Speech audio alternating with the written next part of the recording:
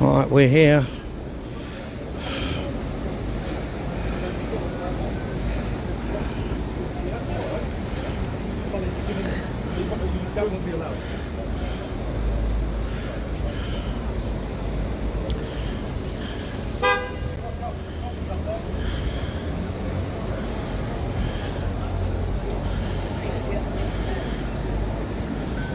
Right, we're live hopefully. Okay, God,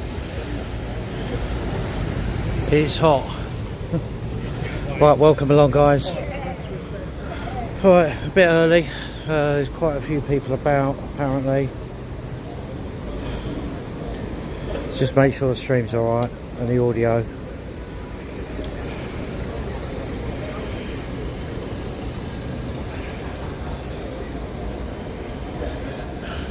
Quite a few people are live apparently. Vroom, easy mate, easy. Kingsway, just round the corner, so I'm just going to head round there now mate. Hope you're well. Okay, welcome along everyone. Don't forget to like and subscribe and all that jazz.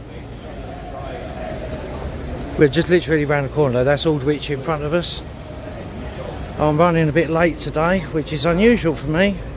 I'm not feeling brilliant.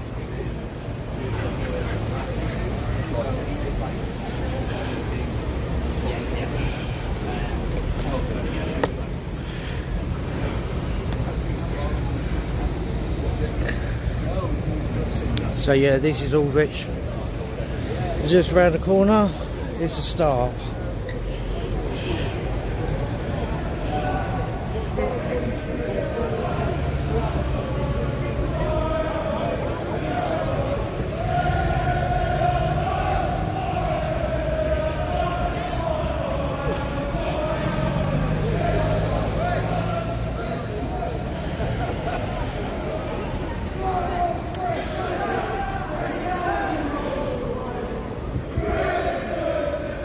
Right, we'll walk around the corner.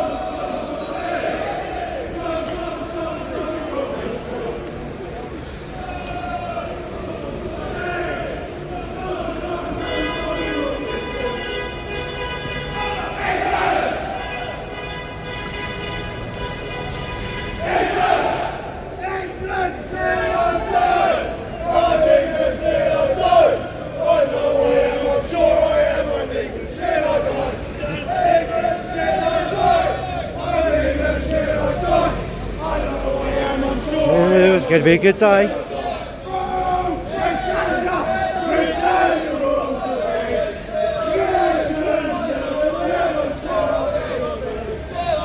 Don't forget to share this out please.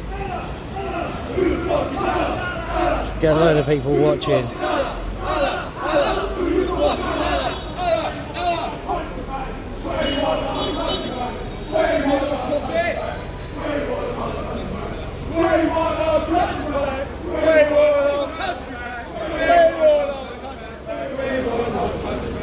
Yeah, excuse mate. Excuse bruv. And He wanted it, man. He wants a sticker. Cheers brother, thank you.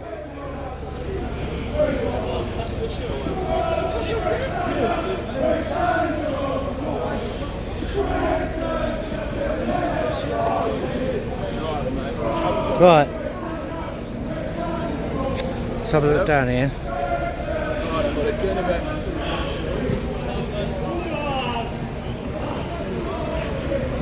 Come and say hello in the chat, put something in the chat so I know it's working alright please guys.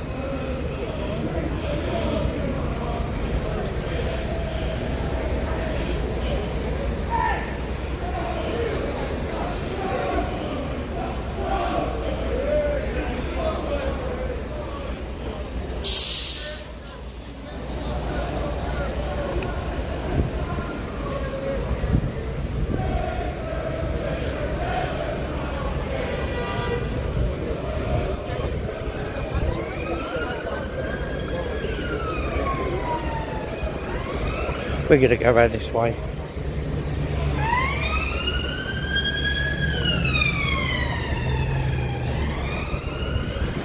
Stick along, I'm going to be at it for quite a while. I know I'm quite ill, I'm feeling a bit better now.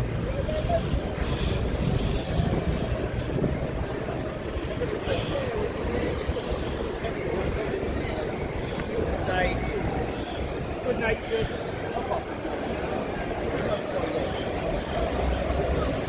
Cheers, Tommy.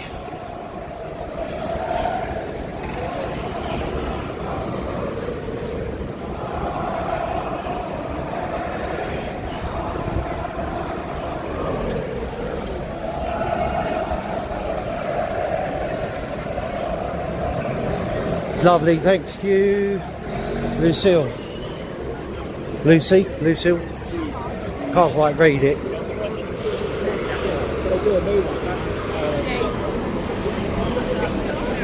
Yeah, it's rammed around here. It's rammed down there.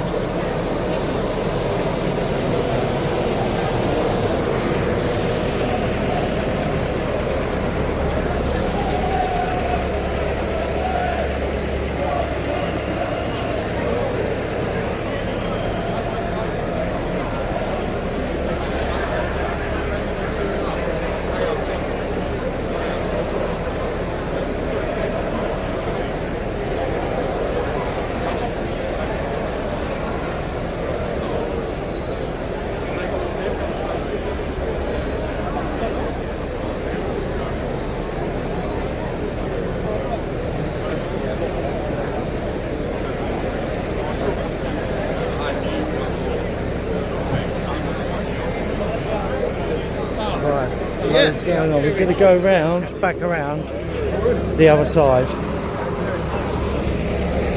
of this building. I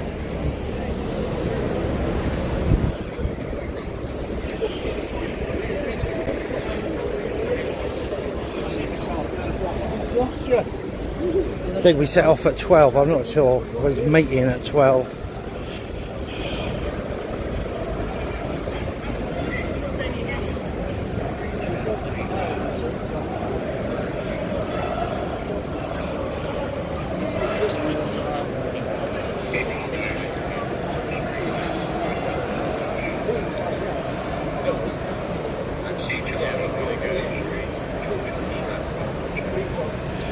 So just sorting something out. Just sorting out something here with the stream. So bear with me a second.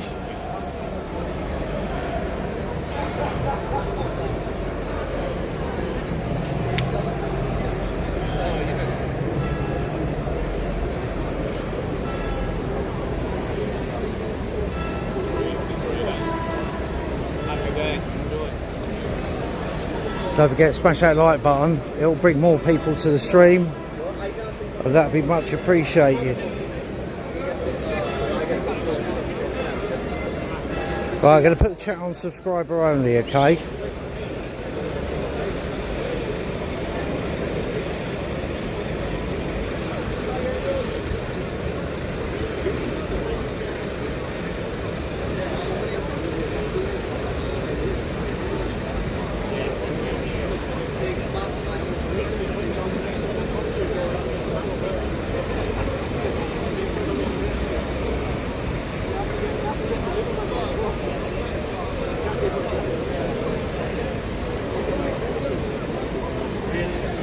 Okay, right.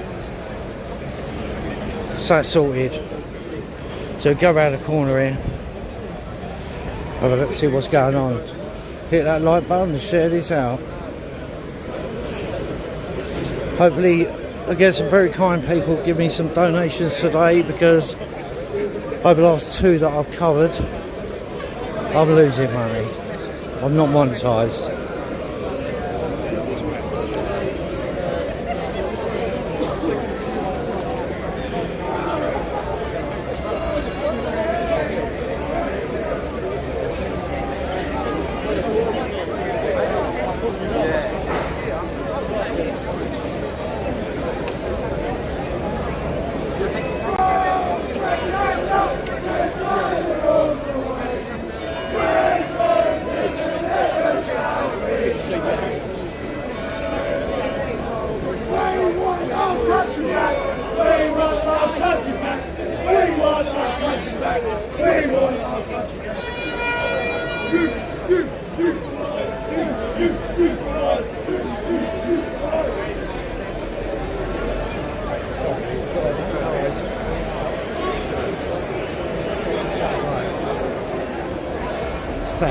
Thousands. Right, I'm going to go up the front.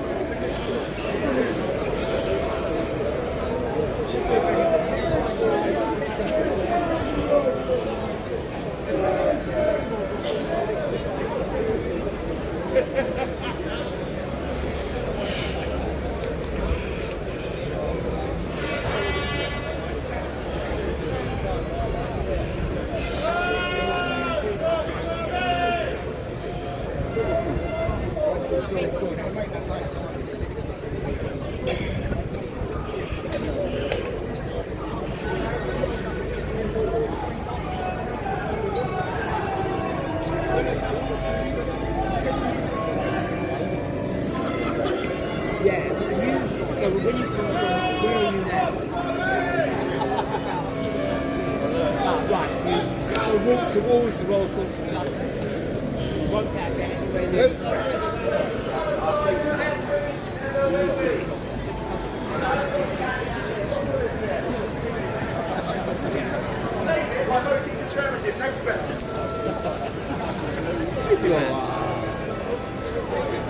Cameron's having trouble keeping it up, lad.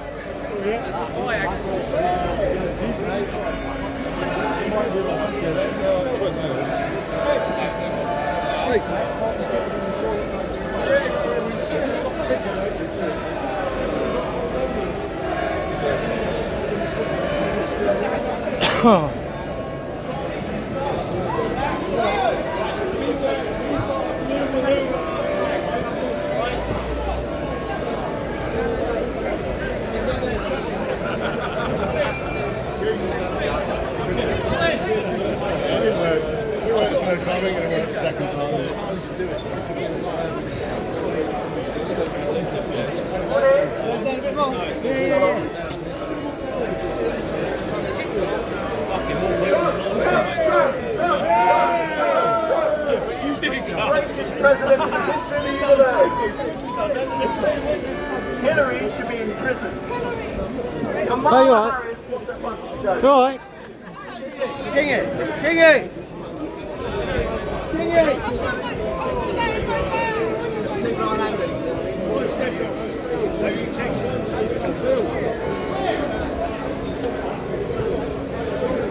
Can anybody tell me when the next gay pride march is in Gaza? Anybody?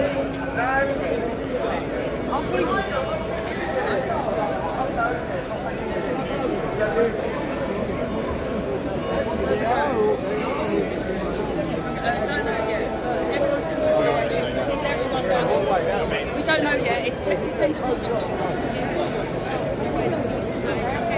I've just asked them what it is to be in a hour till they go through.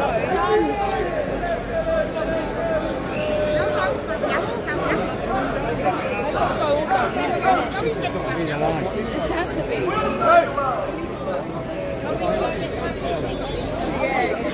has to be. Don't know. Just to. We can't. No line. Just get them.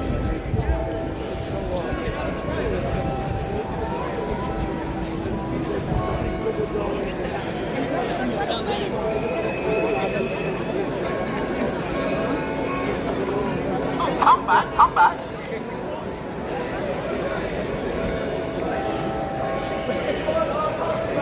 Poppy, welcome.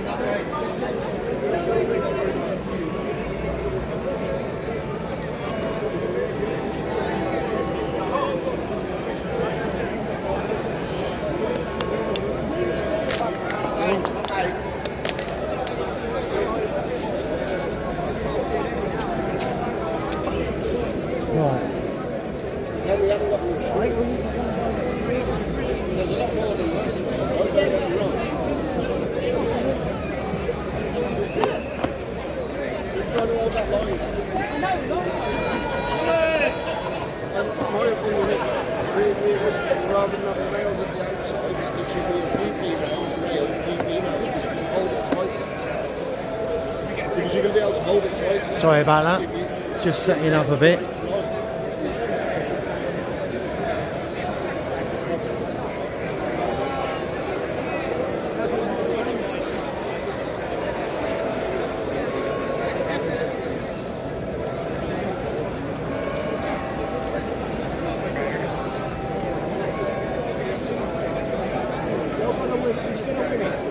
Oh, he's in it. He's on it. He's on it. We can't steal it again. We can't steal it again.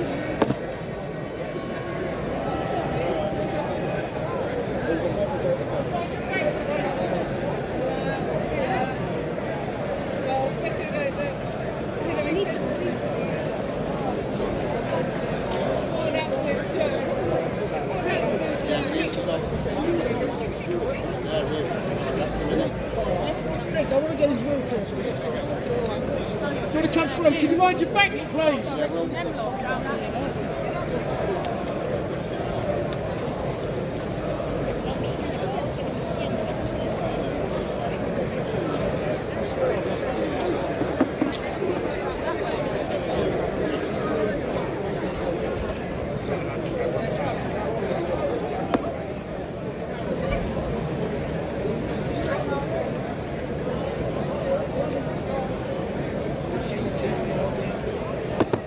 Oh no.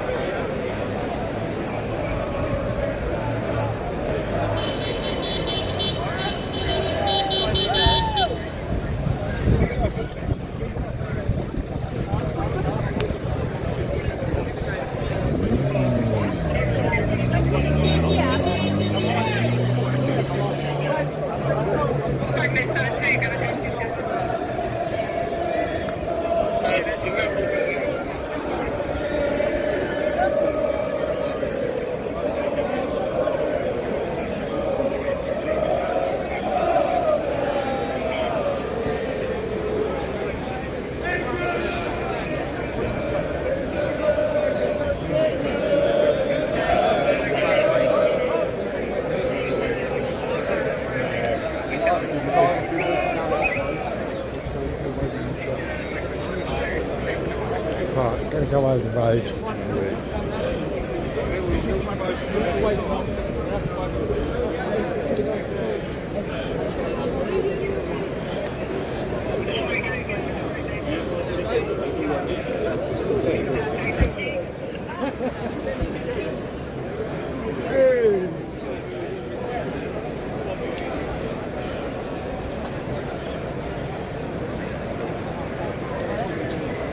Aaron? Fucking hell, mate. Nice to meet you. Yeah, London City Events. Yeah, man. Yeah, Good to bro. see you, man. Yeah, good to, I love your fucking... How down with mates Joe Watt and all that. Alright, load of them, yeah? Yeah. Well, I'll catch up with you later. I was thinking, I'll message you, as I'm thinking about coming up there for a couple of days. Alright? Well, good to see you, mate. Cheers. There's Aaron, the Looking Glass. Have you ever seen him? He's a character.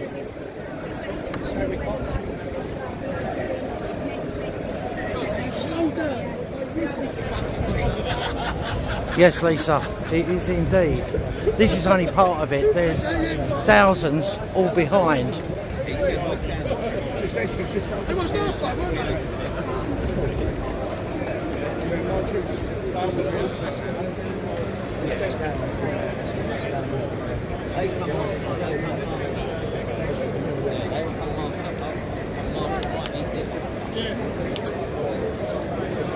Hello, Bob. I'm by Australia Rares, mate. British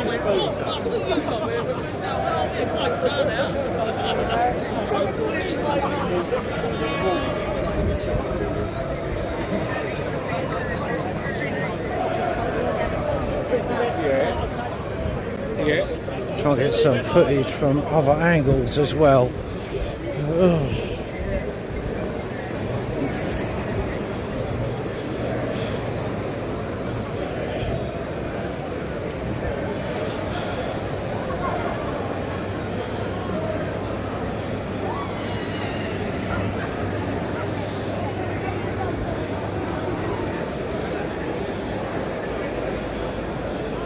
Right, so we're here at Aldwych.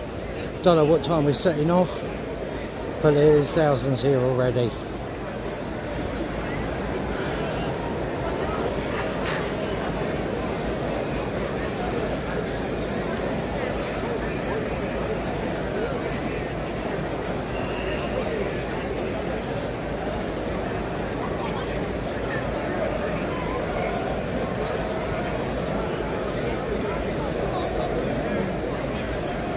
And we'll be walking off short, well, maybe half 12.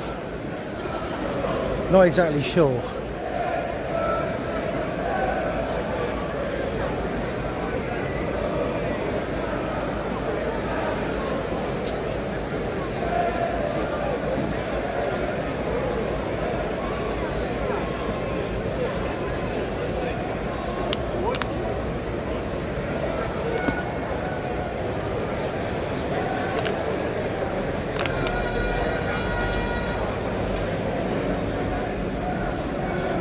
I think there's somebody else live stream, which is local experimentalist.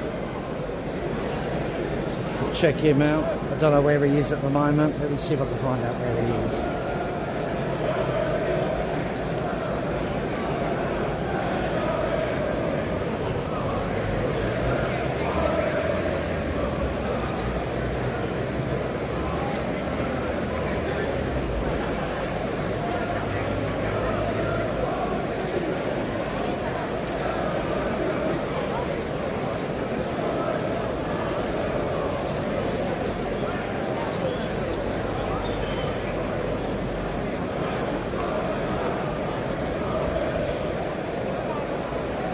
Optimus, good afternoon, mate. Good to have you along.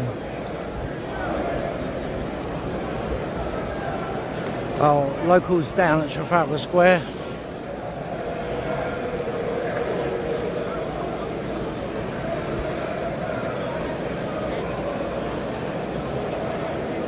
And I'm up at the end of Aldwych.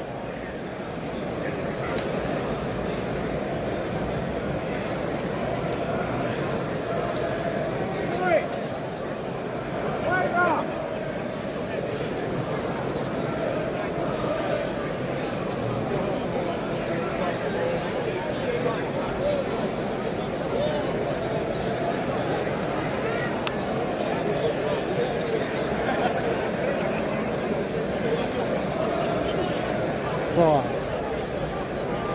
Are we moving?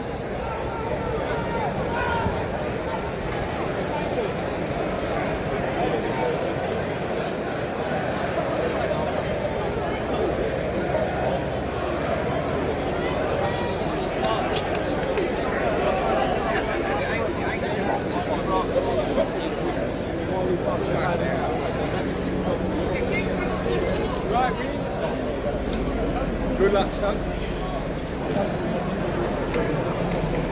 Starting grid.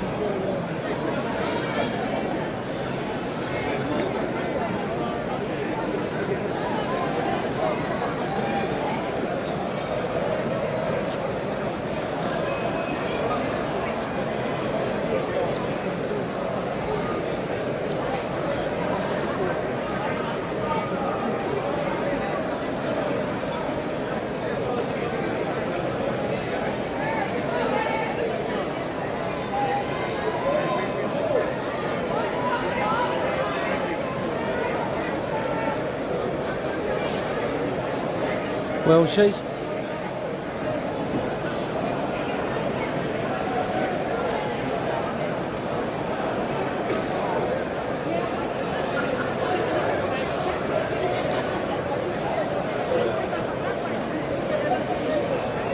There's loads of us around here. Right, don't forget to like, smash something in the comments. Brings more people to the channel.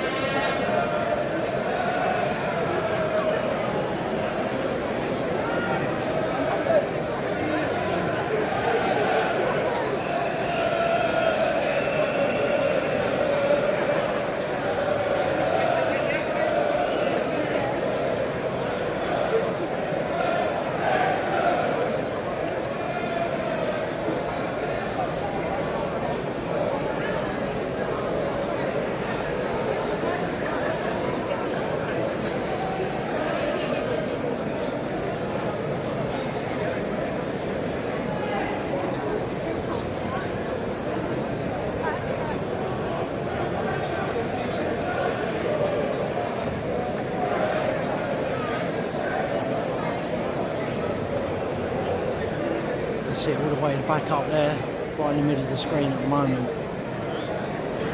Goes on for about half a mile at least.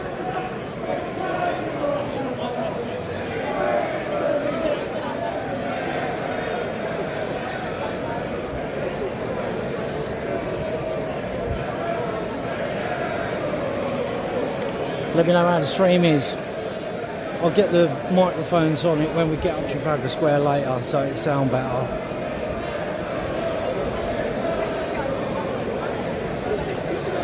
Well, Jake, you all right, mate? So they're moving soon. Yeah. Hello.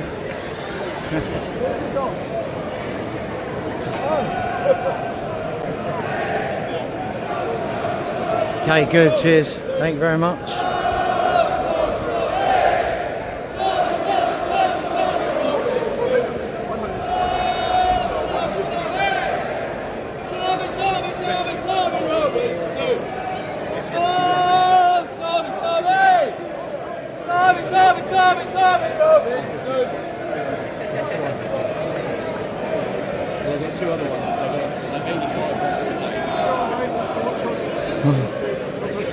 Hope you have plenty of water today. Don't nick mine.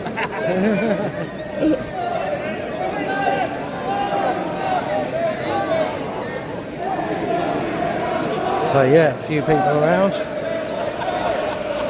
You know, mate.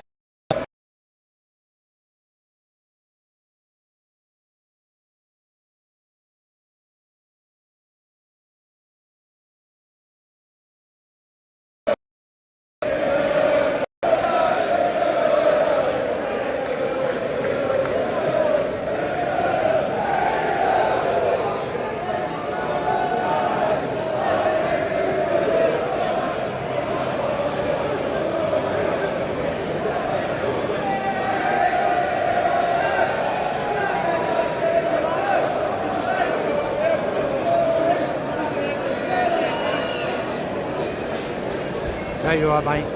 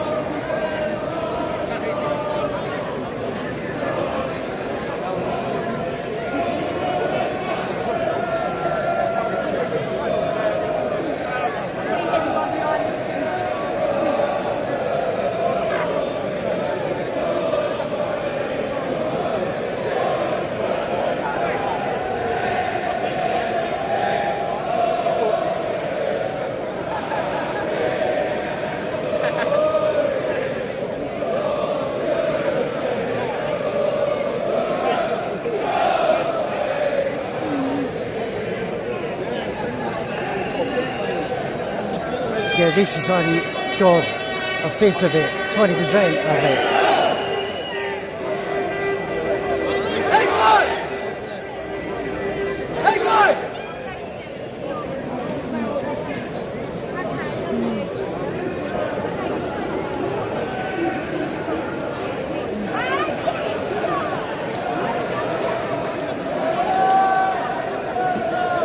You got any idea on numbers yet? Yeah, it goes right up. I can't even find the back. Nah. There you go, can't even find the back.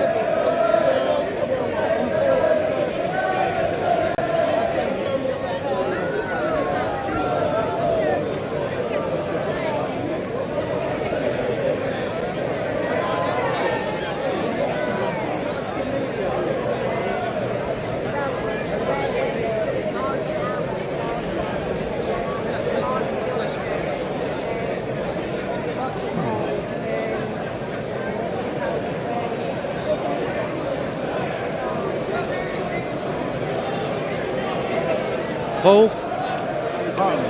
when you was with Roman going back with Urban, that's well spotted, man. Yeah, I spotted it. Yeah, London City events. Yeah, Paul Thorpe.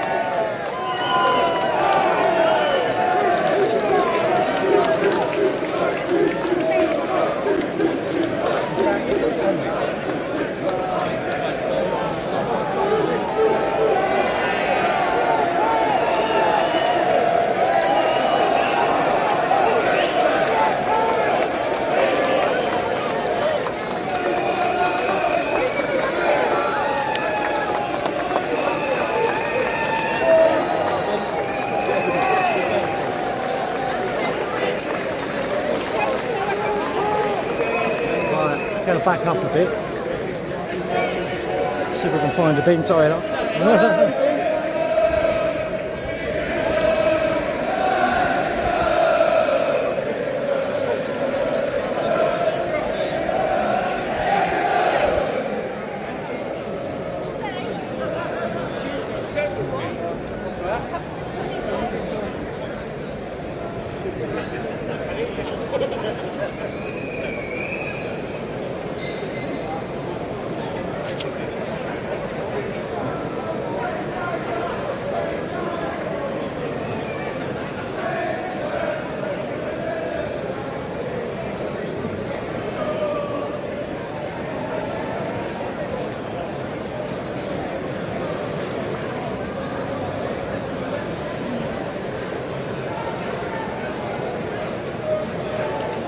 Well, we've said hello to Mayor, Tucci, Paul Thorpe so far.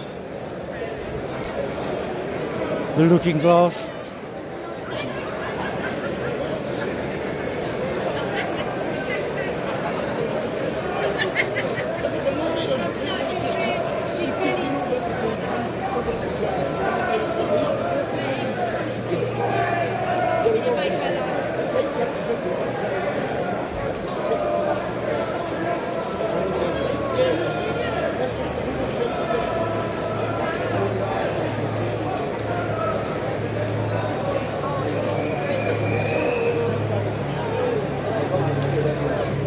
Share this out at your platform space, guys. We're going to be walking down with the front of the march all the way down Trafalgar Square and covering it from down there as well.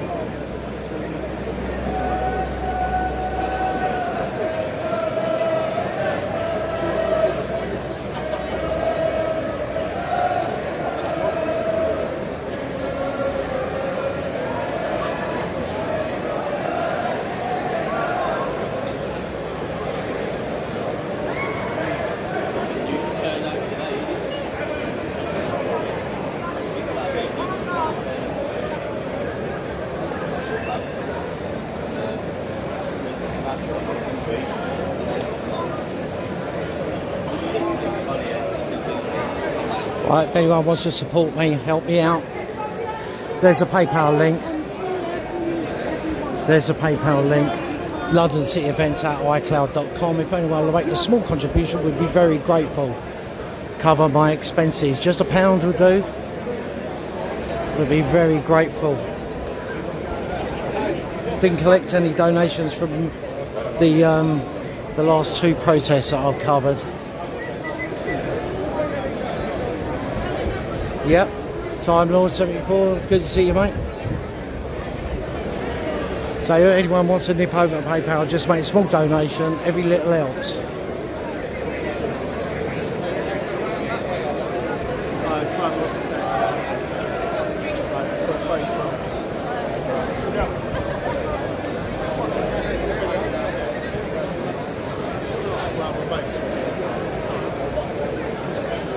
I think Tommy is due imminently.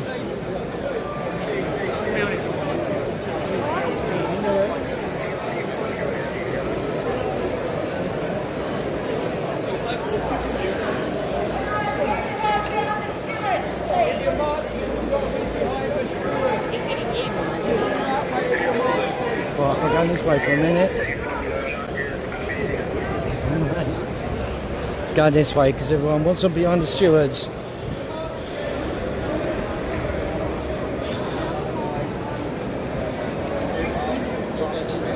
So I'm walking up this way, out of the way.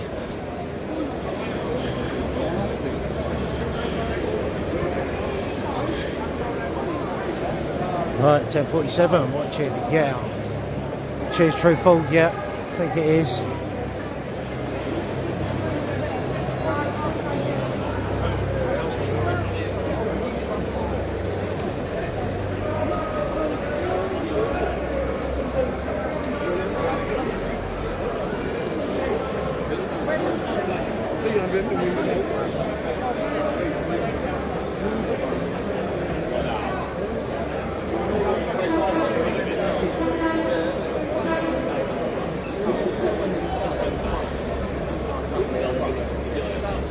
How many people have liked it? We've got over 1,100 watching now.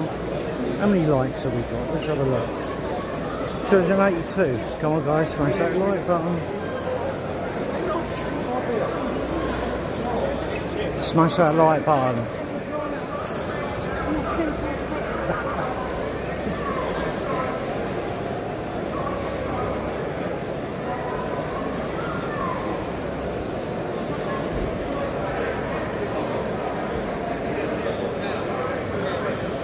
Right, I'm having problems with signal on my other phone, so we're doing alright on this one at the moment.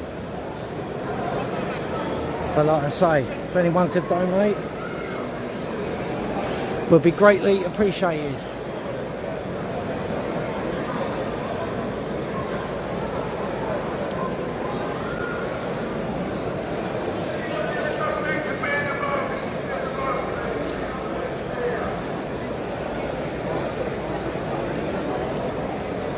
I haven't seen Richard or Tommy yet.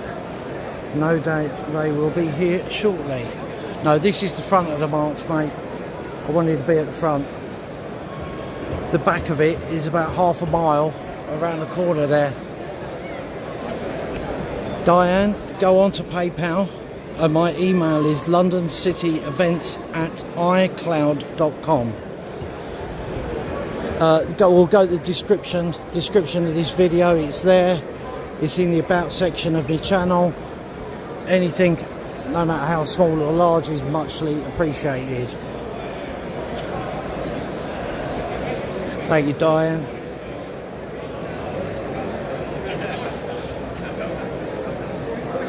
I've covered a couple of protests, the last 2 protests. It cost me 40 quid each way. Oh, 40 quid for the day to get here and back home. So currently, as it stands with this, I'm 120 quid down at the moment. But there you go. I do it for the coverage as well. I'm not monetised. I don't get nothing from YouTube. That's why you won't see any adverts.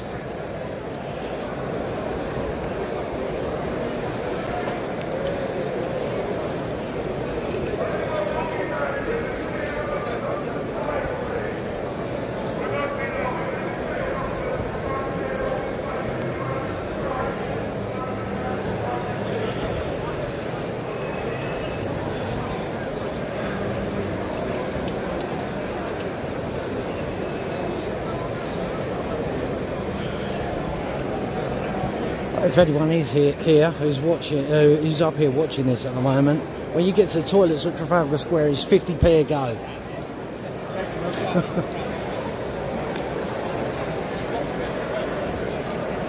No problem, Tracy. Thank you very much for joining.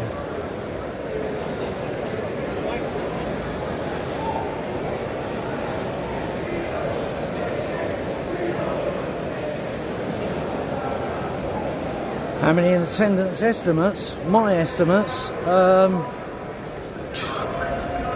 don't know. I wouldn't like to say at the moment. I would roughly say there's 50, 60,000. Should we get a quick word? Mayor, quick word? Quick word. How you doing? You good? Estimate on the numbers I've just been asked. Tricky. I mean, already it feels like it's about 10,000, but because there's still people at Trafalgar Square. So. Yeah. And then that goes all the way to the other side. So. Yeah. And it's still early, so definitely should be more than 20. But, yeah. If we get 20, 30, that's a win. People are expecting more, so we'll see. Hopefully. Yeah. Don't trust the BBC when they give you a number. Oh no, yeah, you're joking. Stay hydrated, mate. Thanks.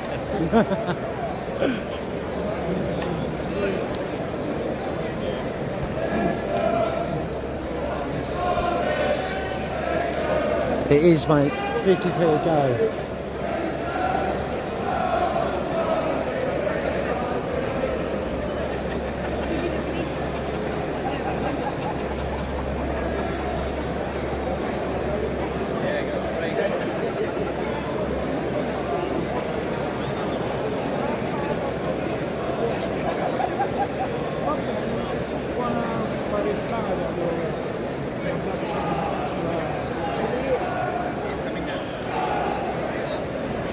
Starry eyes, thank you very much.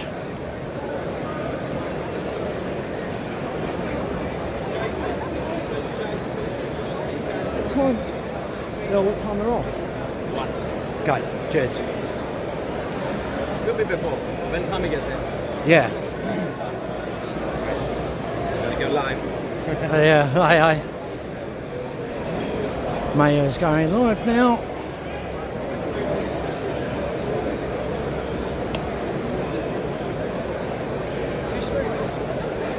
Are you streaming? I am indeed. What signal are you getting? Pretty good Vodafone. Hold on, what are we on? I'm on EE. 4G plus EE's on the other phone, yeah. Yeah, it's got how are you resistance anyway? Mine? How are you anyway? Oh, thank you. Your voice live? Yeah.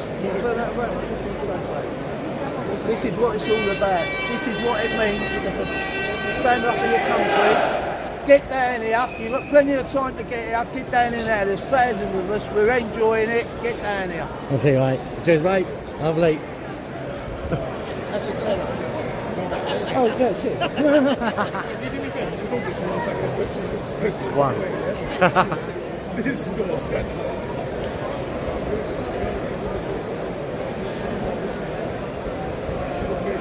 Don't forget to smash that like button.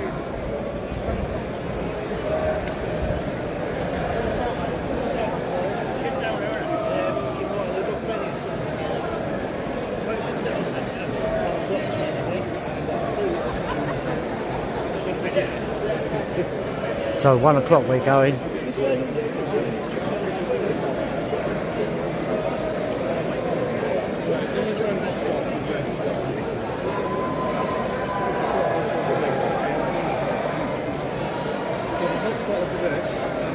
That's it. Yeah, Vodafone's good.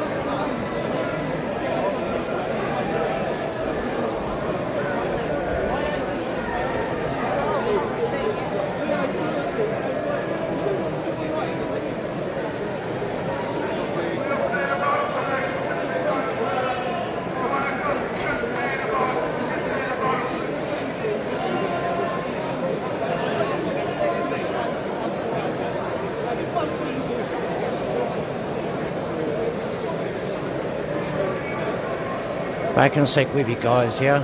Still live, but I'm just sorting something out.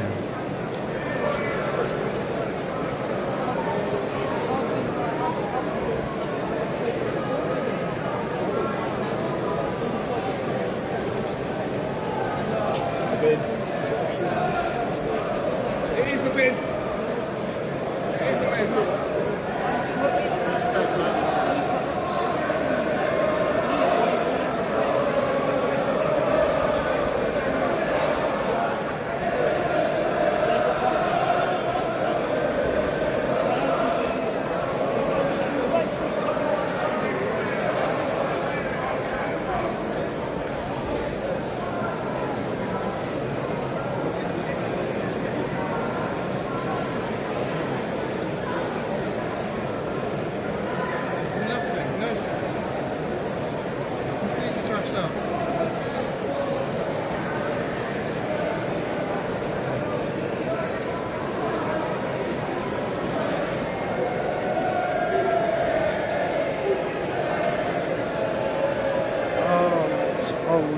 Jeff Taylor down there as well.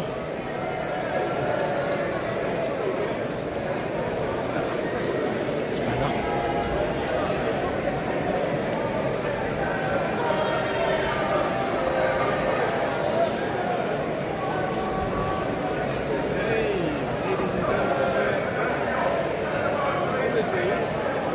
There are so many people here in Patriotic.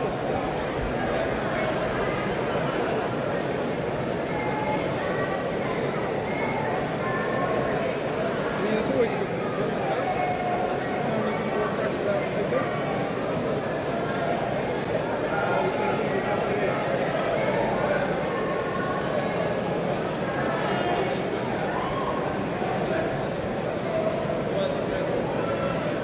She didn't sacked it.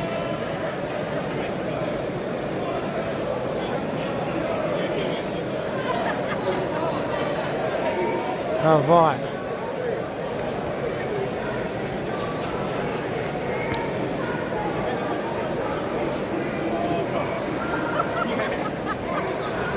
Thank you. Good naval salute there. Oh yeah, oh yeah. London City Events, Chris. Good to meet you. London City Events, Chris. Good to meet you, Jeff. Keep doing what you're doing, Thank mate. you. I will, yeah. Cheers, mate. Are they? Whereabouts? It's all about independent press, isn't it? Independent journalism. So, Jeff Taylor, he's sound.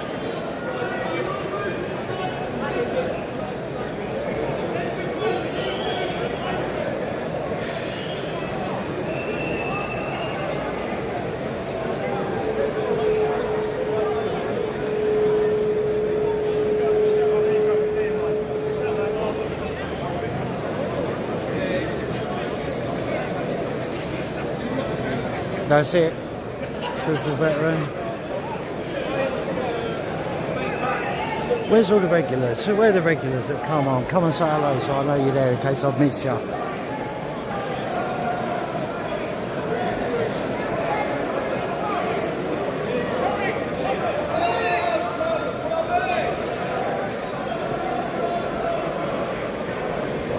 There's Richard.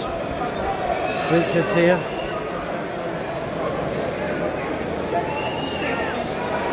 Tommy's.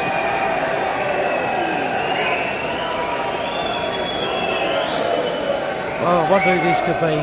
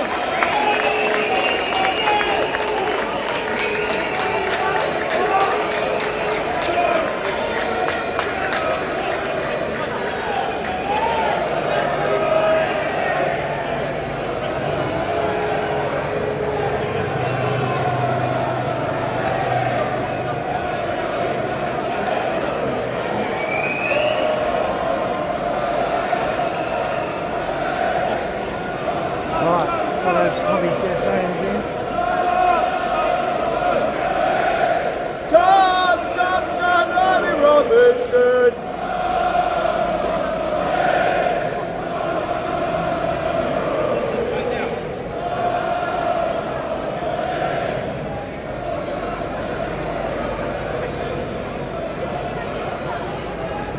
Ice Dragon Creations, no worries. Make yourself a cup of tea, sit tight. I'm covering it all day.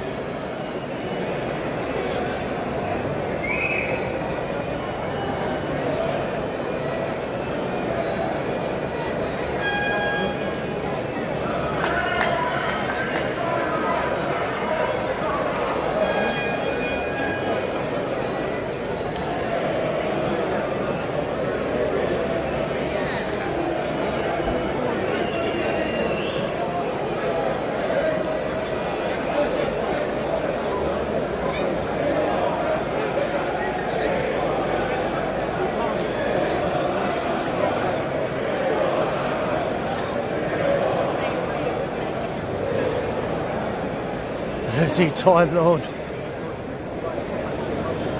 Smash that like button.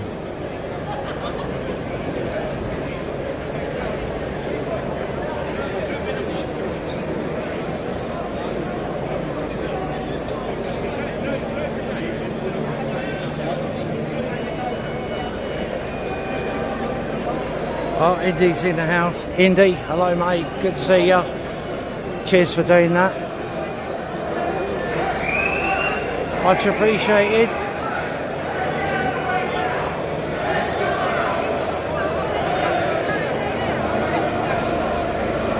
Right.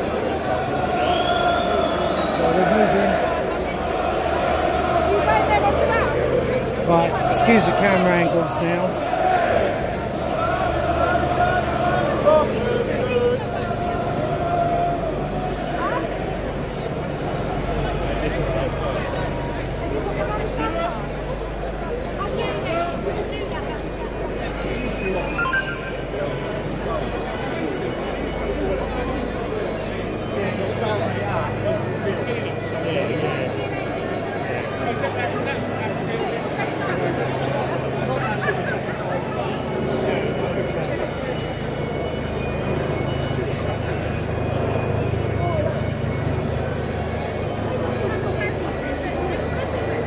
Steve-O, cheers mate.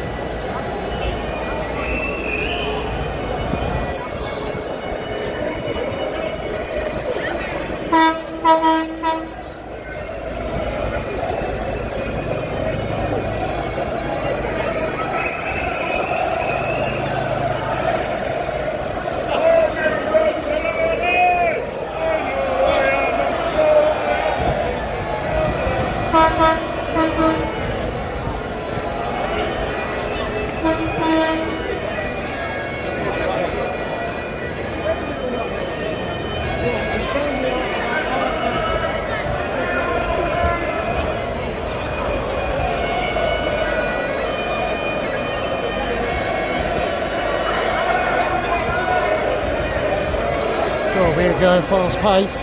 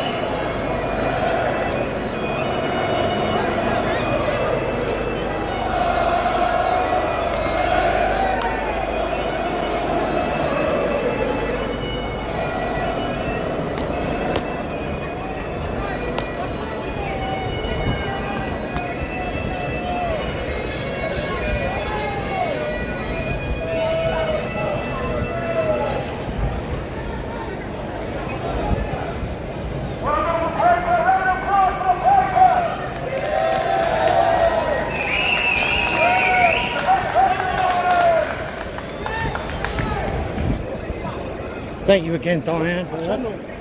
London City Events.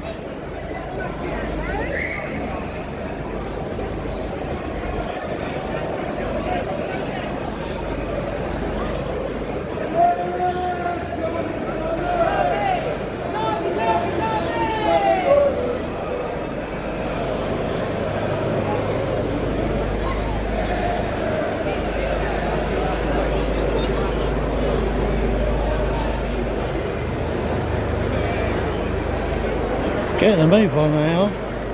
My little legs can't keep up.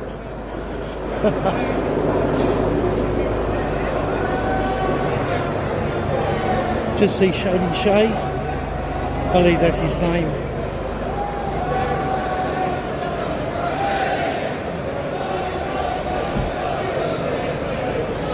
Right, go forward a bit.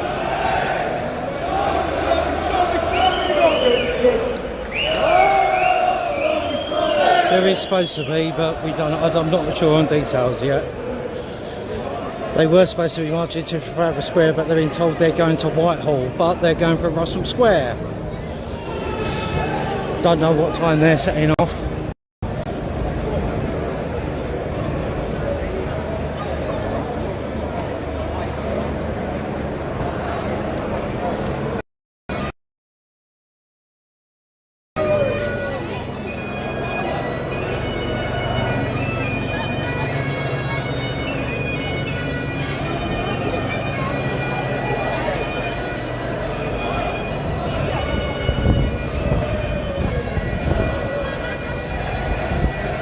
Lee, thank you. You too, mate. March on together.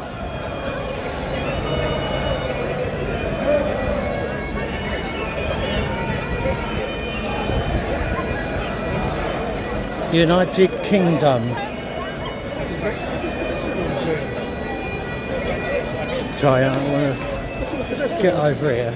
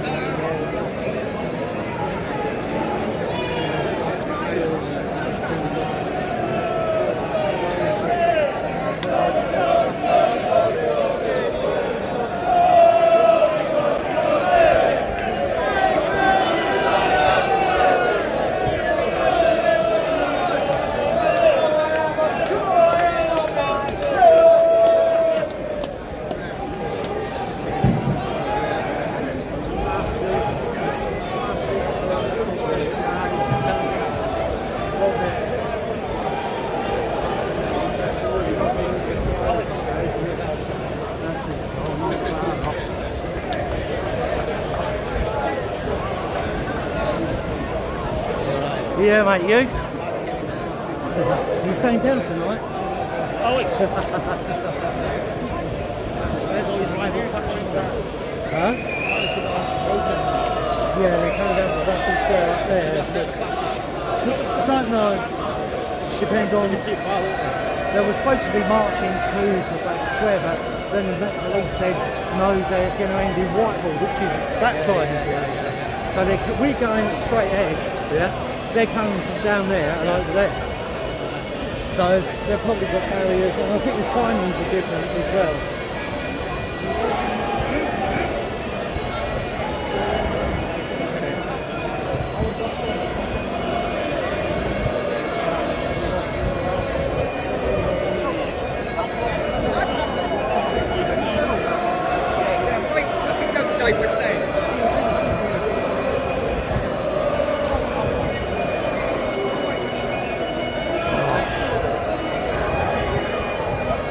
Oh yes.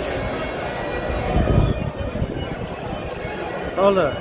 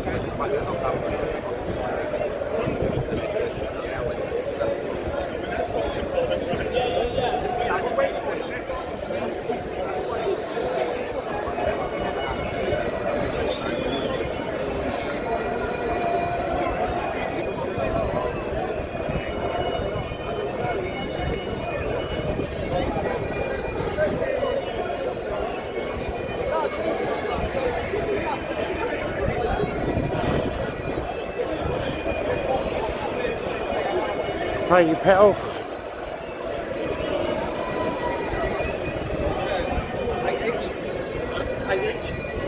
No, I don't know. Half an hour. Might as well.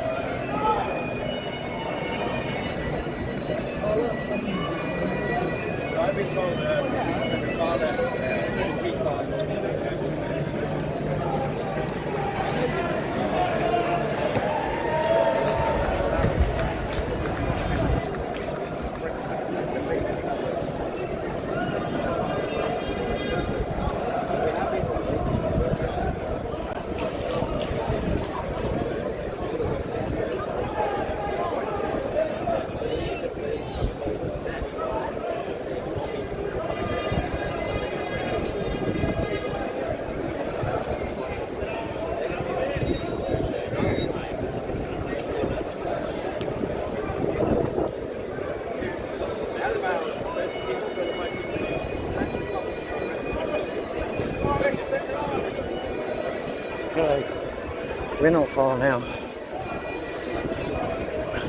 Yes, it is Tommy. That is indeed Mayor himself.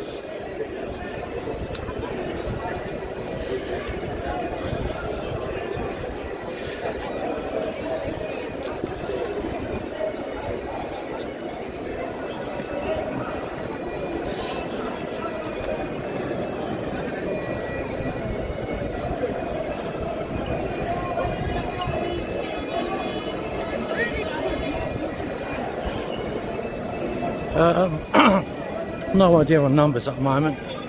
Mayor says 20,000. We'll see you in a bit when it gets to Trafalgar Square.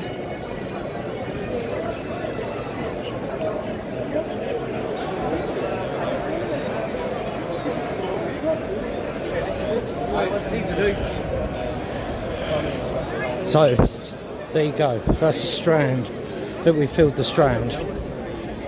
Charing Cross now.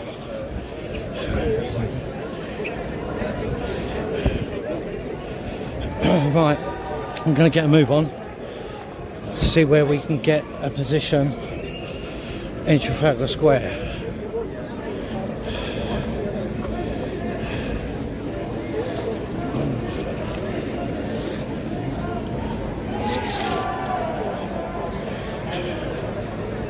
Right, shady shade there.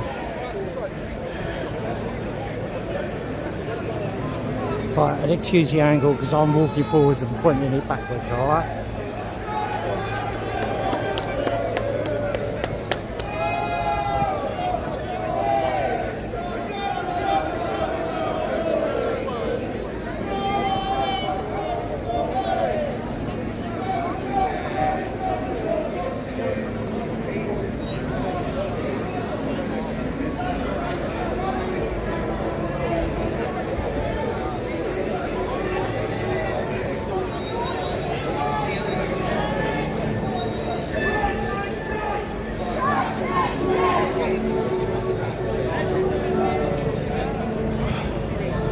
Whether get people, if anyone wants to support me,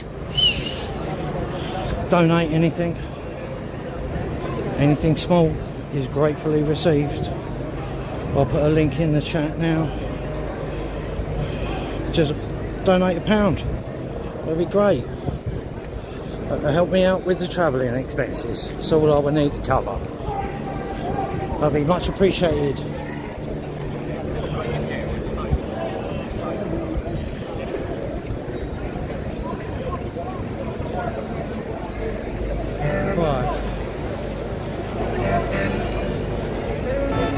Trafalgar Square's rammed already. Sorry.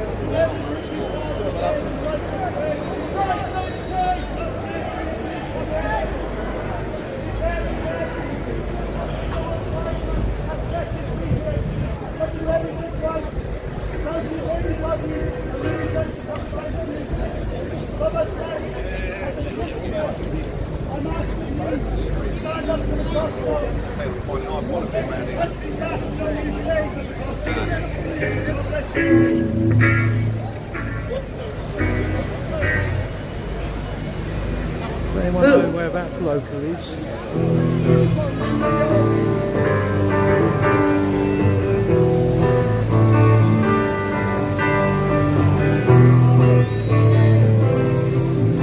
Right, I need to get over the other side.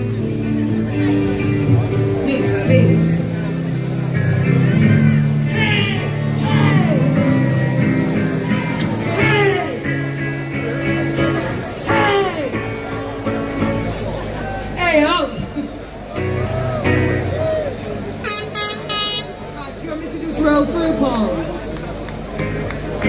Hey! Hey!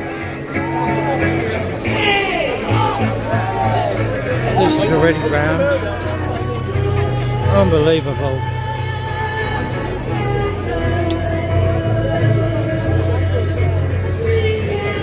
I don't really care, I just don't know.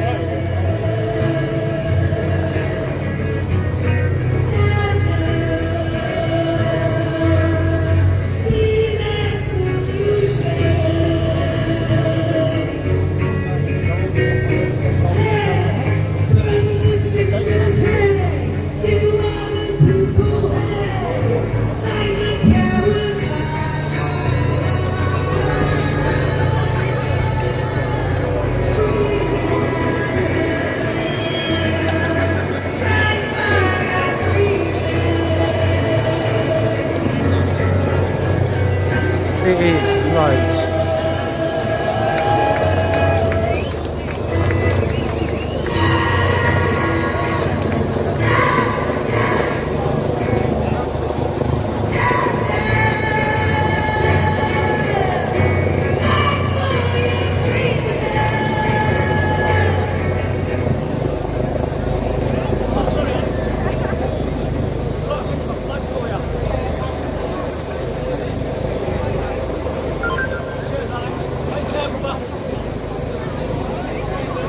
I'm not worried about copyright because I won't get a strike because I'm not monetised. Right,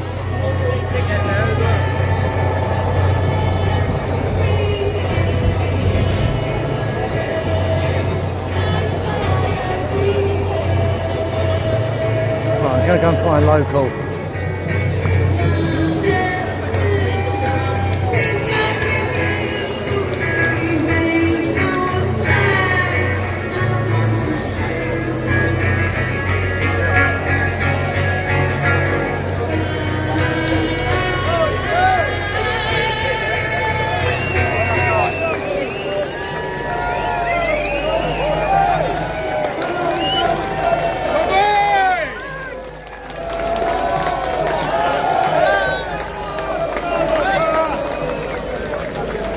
Cheers, Janice.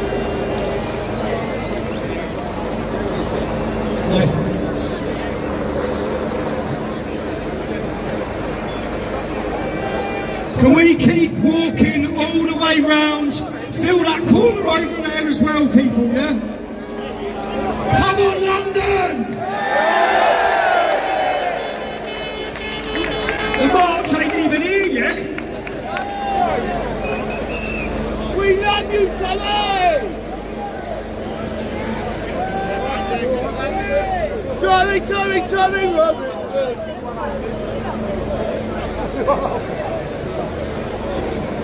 We'll give it 10 minutes because I can see thousands and thousands are still coming round. There's loads of room over in that corner there. Keep walking round, get yourself around there.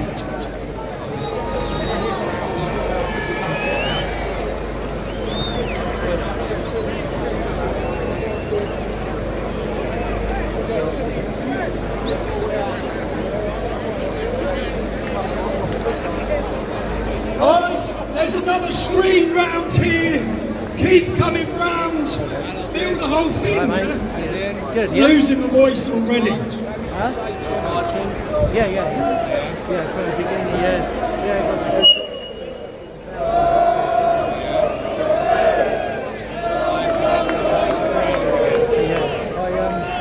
I reckon it's probably 4 strands. I'm at the front, so I'll be there in 5 minutes. I looked on your screen and I thought, where is he? Oh, he's over there, I'll go have a look.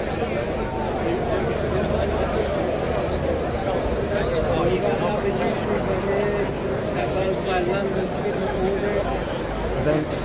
London City events. Got all these far right hooligans, eh?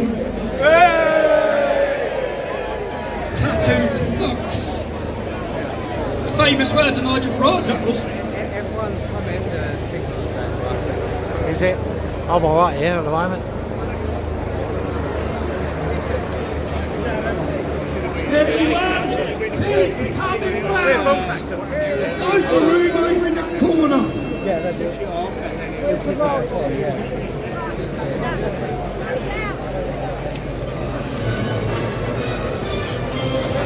I don't want to get closer to the stage because the audio will be over the top then, guys.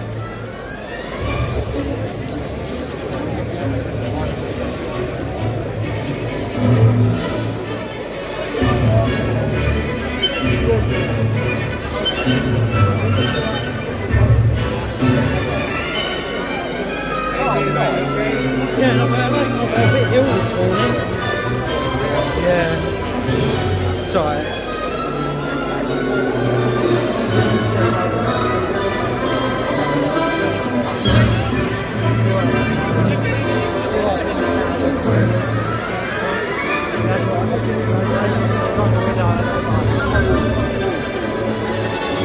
Even sound.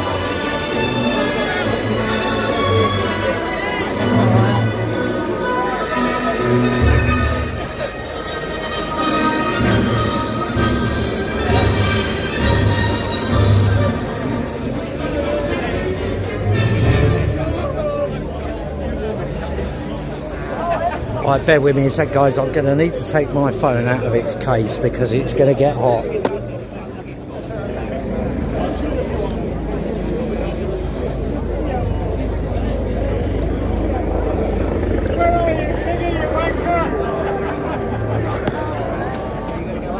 They're still coming in, keep coming round.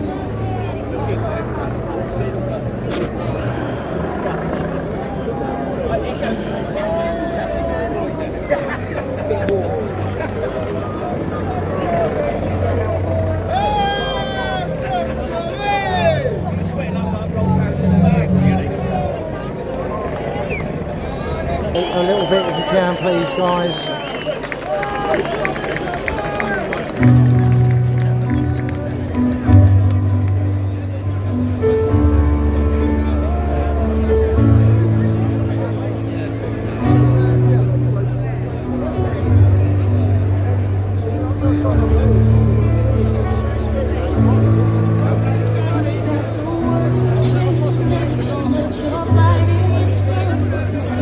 Lifetime stuck inside, so afraid you'll say something wrong.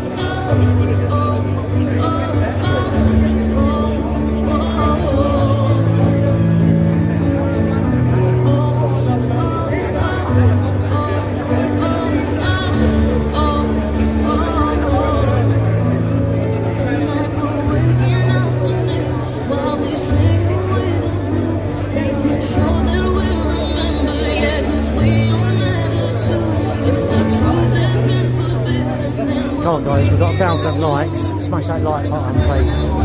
Let's get it up to 2,500, 3,000 likes. Let's get the TV and movie feel to play on tune again. It's about time we get some airplay of our version of events. There's no need to be afraid. I will sing it in my bed. Come on, come on. I wanna sing, I wanna shout, I wanna scream till the words dry out. So put it in all of the ways. I'm not afraid.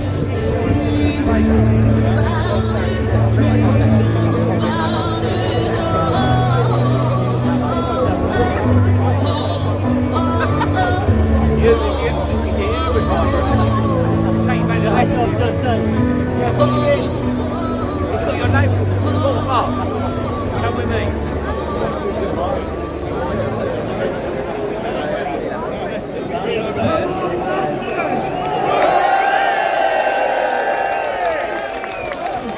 Not a Palestinian flag in sight.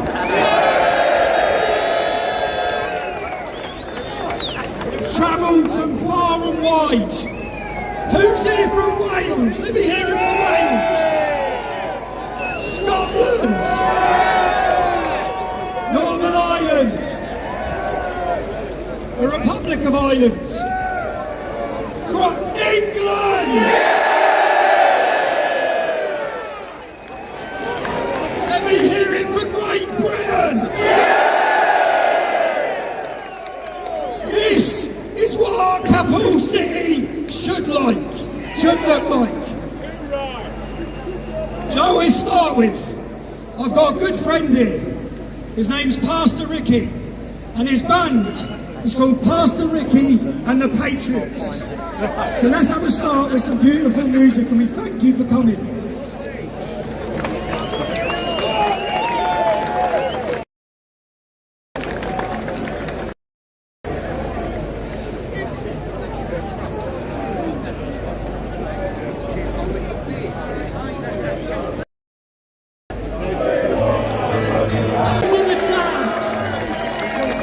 This is our country.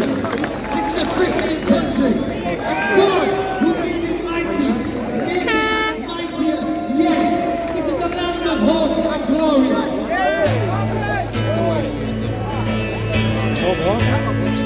I'll pick 5,000.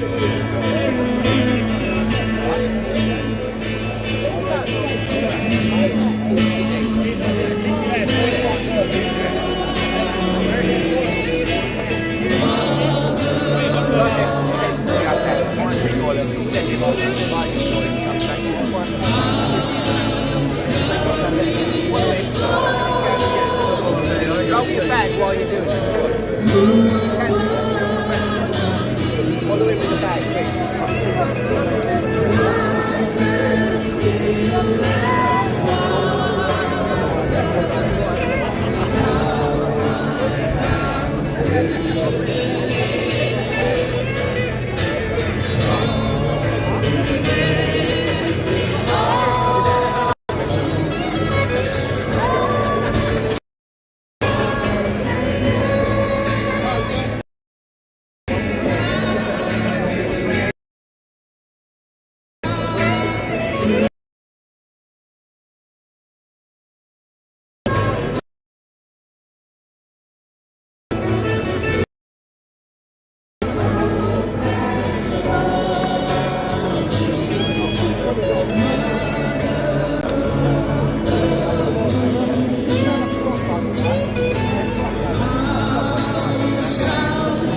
Yeah, sorry about it. There's a lot of people here and they're all on their phones, so it's a bit hard.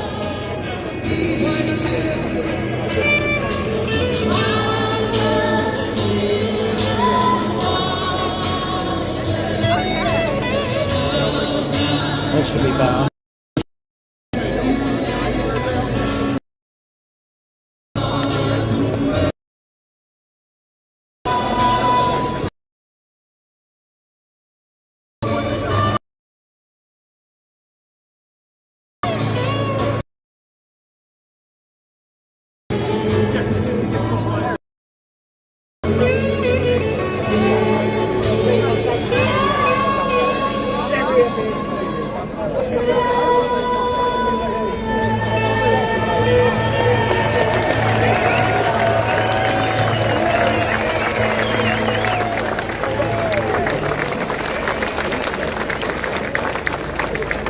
Didn't we say it will be the biggest Okay, go and change the bit rate. of Hold on. Patriots?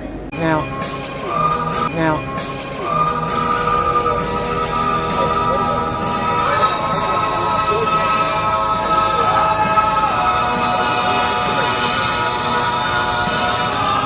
Hopefully be better now, guys.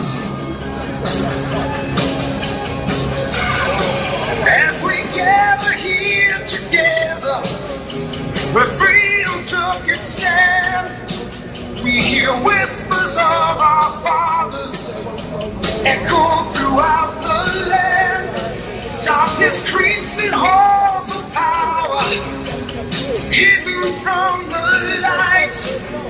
Our beating hearts are screaming, it's time to rise and fight. On the 27th of July, we come to stand and fight against the chains that bind us, that takes away our rights. We the common people are standing side by side, fighting for our freedoms. We've come from far and wide.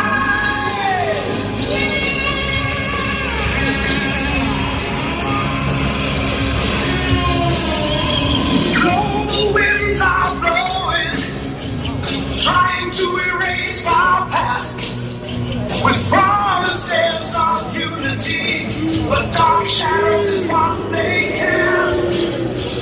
From the east and west they come to tear our rights away, but we rise together, we will have our say. On the 27th of July, we come to stand and fight against the chains that bind us, that takes away our rights. We the common people are standing side by side, fighting for our freedoms. We've come from far and wide.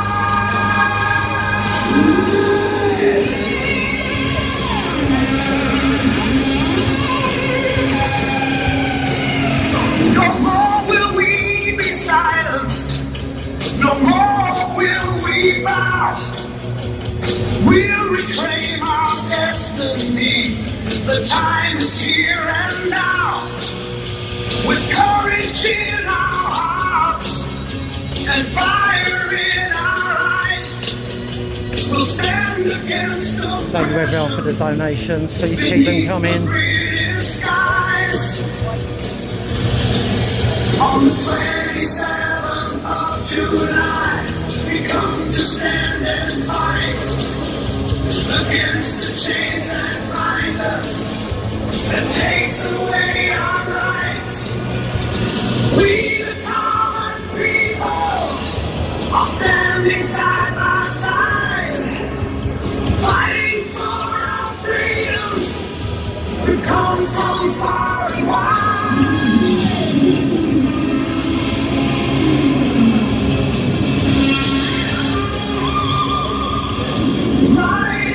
Rise up, for this land we dearly love. We'll fight for our freedom with strength from God above. Against the tide of tyranny, we will stand for one and all. For Britain and her freedom, we must answer the call. On the 27th of July, we come to stand and fight against the chains that bind us, that takes away our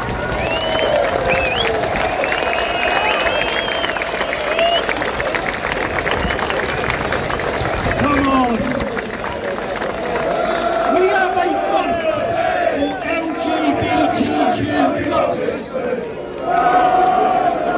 We have one day to recognise the sacrifice of our armed forces. One day, okay? My activism started the thing that lit the fire in my belly and my heart was when the British Armed Forces were abused in my hometown of Luton. Okay? Let me hear some love for the British military and our soldiers.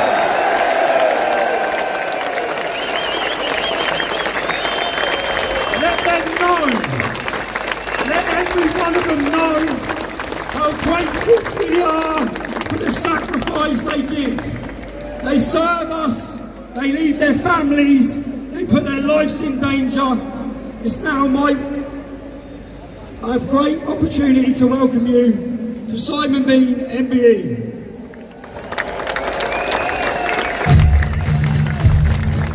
The reason why the rooms are still taken is because all our B&Bs, all our hotels are full of immigrants at a cost to the British taxpayer of over £5 million each day.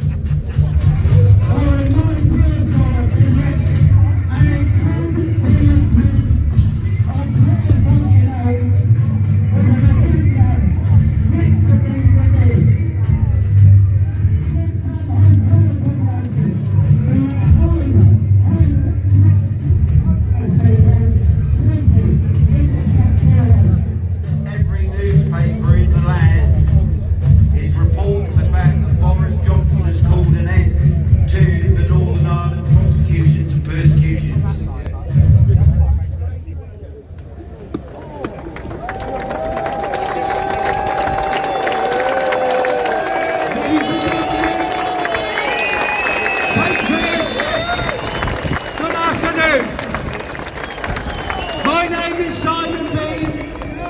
I'm also known as the Maverick Veteran, and my dad was a toll maker.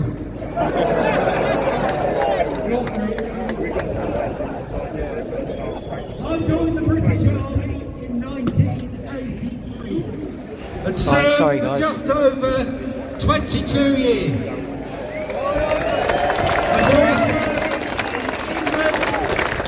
Northern Ireland, throughout all of mainland Europe, Norway, North America, saw one operational tour in Bosnia and 2 operational tours in the Middle East.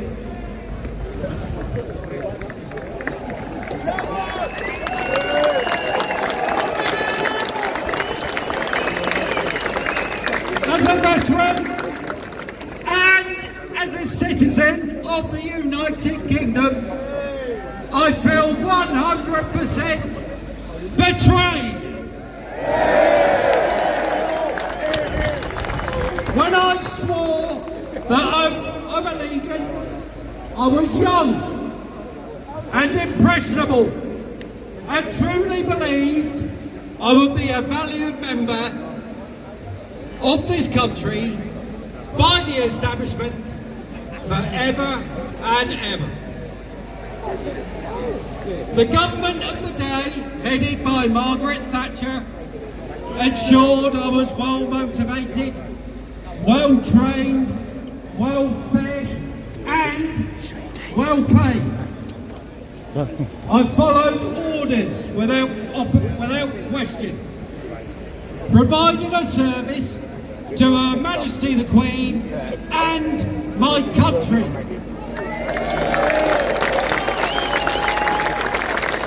The tens of thousands of us that serve are highly trained, disciplined, motivated individuals.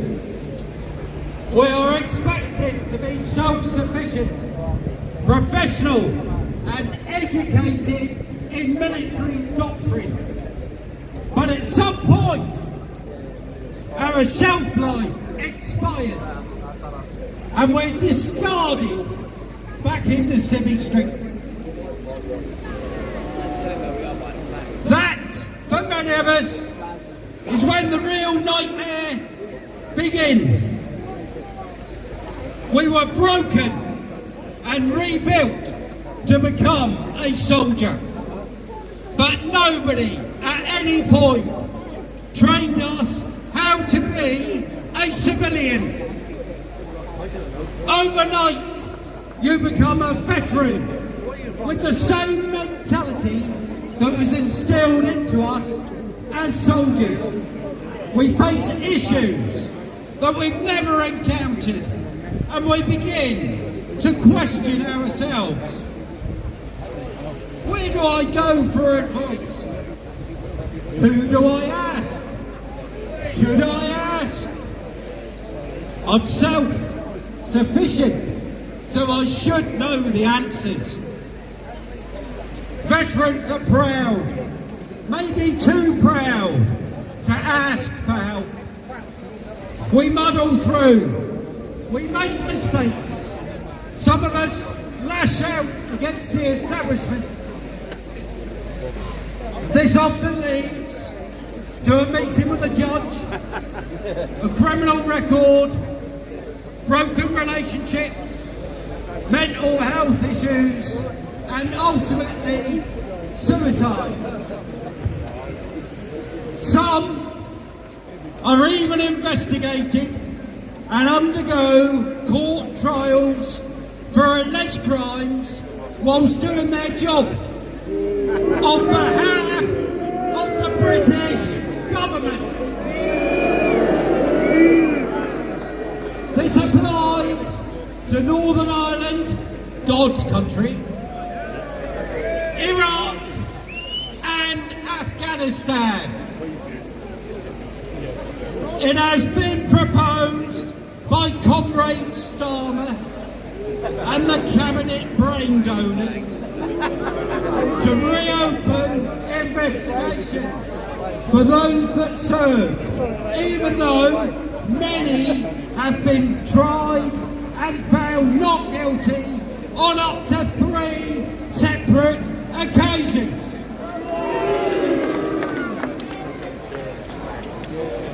The mind boggles, and they wonder why recruitment and retention figures are so low. The UK has an estimated 300,000 homeless people. Out of this, 6% or 18,000 are veterans. However, that figure is not accurate, as it's based on veterans rough sleeping on the streets. It doesn't take into account those sleeping in cars, the sofa surfers, or those that choose to sleep rough in the woods, the forests and the mountain regions of the United Kingdom.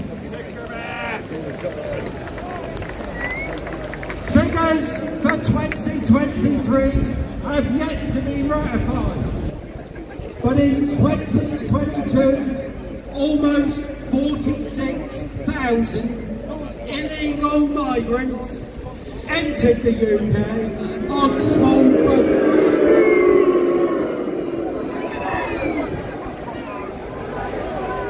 They were fully briefed on their entitlements. They didn't need to ask.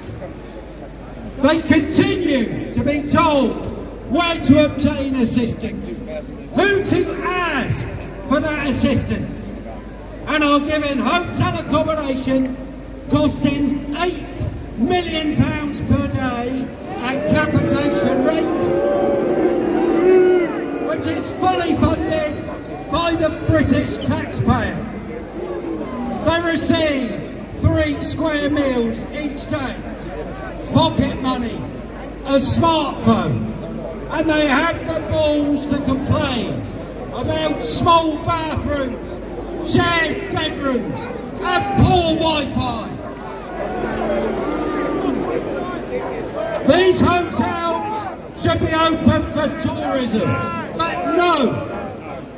The enemy insurgents crossing the channel in small boats languish in those hotels, whilst our own veterans and citizens sleep hungry and cold on the streets.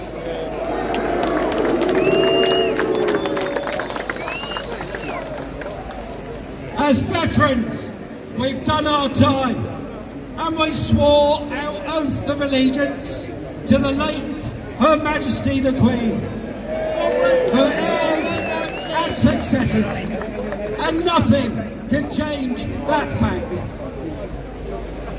I'm known for speaking my mind, and I know not all veterans agree with everything that I rant about. However, I'm too old to worry, and popularity contests aren't really my thing. So until someone else steps up to the plate, I'll keep talking and let God be my judge.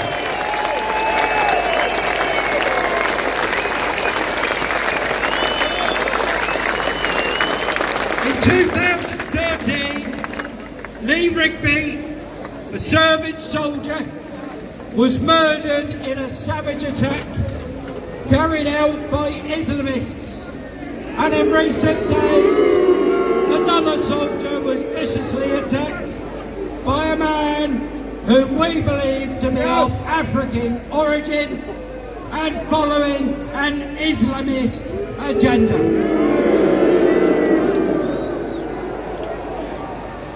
Our thoughts and prayers are with the victims and their families.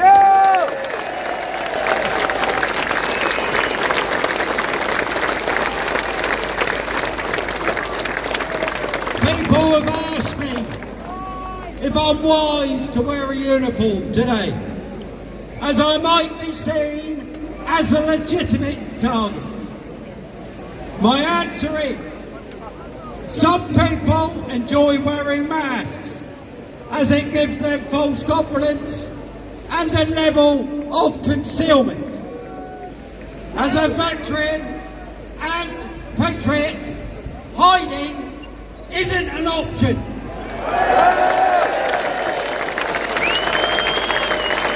I'm not afraid to show my face or hide what I stand for. And I can promise you this, if you come for one of us, you come for us all.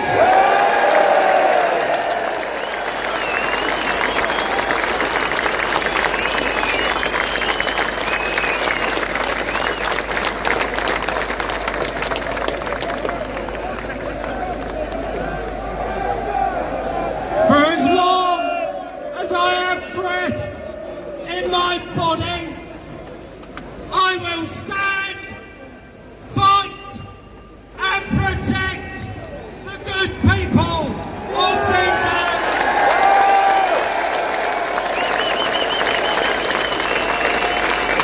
And I will keep fighting until I'm laying on the street, choking on my own blood. Thank you.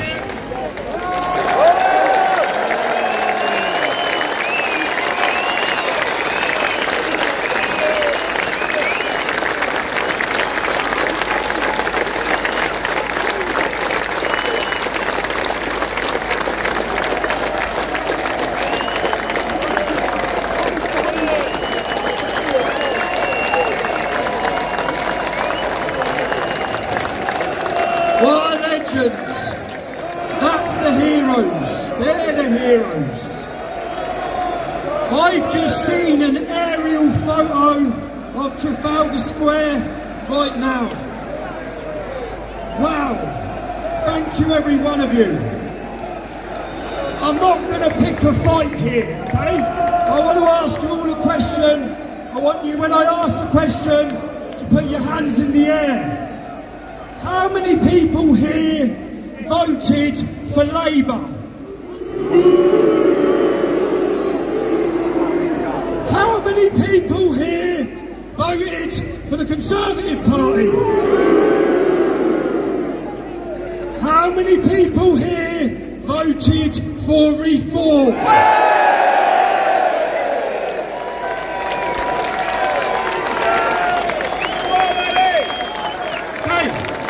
As I said, I'm not here to pick a fight, but Nigel Farage please stop kicking people out of reform for speaking up or standing with us, because you have no people left. You don't have to support us, but stop lying about us, okay? It's frustrating. The next speaker, become a friend, Lawrence Fox. Don't forget to donate, please. Just a little will really help. The link is in the chat now. now. This is the most beautiful sight I have ever seen in my life. I would like you all to give each other a hug, and then I want to do 3 cheers for you lot. Hip hip! Hip hip! Hip hip! Right, listen. We are now a family, a community. That's what we are. We are the people that stand against those that wish to suppress free speech. We are those that stand against those who want to experiment on our children. And we stand against those that try and dismantle everything about our society which our fathers, forefathers and great-grandfathers fought for, and we say no! But here's the bad news. You have to find unity. And when I take charge earlier in the week, and I said, he said, sorry, I can't make. And I said in response, I said to people that believe in you, and these are the people that are going to vote for you. So we have to understand that there is no political solution to this problem. The mass of you, the sea of you all around there, you are the solution to this problem. Each and every one of you.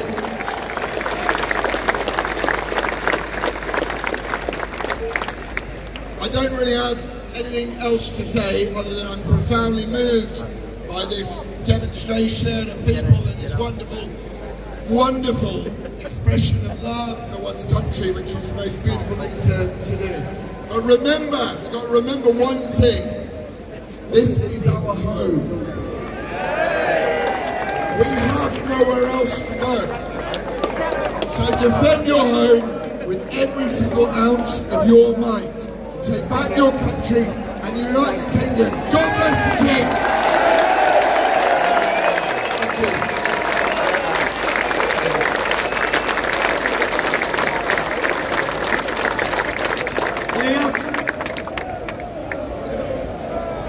Next speaker is Carl Benjamin. Carl, come on, promote the singers.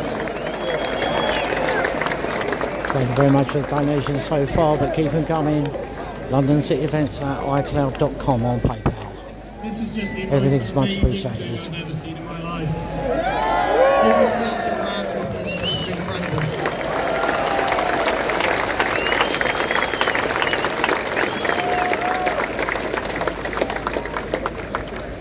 I feel that Britain is an occupied country at this point. I feel that the British people are being deeply exploited, and I feel that this has to change. Because if it doesn't change, what does the future look like for us? Mass immigration has been a colossal failure. There's no question of it. Only the most ludicrous person in the world could deny it at this point. So I'm talking to you, Keir Starmer. There is no economic argument for it. It's making us poorer. Poorer by the day, because we are extending to foreign people's benefits that are meant for us. The British taxpayer is paying for health, services, trains and bloody houses for every person under the sun who can just step foot on our soil. This is not acceptable. The only people who should have access to these things are those people who are born and bred here, who have rendered some significant service.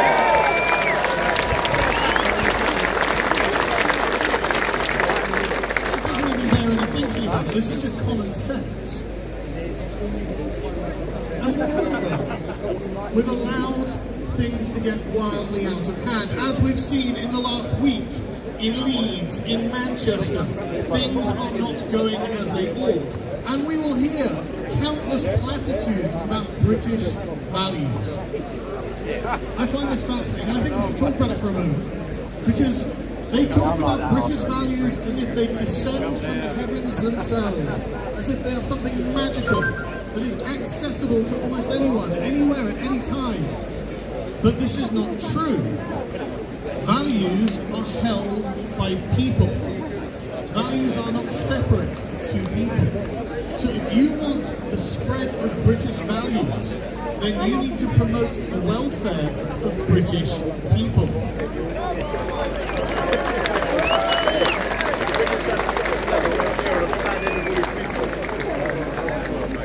They do not hold British values in France. They do not hold British values in Germany, or Ireland, or the Netherlands, or maybe in the Netherlands, in Italy, in Africa, in Asia, in South America. These values are parochial to us. And if you want someone to come into our tribe, to join our way of life, to adopt these values that were learned through millennia of living together, millennia of experience that accumulates, then those people have to live in close proximity to us. They have to live with us and among us to understand who we are, what it is we believe, because there isn't actually a doctrine of them, they're a lived way of life. And if there's one thing we can see at the moment through the colonies that have sprung up on our soil, it's that these values are not being proliferated into these new communities, because there are no British people around them from which they can learn them. This can't go on.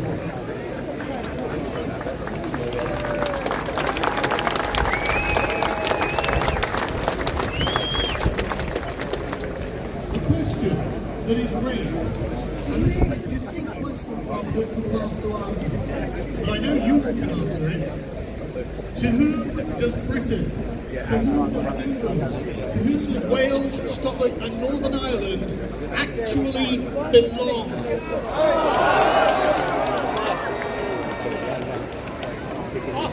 To the political class who are intrinsically liberal, they don't have an answer, because they don't recognise your existence as a group, as a people. They will have to say, well, England belongs to nobody, or England belongs to anybody. And thus they have, in one sentence, dispossessed you of 1,000 years of ancestral heritage. They have taken away from you the most precious thing that you own. And they have declared that not only is it not yours, it's for anyone else. This is a project of colonialism. To say that England, Scotland, Wales and Northern Ireland belong to foreign peoples but not to their own native peoples. And it's not surprising then that you are footing the bill for this, because you have no right. They've just dispossessed you of your right, but you still live here and so you still have to pay for it. You are the underclass that they seek to create. This cannot go on. A normal person, of course, says that Britain belongs to the British, England belongs to the English, Wales to the Welsh, Scotland to the Scots, Northern Ireland to the Northern Irish. Nobody else would question this because it's nonsensical. But these are the times in which we live. And so, until it is understood by our political class that this country belongs to us, nothing can get better. Until we can affirmatively say, no, this, as Lawrence said, is our home. And if we choose to extend the privilege of sharing that with other people who come to live with us because they like us, because they are our friends, and you can see many of them here, then that's something we choose to do. They don't have a right, they may have the privilege. So what must we demand of the politicians? We must demand an end to the exploitation of the British.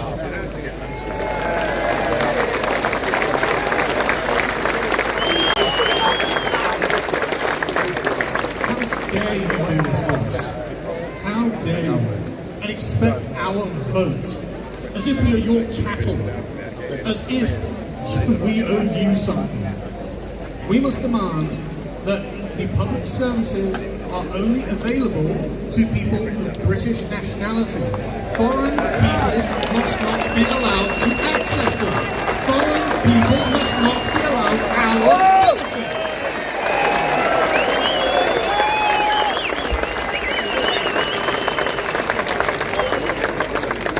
The National Health Service is a very good idea. I like having a national health service. I don't like having an international health service. That wasn't on the table.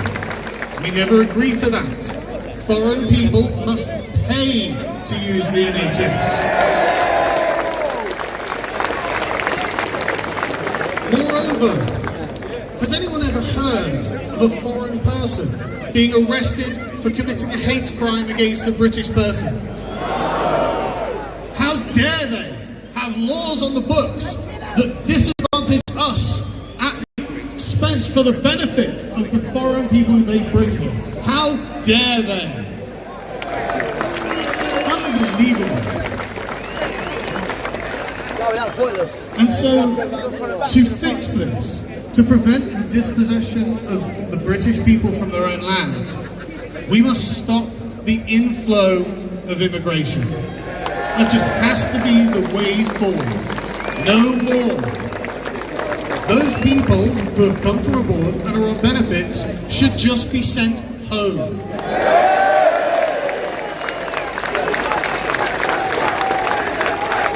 We do not need them here. They have homes to go to. This is our only home. We don't need them here. And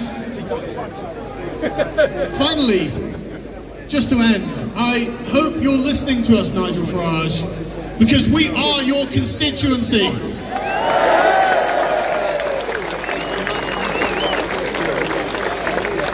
No man is an island. You can't do this all yourselves. And I have no idea how many people are here. It's tens of thousands. If this is, I don't know what is.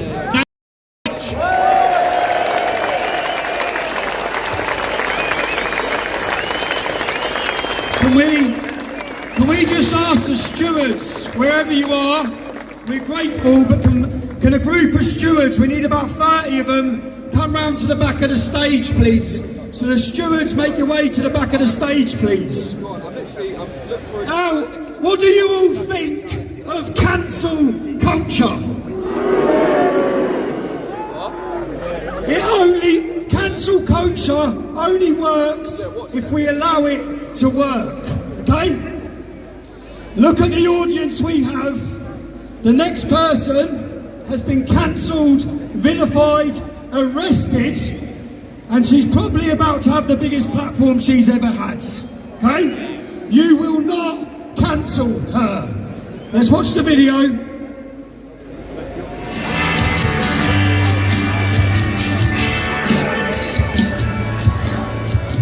This is Louise Distress. She's a singer and has been for 10 years. Very successful, done very well in the job. However, has been completely ostracised over comments that she made when she said a trans woman is not a woman. Her artist profile has now been removed from streaming platform Bandcamp due to comments she made about trans women. And nowadays everyone's asking, well, what is a woman? And everything in my life starts with me being a woman, and being a woman's an adult human female, right? I stated this radical biological fact in an interview in May of this year, and since then the music industry's just shut its doors on me. You continue to publicly deny that trans women it's going to have detrimental effects on your career, and then you fired me. The platforms that championed me have now denounced me as a Nazi and as a transphobe. I was deplatformed by Big Cartel and Bandcamp within the space of 24 hours. Shannon, you were arrested? Yeah. I'm being threatened by trans rights extremists. They took my mugshot and took my fingerprints. I think it was about 5 hours I was in custody for. It's definitely taken its toll on me, you know, mentally and financially, and it's got in the way of what I'd rather be doing, which is writing and recording songs. I think the music industry is just entirely captured. That's kind of authoritarian. way to go about it, isn't it? It's completely monotheistic. It's just either, it's just one way or no way. Yes, have decided that they're going to harangue people and break the law themselves in order to push forward their own woke credentials. Very, very, very dangerous. So instead they just block you out and it's like you never existed in the first place. It's frightening, is the point. It's frightening. It's deliberately frightening. Yeah.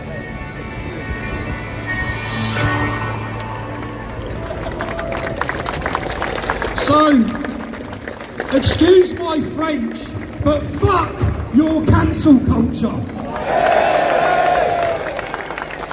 Louise Distress with Revolution.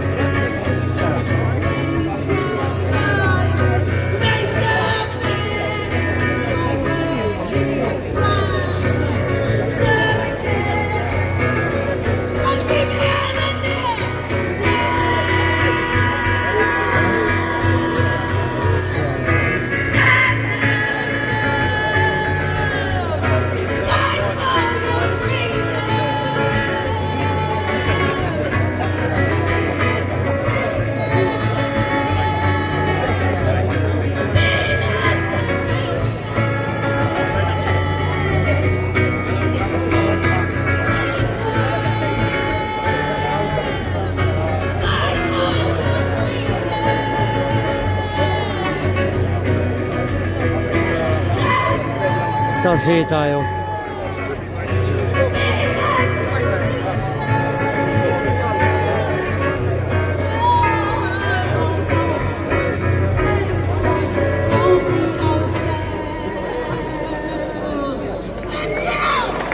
Don't forget, hit that donate button, please, guys. Oh, Louise. It helps me out a lot. Cover the cost of travel. Right. Links We've in got quite a long description. day planned, okay? So I'm going to thank you in advance for your time. You've all travelled far. This is an important moment for myself.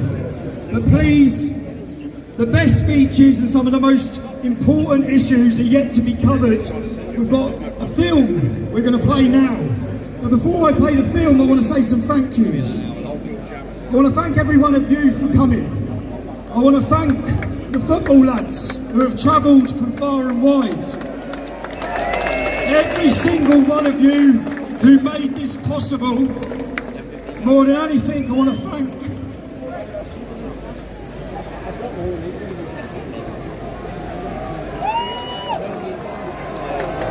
thank my family.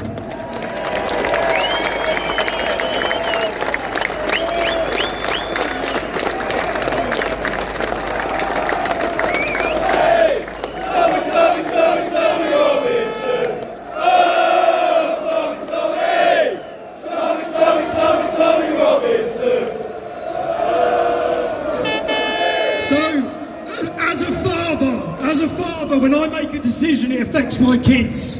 Every one of you, when you make a decision, it affects the people who love you. So every decision I've made has affected the people who love me, every one of them. I'd like to talk to my kids, but I'll end up crying. My children are here today.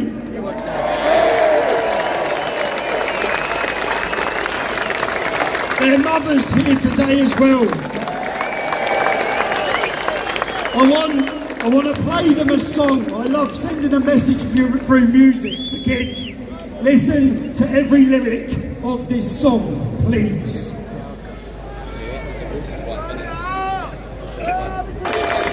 Now, I ask you, every one of you here today are here to stand for something. For your children, for your families, and for your country. I ask, you know, today's an event we've put on. What you're about to watch is going to take a little while. There's some stewards going around this crowd. We've still got, the lads here are still owed £16,000. They've agreed to continue and do it. We promise them they'll get the money. There's some buckets going round. If you've got anything and you can spare it, please put it on. And right now, the lyrics of that song said, whatever you do today, you'll have to sleep with tonight. I made a mistake 3 years ago. Press play.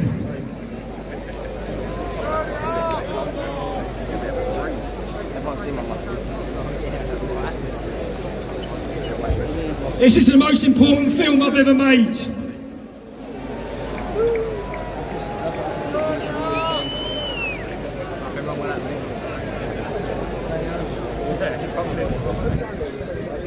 Okay, stand by 2 seconds. The Royal Courts of Justice, ironically named. These buildings have been weaponised and used against members of the public to destroy them if they speak out. The documentary you're about to watch is the most important documentary I've ever made. This story is far bigger than Tommy Robbins. This is about the weaponisation and the politicisation of these buildings, court buildings across the West. The Royal Courts of Justice, ironically named. These buildings have been weaponised and used against members of the public to destroy them if they speak out. From Donald Trump to Steve Bannon to Gert Wilders to Marie Le Pen to Kate Hopkins. That's what's happening. My job as a journalist, I stand for freedom of speech, I stand for freedom of the press. And I failed. Because 3 years ago when I lost a court case in here, and they bankrupted me to the tune of £1.6 million, on a documentary you're going to see the entire story was a lot. Okay? I failed because I should have come out of court and I should have played you that film. Why didn't I play you that film? Because I was given a gagging order by this building, by this judge. I was silenced, and I allowed them to silence me because I was scared. I was scared of 2 years in prison. I was scared of the effect that solitary confinement for that length of time would have on me. I was scared of jihadi gangs in jail, and I was scared of the effect it would have on my family. I failed me, and I failed you. I'm not going to fail myself again. You're now going to watch the best citizen journalism, the most incredible expose of the establishment you've ever seen.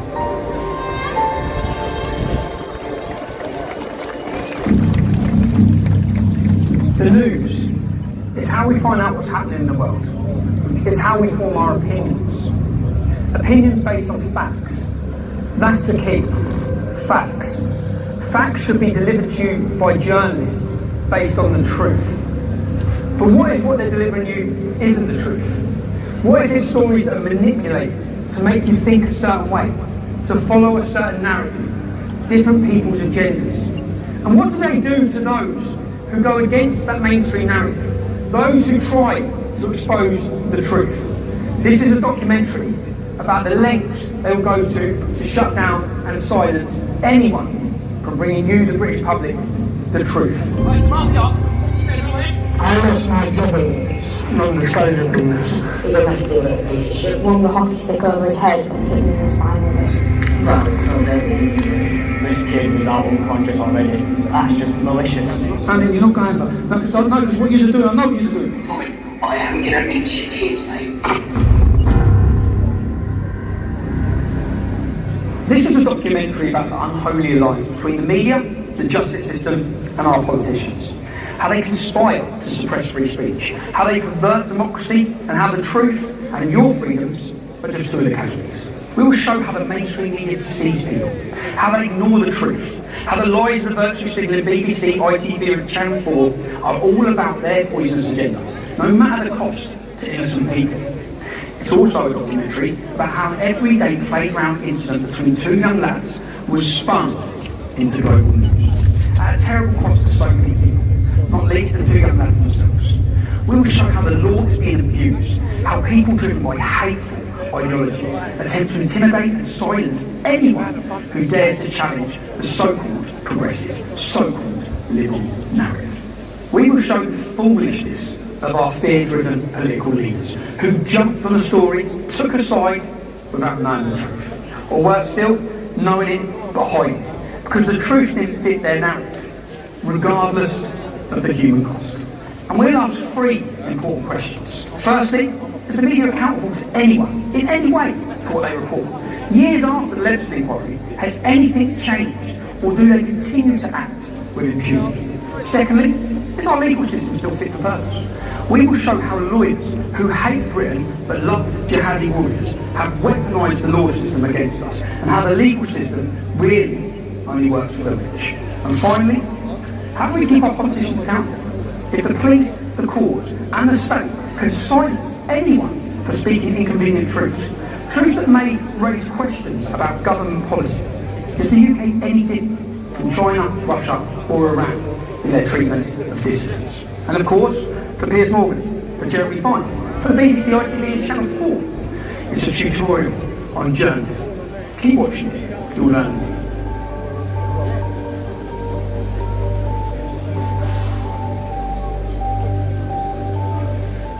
Our story appears to start and end in the brief playground incident at Almond Bridge Community School in Huddersfield. A playground scuffle. One boy poured a bottle of water on another child. The school dealt with it, and that should have been that. 3 weeks later, however, a video clip of the incident surfaced, and within hours, with the help of lawyers and the ignorant rantings of ITV's Piers Morgan and the BBC Jeremy Vine, it was made into global news. And the lives of so many people were turned upside down. Such playground incidents happen every day. So why was this spat between two boys transformed into global news? Well, one of the boys was white, and the other a Syrian refugee. At which point the truth of the matter was buried beneath an avalanche of agendas and opportunity. Within hours, the Race Hate Brigade was sharpening their blades. Clearly, when somebody comes from Syria, fleeing Assad regime, coming from Bangladesh, and you get treated that way, that's an issue, and the whole world is looking at us. Where are we? We're in Almond Bridge. Do I say the scene of the incident? Is it the scene? It's the scene of the Great Lie. I call it the Great Lie because this lie was pushed around the globe. Yeah? This here is the school where the world was told a Syrian refugee was waterboarded by a racist English bully. It was in a playing field here, and you know what, this is the first time I've been here. Because when this blew up on the news, it's a child's school. Kids are in school. I didn't come outside here. You see the scenes outside here where the Imam was here with mobs of men, yeah? Mobs of Muslim men. Extremists travelled up from London, such as Ali Dawah, to cause a scene outside this kids' school. Anyway, but I'm here. Why am I here? I'm here because I faced a court case. I'm being prosecuted. It's gone to the High Court, and I have to prove. I made a video stating that it was a lie, stating that Jamal was innocent, and telling some facts about Jamal beating up girls, an instance that I've been warned about by the members of this community to tell the truth about what happened at this school. I've got to prove it in court, so I've come to Huddersfield. I'm now going to knock. I need to find witnesses. I've got addresses for many. I need to knock and talk to them and see who I can get to come to court to help me prove to you, the public. This is about as much proving in court as proving to you, the British public, that I was the only journalist in the country who told the truth about what happened in this community. The story you were told.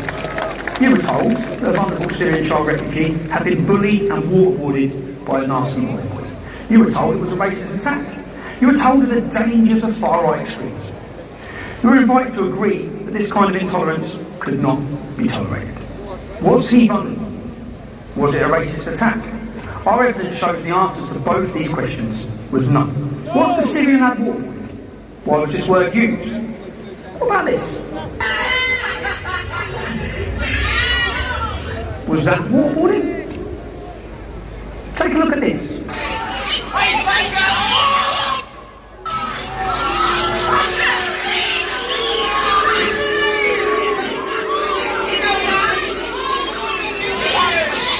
group of non-white children beating up a white girl. It went viral online, but it wasn't touched by the mainstream media. It wasn't made into a global story.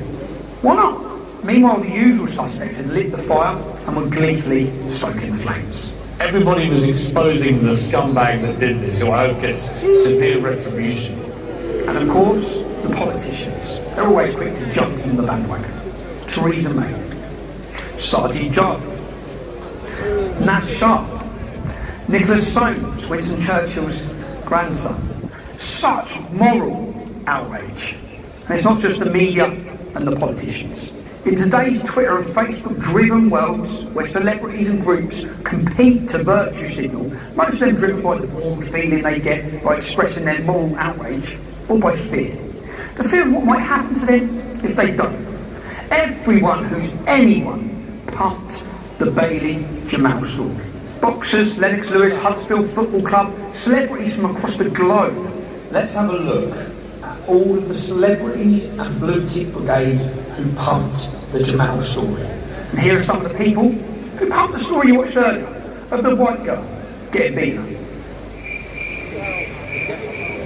Sadly, whether it's politicians, celebrities or other groups, none of them are wise enough or pause long enough to ask whether they have the whole story, to check the facts, to find the truth. But why let the truth get in the way of such a good story? And this story was just too good a story. Two lads in a playground scrap is not international news. But racist white fuck waterboards helpless Syrian refugee, boom! Racism can't be tolerated, beware of the far right. That's their kind of story. We'll hear more about the middle and left later, but they clearly weren't going to miss out on this.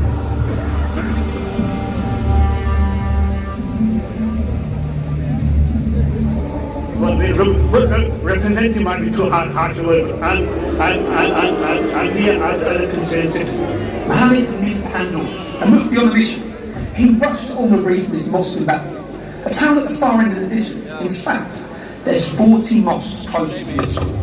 But perhaps Mufti Pandor had his own agenda. You see, his little brother, Councillor Shabir Pandor, is the leader of Kirklees Council in Huddersfield. And they were having some pretty bad news days at that time. By the way, Mufti Pandor, he's the same guy who ordered the Islamic mob to come to the school in Baghdad and demand the sacking of the RE teacher who showed a cartoon of Muhammad in a discussion about free speech. Look at what we do as a community, and you'll understand our stance. So what has happened is totally unacceptable. Yeah? And we have made sure the school understands that. The teacher has been suspended. The teacher has been suspended.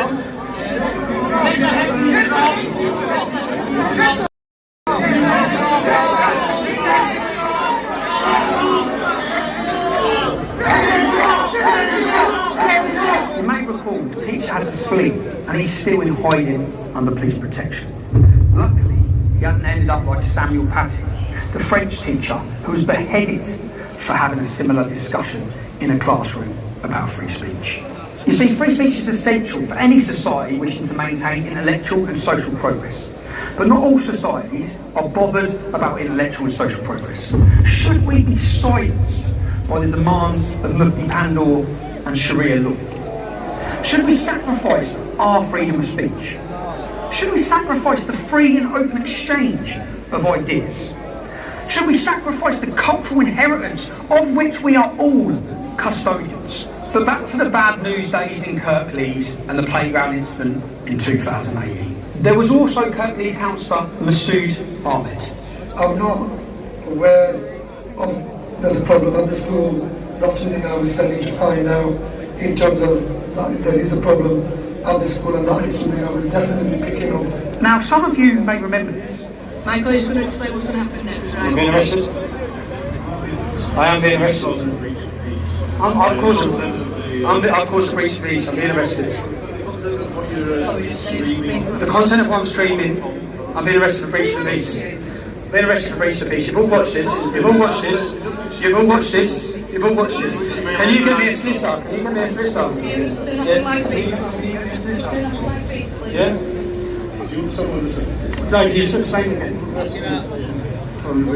What does that mean? What does that mean?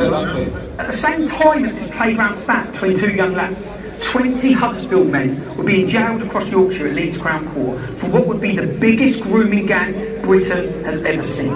Ultimately, 35 almost exclusively Muslim men would be given 380 years in prison for grooming, trafficking and raping young children. Most of whom were known to Councillor Pandor's Kirklees Council. Mufti Pandor travelled for half an hour to rabble-rouse a gang outside the school gates over this playground.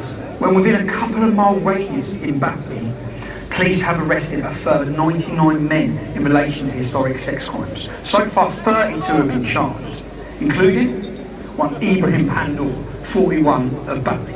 That makes it the highest destination of grooming gang arrests anywhere in the UK.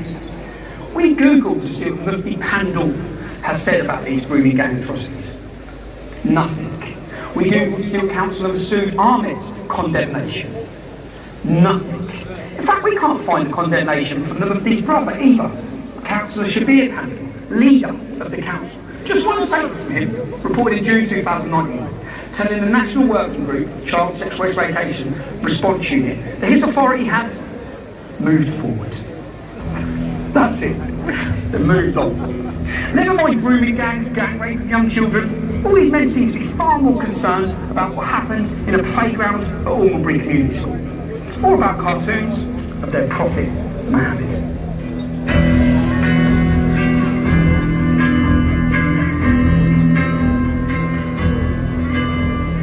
I think I now realise how difficult this is going to be, because everyone we spoke to today, they're all confirming what I said was true.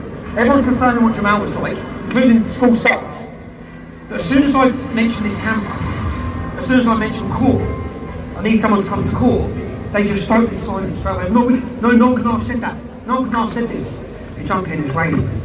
I'm realising how difficult it's going to be, but I have got an idea for that now, after today. So, but first off, McDonald's, yeah? Let's go to McDonald's, because I'm starving, it's been a long day. Yeah, I see you on YouTube. Yeah. I see you. Smaller in real life, huh? Nice to see you. Nice to meet you, bud. But no, I'm fine, thank you. Cheers, though. Yeah, thanks, mate. Very nice to see you. Oh, thank you, bud. Steve, how are you, mate? I'm good, mate. Bro, mate, have you still got all those hidden cameras? Yeah. Could I borrow them? Yeah, but when I say borrow them, I'm going to need to take them for weeks, because I've got so much to do. It's a long story, I'll explain when I see you. But I'm in a bit of a situation, I need some hidden cameras. That's it. So that's the idea. The idea is, I've got a friend there, Secret Steve, who has all sorts of cameras, yeah? He's a private investigator. I need to show the public everything I've heard today. I need the public to hear and know the truth. I need them to know how much they've been lied to by the media about what happened in this town. And the only way, unfortunately, I'm going to be able to do that is with hidden cameras. Today, I've heard the truth, but I need everyone of you to know the truth. And everyone's too scared. That's why I said Project Fear. Everyone is too scared to speak the truth or to come to court. So I'm going to end up getting hammered in court. The whole world told I've lied when I haven't. I was the only journalist in the UK who told the truth. So we need to prove it. So we'll shoot down the motorway now. We'll go get these hidden cameras. These are all. So this is a tie. There's a camera in there. That's the camera. Mad, isn't it? The camera there. You've got everything here. Cameras, glasses. I don't wear glasses, that's going to be awkward. That's the bottom of a coffee cup. So you put that on the bottom of the coffee cup. I feel like James Bond.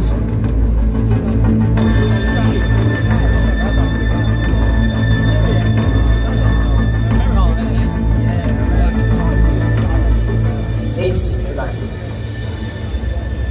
That's the camera. I'll have to take this off, but that doesn't matter because apparently this records all the audio, records everything. That's the camera, and I feel a little bit dirty with this, but it is the only way I'm going to get you to speak. And then I need you to hear what I hear.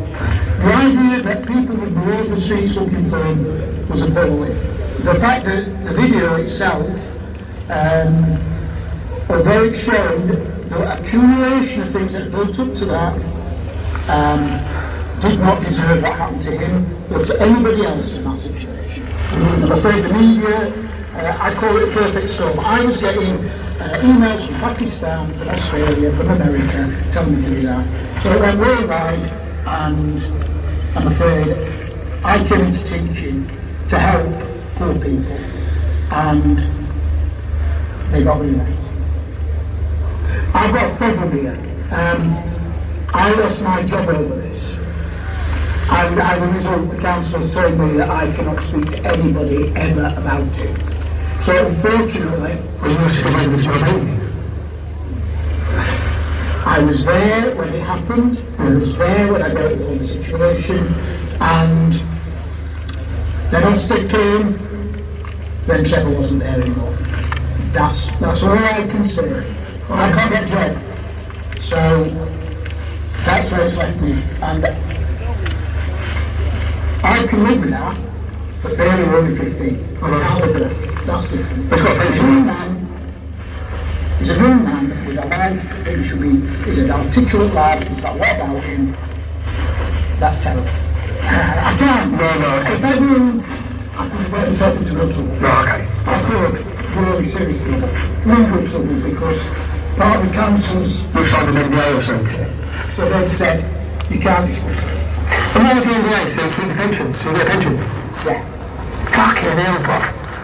I have to be very careful about what I say to it. I'm not allowed to talk about it. I really am not. So I can't discuss it. I can't discuss it with the media. I always wanted to have my say against it, which I've never had. Never been allowed to have. Never been allowed to say goodbye to my staff. They just told to leave. So I worked there nearly 30 years, 20 years, and never got a card, never got a goodbye. This whole thing was just used. The whole thing was used, yes, to push them in. And hijacked, and by the right of the political, I'm quite a political person, by the right and the left, it was hijacked and spun all out of proportion, and now we've got problems. But essentially what I thought, so what you'll meet is a wall of silence. What a mess. It is a mess, but it's a tragedy. It's a tragedy for Bailey. I'm not sure Jamal will get anything out of this ever in his life, positive out of it either, necessarily. He might have got a few silver coins from Judas, but that's about it. You know, that's it. The thing is, the incident happened 6 weeks prior, or weeks prior.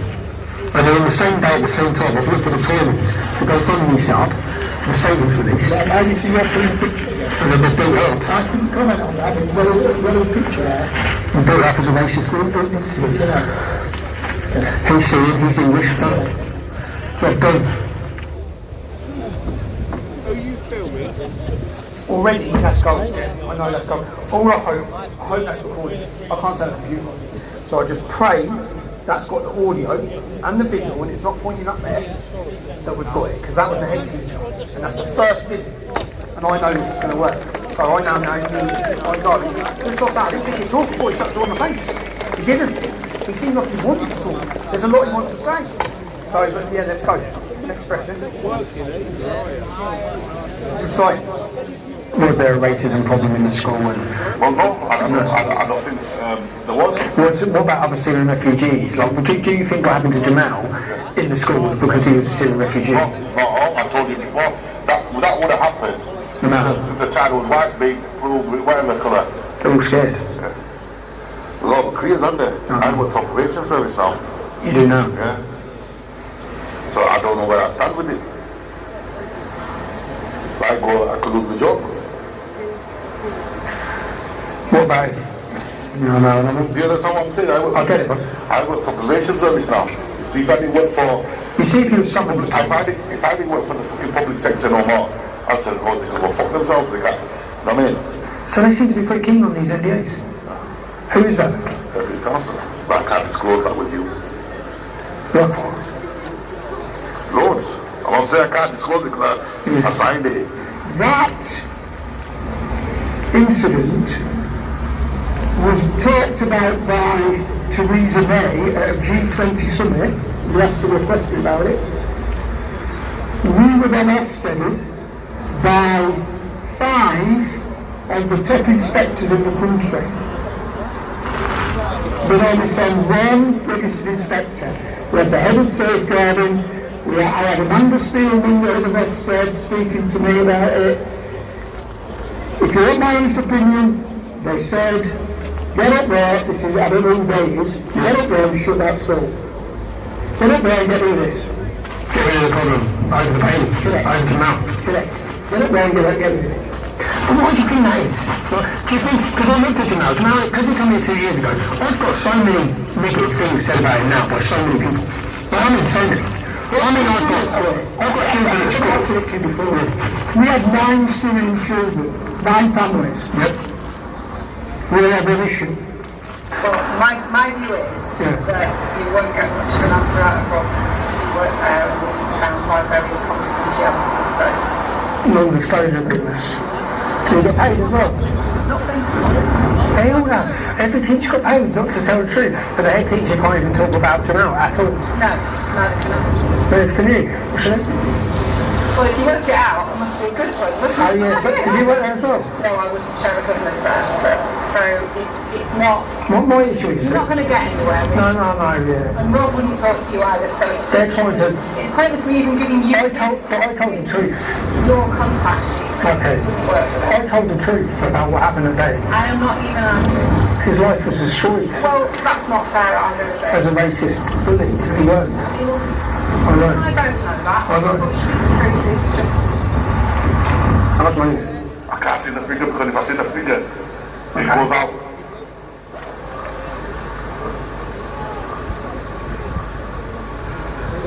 Because mate, 18.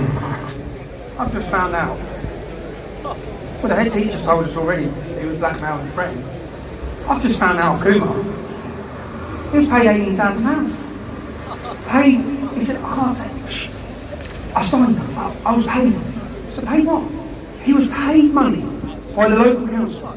So he can't tell the truth about what's gone on in that school. They've given everyone non-disclosure agreements. From school staff to governors. And Paul Kumar's got £18,000. He's not even involved. If you live here, if you live in this area, your tax money, he's got 18 grand. What must the head teacher have got? He must have got 6 figures. How much money have they spent on this line? We put in a freedom of information request to Kirklees Council to find out exactly how much they spent of taxpayers' money to get the silence of their staff. They didn't answer the first request. They avoided the second. Only when we sent them legal letters, because they have to by law answer these questions, did we get our answer. They spent over £250,000. Nearly £275,000 of taxpayers' money was spent making people remain silent. Well, they've spent money silencing everybody, so no one can ever, this is forever, once you sign that agreement, no one can ever tell the truth, while they push this manufactured lie that destroyed lives, schools, communities, everyone's life. I've seen life after life after life, person after person's life destroyed, while the council, your local council, Kirklees Council, give away hundreds of thousands of pounds to make sure that the truth can never be told. I can't believe it. I knew from day dot, I asked myself the question, when this was blowing up and I knew the truth, I kept saying, how come no teachers tell the truth? If all those teachers know what's going on in that school, how come none of them are coming out and saying, well, now we know. Now the whole world's going to know. Because Kirklees Council paid not to. Unbelievable. Unbelievable.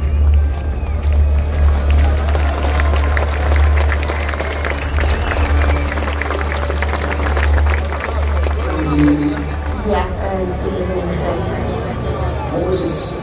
What was Jamal like? He wasn't very nice. He called female teachers bitches. He just didn't really have respect for the female students, to be honest. Yeah, basically, we were in a PE lesson and we were playing hockey with a teacher from this hotel, and I had taken the hockey puck off of Jamal because I was on the other team and sent it to the other side of the room where my teammates were. And I then turned around and just felt a really sharp pain in my back, and he swung the hockey stick over his head and hit me in the spine with it. Is there, do you think there's any way that could be the next? No. He knocked me to my knees. He knocked you to your knees. How long have you now been at school? About 2 weeks. I've had lasting injuries from it. It's caused me to have severe pain in the top of my back, and I'm on medication for the pain. Still now? Yeah. Did you now get in trouble? Not that I'm aware of. First, I want to apologise to anyone I've been forced to record with a hidden camera. Sadly, people are terrified to tell the truth because of the potential consequences. But the truth still needs to be told. Do you remember any incidents specifically to know with dogs? Well, there was that one where he hit that girl with a stick, wasn't it? Yeah, Charlie. Charlie. Yeah. I think it's her name. Yeah, yes, sir. Lovely little girl. Yeah. It was just rude to him, obnoxious, nastily, no respect for ladies, no respect for girls. Expecting everybody to bow down to him. Because I was like, he was like beside him and he like tried like pushing me and like tried pushing me that way, but he said he wouldn't like it. I love to see you. Sorry? And he did on that day, he spat at you multiple times. Wait a second. Like literally all of them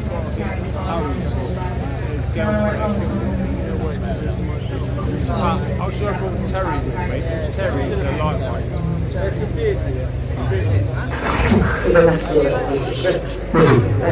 And I told you to listen to that, listen, mate. Okay. Horrible boy. Listen. And it's all that.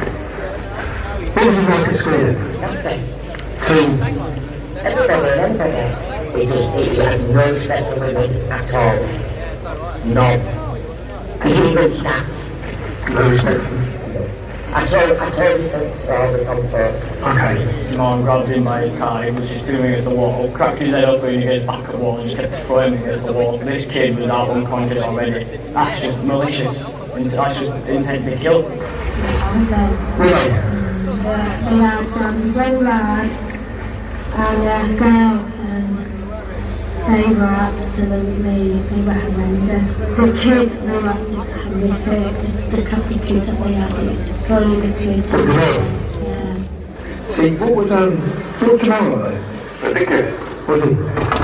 He came to accusation a few times. They want perfect child. No. Well, you know what Joe Maggie, don't you? He was in isolation. Yeah. Yeah. That's all the times. Was he? Yeah. What was he like, mate? Troublesome child. Yeah. He used to make up fucking stories. He used to make up stories? Yeah. At one stage, I think he said something to do with his sister. Somebody said something to his sister and I was in isolation. I just come out and he was waiting outside isolation and wanted to be the girl or something. I can't remember. He wanted to be the girl? Yeah. That said something to his sister. What's it? Yeah, no problem. Well, he used to lie a lot. But this whole thing was built before he said, and if you lied a lot, it's a big problem. Was it? He was a known person.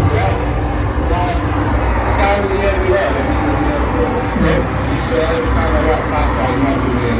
Every time I pass him. What happened with him?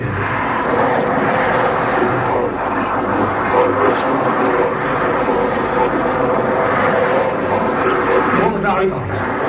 Nothing else. Every day. Or when you saw it. Just happened.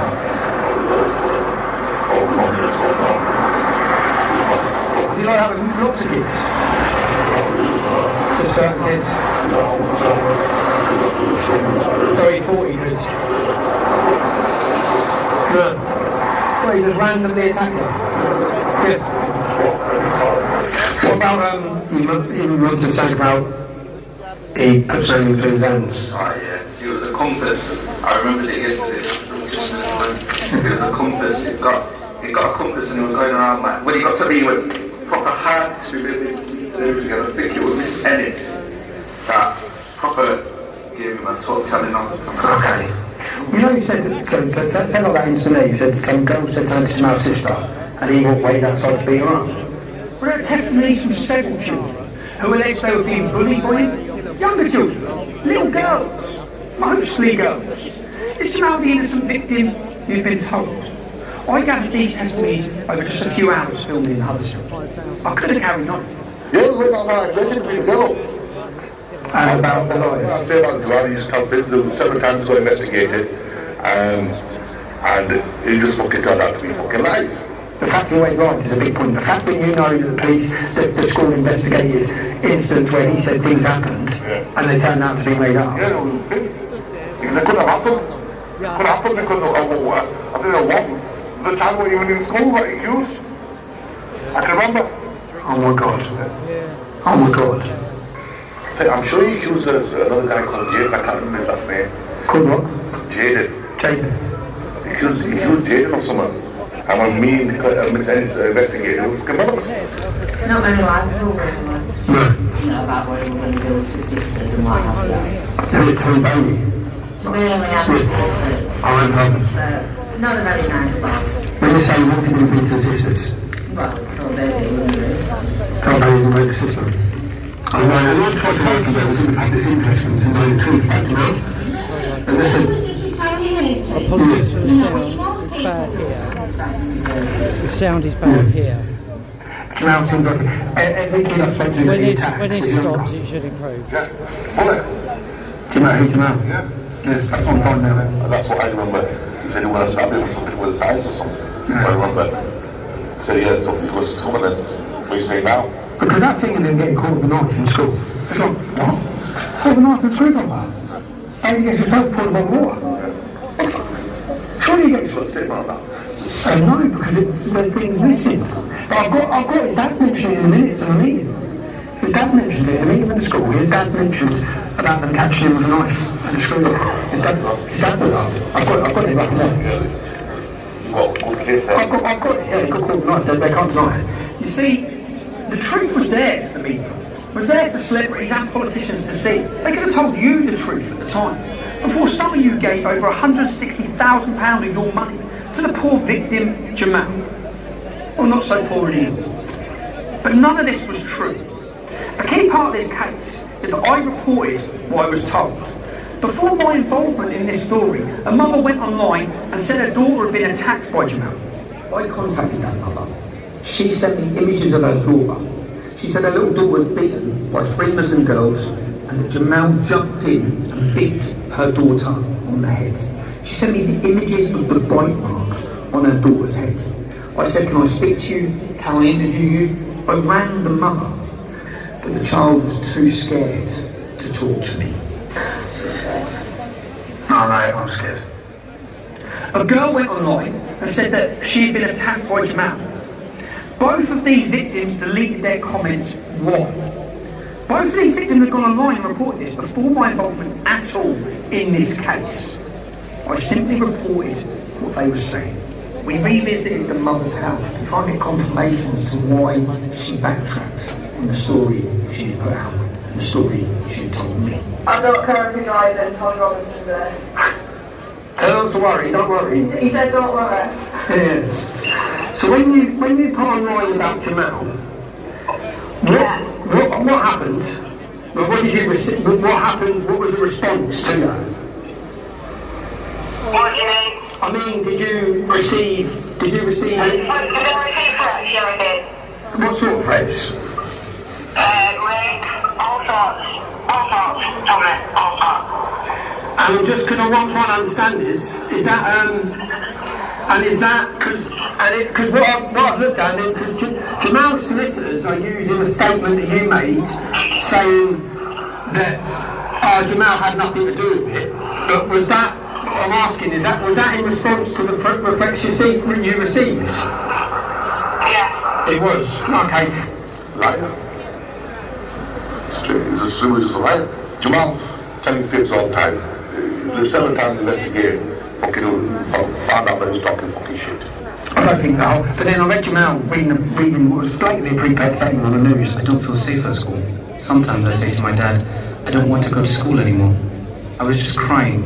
And I didn't do nothing because I respect the school rules. It's a break rule all the time. Yeah, it's a lie lot. He lied 7 times. He lied 7 times. I caught him 7 times lying. He's suing me for defamation for what I've said about him. And I'm finding out after teacher after teacher after teacher. He's far worse than what I said. Far worse. I mean, like, far worse. He was put up on a pedestal by every single media out there.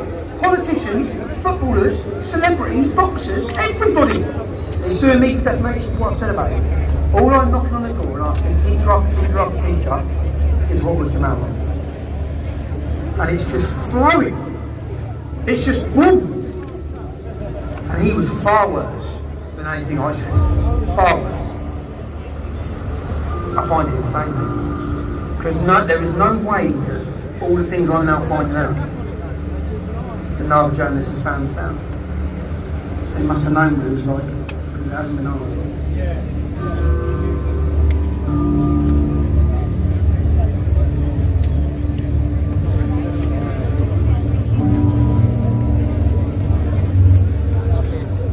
But I would portray Paul Bailey who he was. Because that's how I spoke to most people, so that Bailey wasn't the bully. No, he wasn't. He wasn't racist. His mum had a bit of a golf, don't get me wrong, because it was back in the so I wasn't like that. But he had two half-caste sisters, so how could he have been, but Bailey wasn't racist. He wasn't though, he wasn't a bully, he was a good lad. And then Bailey would say, oh yeah, no, she wasn't, Right, he was doing. Because he got portrayed, the way the movie portrayed it was that Bailey was a horrible racist kid, and that Jamal was an innocent little refugee. He wasn't. That far from her. So you were told Bailey was a bully, and he was a racist. He wasn't a saint in school. He'd be the first to admit that. But he wasn't a bully or a racist. Police concluded there was nothing racist about the stuff. You were told he was vermin. You were told he needed to be dealt with. He was vilified by the media, by politicians and by celebrities.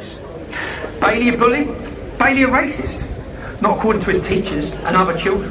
Not according to his head teacher of his school. He was a 15-year-old kid, and it would have been, could be, had a great future. He's a very articulate lad. He's got a lot of issue about justice. Yeah, I think, I could see him being a lawyer or something like that because he has that in him. Really? Yeah. And he would stand up for his peers in school where he felt things were. Yeah, he would do that. I just want to tell the truth about that. Yeah, well... His life was destroyed. Well, that's not fair either, is it? As a racist bully, he weren't. He wasn't. I know. I both know that. I know. The truth is just... But Bailey didn't even get to sit his GCSEs because of this campaign of hate, this perversion of the truth. What about Jamal's broken arm? Which the world was told was because of bullying. That was a lie. School incident reports record that he had been punching a much younger child in the face while holding him in a headlock, and he was pushed off him, fell and broke his arm.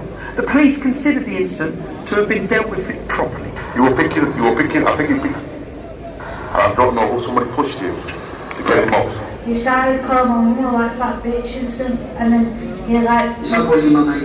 A white fat bitch. White fat bitch. And then I went up to him, and then I took the bottle at him, and then he put me in a headlock, and then my mate pushed him off me. I believe that's how he broke his arm. Yeah. So he had you in a headlock. Yeah. So he physically assaulted you. Yeah. You said he called you mum a white bitch. Yeah. Is that the sort of terminology you use a lot? Yeah. There are all sorts of misconceptions, like the fact that he had a broken arm. I've got two independent witnesses now. He had a year-old kid. And another kid in year 11 stepped in and said, what are you doing? He pushed him over. Broke his arm. Who he had in a headlock. It must have been just out of year 11, putting this kid in a headlock. One of my friends wasn't having it, didn't like how he was behaving, grabbed him and just threw him off him. Like anyone do break up a fight, they just like throw him off him, but this wasn't a fight. This was an all-out brawl, one-sided, completely one-sided. This kid had no match against Jamal. Just threw him off him and it landed on a curb. That's my question. Yeah, half the size of Jamal easily. You know, he was 12. But it was like kind of like half size-ish, kind of like up to shoulders kind of thing. But he still had no match against him. And my friend just grabbed him, threw him off him, and it landed on a curb. That was it. So, I've read it reported by Jeremy Boyle in the newspapers. That was the Jamal being bullied. No, exact opposite. He was bullying this kid. So you see people fall, that was all part of it. But that's because you're doing what it is. Somebody thought to fall your broken arm. But do you know what they thought was part of it? Because the solicitor said it was. No, but that's not true. Everything is not true. I could even name it, I could name the child in year 8 who did it. I could name the child in year 11 that stepped in. So someone stepped in? Because basically the school was a very good place, kids had good values. So if you saw a big kid, you could only took it. You stepped in and said, what are you doing? And we even had it where... Do you know what he said to the year 8 kid? No. Called his mum a white slag. Yes. Now I've got that on camera as well. Now you say, yes, you would have done that, and that would be incredibly provocative for me. Even in his statement to court, Jamal claims they were forced to relocate from Huddersfield for their own safety, to a different part of the country. Really? Because the records say there was no racial motivation, and there was no threat at home. That's what the records say. And this is why the authorities, they refused to move them. And while all this was going on, records also show that his dad, Jihad, his dad's name is Jihad, he threatened to kill himself if the rest of his family weren't brought in from Syria. It's not surprising that some authorities expressed concerns that Jihad Hijasi was trying to manipulate the system to get what he wanted, including better housing. You were not told the truth, the whole truth and nothing but the truth. You weren't told anything approaching the truth by the mainstream media. And in Jihad's holy war statement to the court, Jihad said that he wished he had died in the war with his family, rather than go through what happened at Almondbury Community School. Really? He wished he was dead and all his family were dead, rather than go through this school playground incident. Listen to the clip again.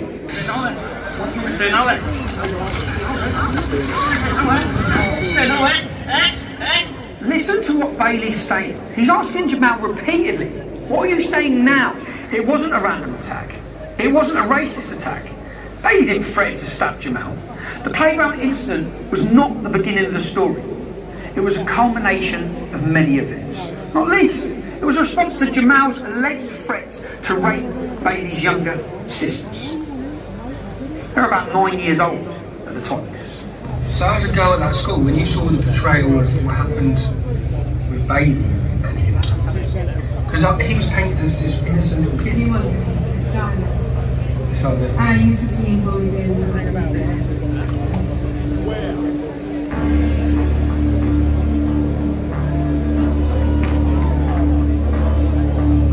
Everybody was exposing the scumbag that did this, who I hope gets severe retribution. I hope his parents take action.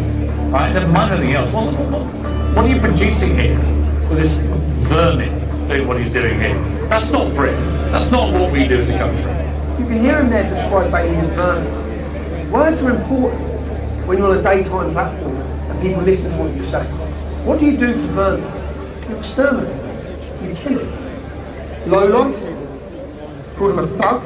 But worse than that, he demanded severe retribution against this child.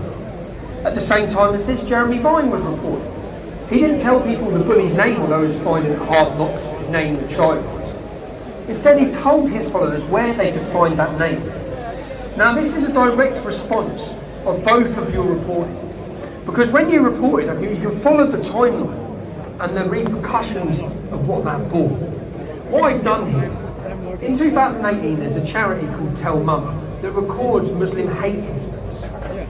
Even though they've been, in the past, penalised for exaggerating the figures. Let's work off their figures. They say there are over 1,000 hate incidents, with 320 of them, 5 of them, being online. Some of them Islamophobic, which means criticising Islam as well.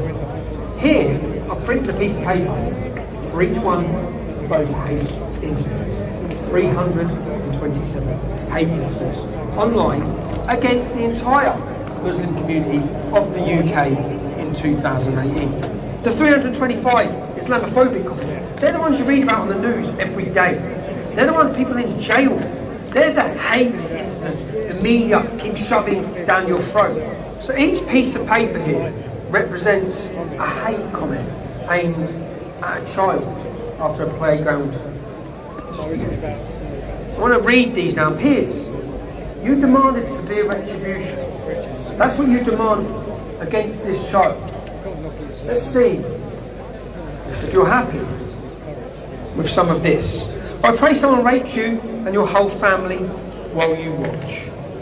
Fuck your mother, fuck your love, the Syrians will rape your family. If I saw you, I would rape you to death. You'll be raped by the Volusian group. I hope your mother will not be racist when she is raped. I'm going to bum your nan alive, then dead her again. And the threats of rape, all of these threats of rape, imagine being these children. Imagine being a 15-year-old child living in Huddersfield with your little sisters. Muslim men are jailed in the biggest scandal in the history of our country for mass rapes in that town. And then you're reading these messages. You're going to die, you're going to fucking die, we're going to strangle your mum, your dad, your friends. I'll kill your whole family. I can't wait to find you so I can slit your throat. You're the person who should be killed in those ISIS fields. You, your parents and your whole family have to be burned. Do everyone a favour, fucking off yourself. Looking at you makes me want to commit suicide. Go commit suicide, your oxygen is deep. Jump off a bridge, bro. Do humans a favour and kill yourself. We don't want you, and you don't belong in this world. Again, imagine being that child reading their peers. Is that severe enough for you? This is a mental health record for Bailey McClellan. Bailey was referred to Luton Cams by Luton and Dunstable Psychiatry Liaison on the 31st of December 2018. Reason, patient involved in incident in Huddersfield and has been relocated to Luton with family. Patient unable to cope with not returning home and has taken an overdose. So this lie, this narrative, this agenda, which comes before anything else, by the politicians, by the media, that was pumped. This child, it doesn't matter. His life didn't matter. You know, if he killed himself, no one would have cared. We wouldn't have heard condemnation from any of the politicians or from any of the media. No one cared. Because everyone, from start to finish in this story, is collateral damage, so long as they have the narrative. And peers, you have a son, you have children. Demanding severe retribution against a child for a school playground dispute is unforgivable. You sit there and you preach. You preach against us. You make accusations against me. Never have I labelled the little children with burden. Never have I commanded my followers to commit severe retribution against anybody. And this is what the media, the politicians and the celebrities create, aided and abetted by the left-wing activism and the selective indignation of Islam. Hypocrites out there might say, who cares? That's what he deserved, right? Imagine for one moment if I had incited violence against a young Muslim lad in the reverse of this situation. And you see, in a district where a generation of young girls have been raped, these threats are far from empty. What do you think, if you were working in the school at that time, what do you think what the media done? I think the media fucking blew out fucking course, you know what fucking world party got all. But then the media run that Jamal was being bullied. Like, you see, he used to complain that he used to be bullied. There was another, I think, Kirkley's guy that came, that Jamal said somebody got a knife him or something. I think that should be on record. Yeah. I think when we investigated, I think it was a lot of bollocks. I'm gathering that by reading the school records. He made accusations, and then when they were investigated, and there were a lot of bollocks. It lied. Now ITV, Piers Morgan, you used your platform to incite hatred of a young child. No time for facts or the inconvenient truth. Surely you must have known the truth, because within a few hours of the story breaking, I was receiving dozens of messages from parents, pupils and staff, saying there was much more to the story than met the eye. So I did what any journalist could have done, should have done. I asked questions. Were you just being lazy? Was it willful blindness? Or are you just incompetent, Piers? And the BBC's Jeremy Vine, to you personally, was it clinical cowardice? After all, you didn't reveal the white boy's name. You just told everyone where to find him, on Twitter. Were you afraid of being sued? Well, it wouldn't have been the BBC licence fee payers picking up your legal bills, would it? Or was this your Pontius Pilate moment? Condemning a child whilst washing your hands of any responsibility? Because that's what you did. And you didn't seek the truth either. Here's Jeremy. Your lazy, inept reporting was not without consequence, as we will see. You incited hatred, you succeeded. And And that's contempt. Your actions, not Bailey's, led to Bailey and his family being driven from their home in the middle of the night. Like the very refugees you claim you care about. The hate you incited was off the scale. Men with machetes had arrived at school. Gangs were roaming the streets looking for Bailey.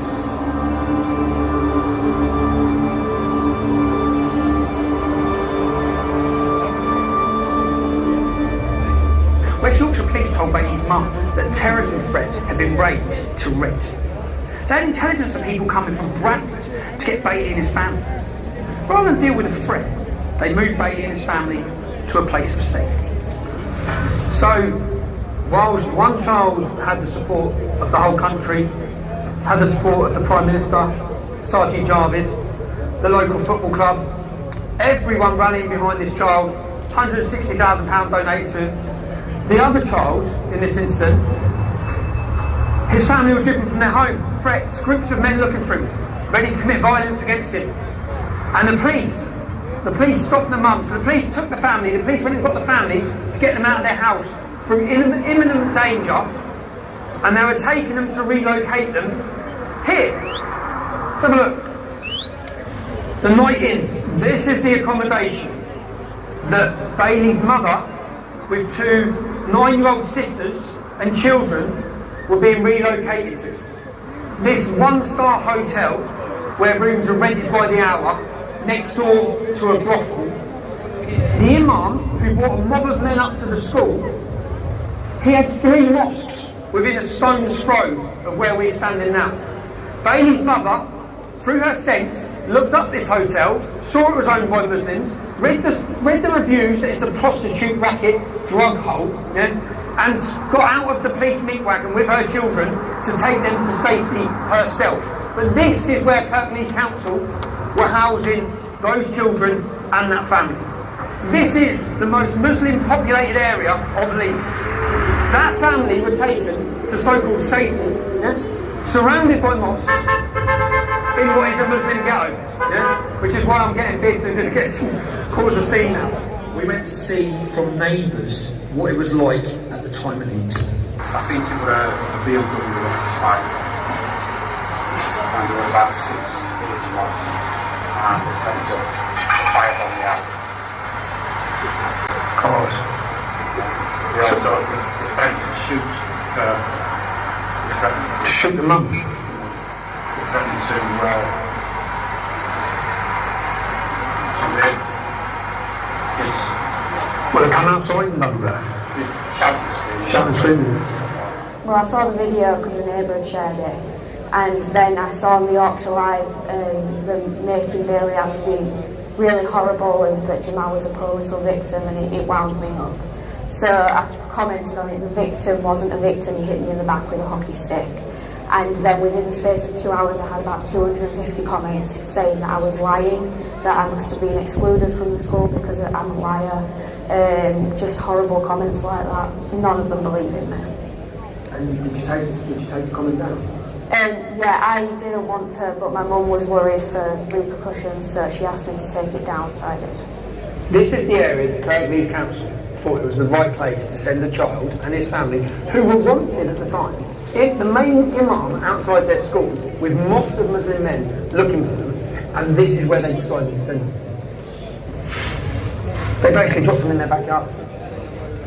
That's what they were doing. This is the hotel. This is, I believe, a 4-star hotel. They're totally full of illegal immigrants. This is across the country, so the point to make is that illegal immigrants come here, young, frightened aged men, not families, not children. And this is where council housing is. Let's have a look. Hello, boys. How you doing? Can I? Do you mind if I ask, what country are you from, lads? You do speak English. Is this what country are you from? Yeah. Iran? Iran, okay. Kurdistan, Iran, okay. Nice, cool, man. I'm just seeing. Is the hotel full? Yeah, full. You enjoying it here? Yeah. Nice hotel, nice food. Healthy food. It looks like a nice hotel. How many people are in here? 200. Lots of children? No children. Why not children? No, not many children. No. But it's a nice hotel. Nice hotel. It is a nice hotel. And if you look at where the other family were being housed in Beeston, and you compare it to this four-star hotel, nice food, as our friend says, healthy food. Hello, bro. How you doing? Yeah, we're off now, mate. We're done now. Yeah. Do you know what they have in here? They have a full-time doctor and nurses, full-time stationed in here. Full-time. So you know when you can't, my dad tried to get a doctor's appointment earlier. Couldn't get one. Full-time. Full-time. No, the food's bad. The food's bad. Is it free? Yeah, it's free.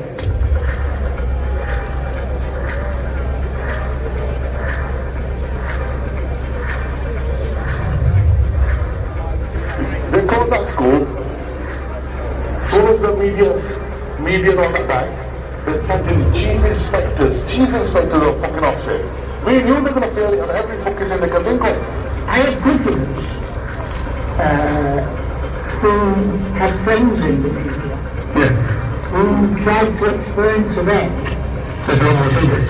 all of that and less said, and no, they only command, but it was anything to them. Apart from my reporting, there was not a single media statement giving the other side of this story. The staff knew, other pupils knew. They could have exposed the lie. Why didn't they? The incident, I always quote the incident. The incident is reoccurred, it's come to my door. They said you can't talk about it. Because you've got a non-disclosure agreement. They're not satisfactory. So that was the reason they triggered it. They were either not free to tell you the truth, or they were terrified of the consequences. And that's for so-called journalists. Some can't find the truth. Some won't tell the truth. And some, they're afraid of the truth. But me, as a journalist, it's my job to present you the truth. If you want my honest opinion, they said, get up there, this is, I don't know who it is, get up there and shut that store. Get up there and get all this. You see, when the media and politicians decide to kill a story, when they decide to hide the truth from you, they'll do whatever it takes. They shut down the school. It's gone. Everyone lost their jobs. You see, once this lie about a racist attack had gone global, the truth could never be allowed to come out. The real truth, that a young Syrian refugee was struggling to fit into his new environment, was problematic. His allegedly abusive and violent conduct towards teachers and children was allowed to run unchecked. Why? Did the school authorities turn a blind eye rather than be accused of victimising the boy, of being racist towards him? They stayed silent. The truth may have triggered accusations of racism or sparked discussion about immigration policies. The challenges of achieving the successful integration of migrants we welcome into the United Kingdom. And the need to take those challenges seriously. You see, Jamal was one of 20,000 Syrian refugees who come to the UK as part of the United Nations resettlement programme. The government could not allow their policies to be examined and the consequences and their incompetence to be exposed. And if you don't think the government is incompetent, you ain't been paying attention to anything. Patriotic Patel's been talking tough, really tough, on controlling our borders for years. And yet we have boatloads of illegal economic migrants being escorted across the English Channel and put into these luxury accommodation at your expense. This ineptitude does nothing for the refugees who come here legally, who we welcome into England. Refugees who are trying to integrate and make a new life here. And who was the community's rage directed at? All Syrian refugees. That's who. When in fact, there are many families of Syrian refugees in the area. We're told, all of them delightful, working hard to settle and integrate into the country they can now call home. I spoke to multiple refugee families. In the school, problem, my children, no any problem. No problems with your children? No, that's it. So you've had a good experience in the school? I used to have two friends and they don't bully and they don't care where from country I come or anything. Okay. And when I talk English, like we was about 1 month we've been here and I used to not to speak English very much. So they used to tell me how to speak all that thing, and now I'm in year 8 and I know to speak English and I made more friends and now I'm fine. And you're fine? No problems? Yeah.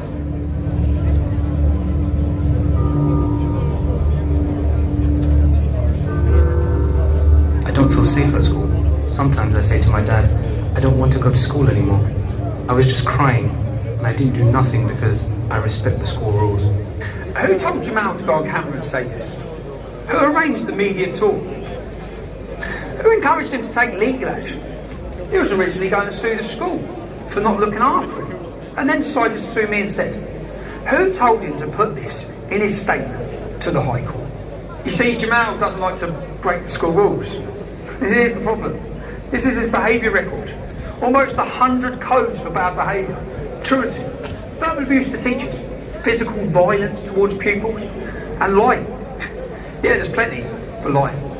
You see, I haven't got all of Jamal's school records. Large sections of documents I was given were blacked out. We tried to get access, but we weren't allowed. And the lawyers wrote to the court to explain they had misplaced documentation. And finally, as you can hear, the lawyers decided what they were going to allow me to see. Whilst I was preparing my defence, Jamal's lawyers decided what I could see. And this global news story wasn't an accident. It was all carefully planned. You see, the day before the video went viral, a GoFundMe page was set up for Jamal. And the video went viral the day after a criminal record check come back on Jamal. Why would his lawyers do a criminal record check? Well, they had to make sure this was financially beneficial exercise, wasn't going to be derailed by an unhelpful past. 15-year-old Jamal, his record was clean, by the way.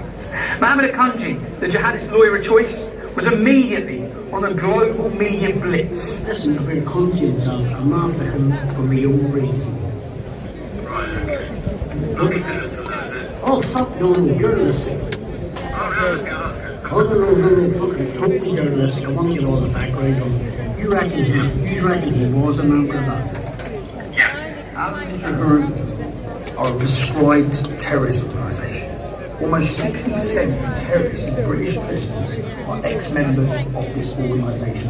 They kill, they murder, they slaughter.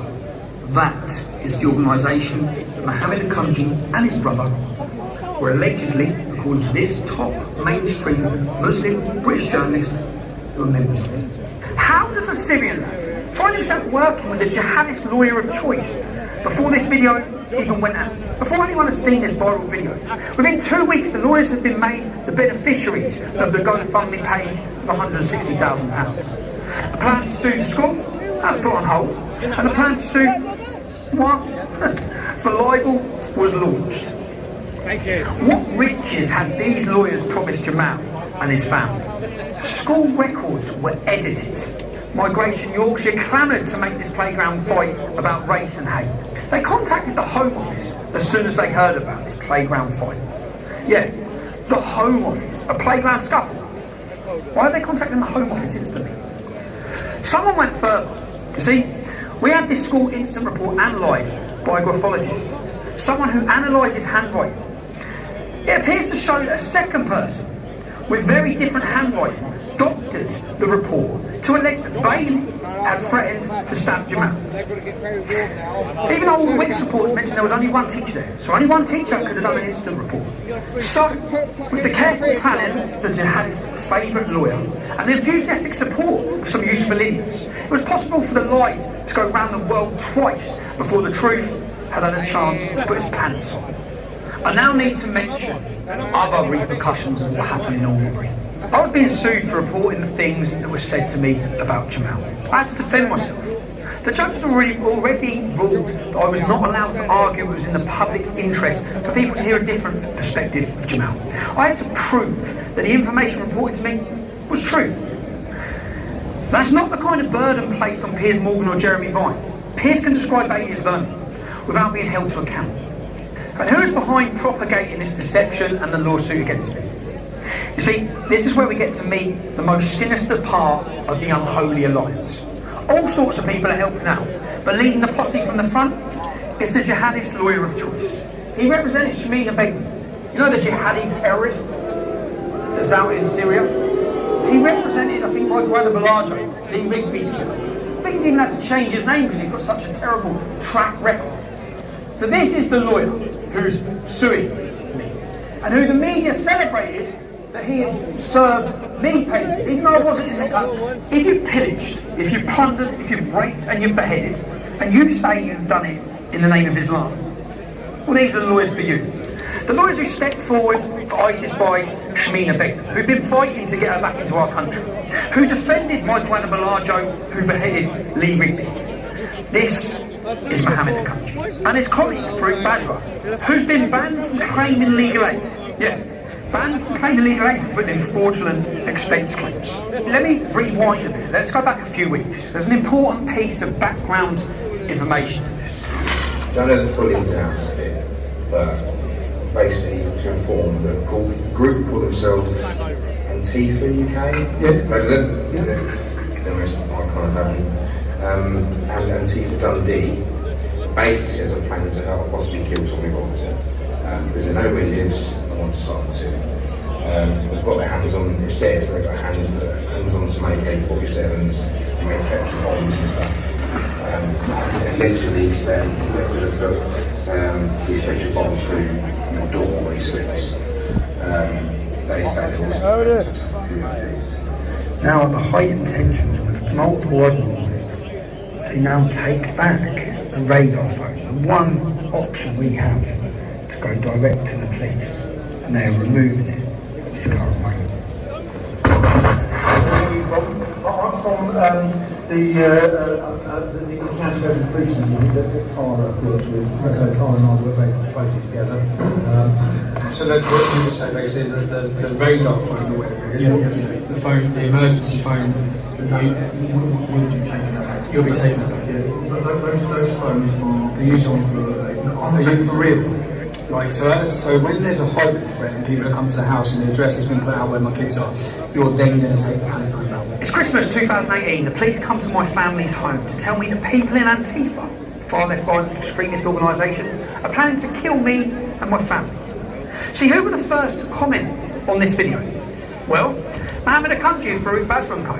Of course, the jihadis' lawyers of choice, but also Mike Stutchbury, an independent journalist, an Antifa activist.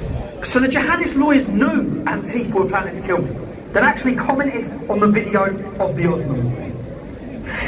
You see, what happened next is interesting, although not interesting to the Solicitors Regulation Authority or the Law Society. The people who should be interested in the integrity of our laws. It will be live streamed. I'm not in charge of filming or anything like that. That's down to the guys over here. And yeah, literally nobody wanted to do this. So we probably nobody agreed to this. So two lawyers who know Antifa are planning to kill me seek out an Antifa extremist, hire him for one day, just one day, and send him to live stream the serving of papers to my home, my family's home, papers which had already been served, by the way, with a gag. When my wife and children were there, when they knew I was abroad, lawyers commissioned the Antifa extremists to broadcast my home address in order, as they put it, to cause a spectacle. The law firm or the lawyer who's been, sort of taking the lead on the Tommy case wanted to make sure, doubly sure that Tommy got the letter. Actually went out two different ways, and he wanted to make a bit of a spectacle out of it. And this is all very amusing. A group supported by Mike Stutchbury came to the home that my wife and children were in on a Sunday afternoon when I wasn't even in the country.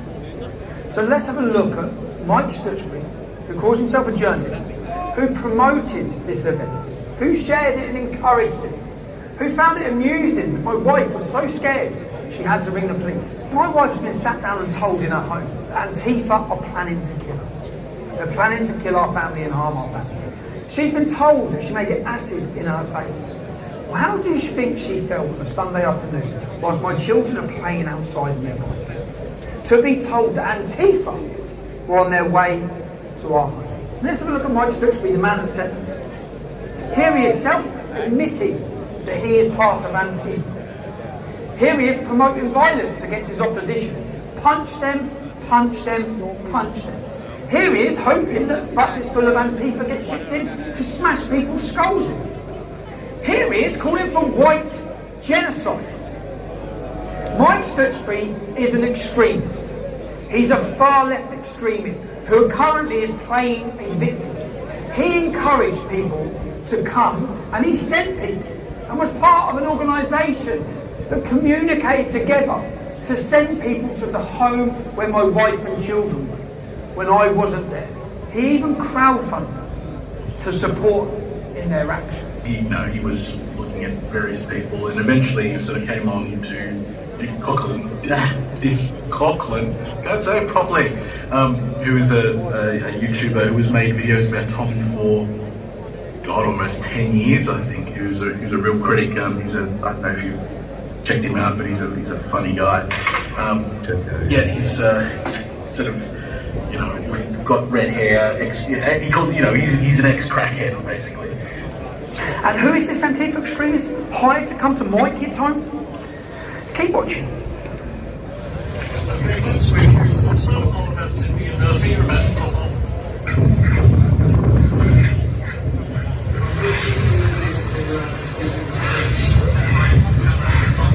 I went up to where, and they said, right, we'll take that from him, we'll make sure he gets it. And later that night, the Antifa extremists, hired by their lawyers, had a message for me and my children. And on that note, see, on that happy note, oh, by the way, Tommy, I am going to mince your kids, mate. Let's have a look at the man that they sent. The man that you can see the Muslim lawyer handed privileged documentation, giving this man my children's home address. That's what he done, fully aware of the serious danger my family are in. And he hands them my children's address.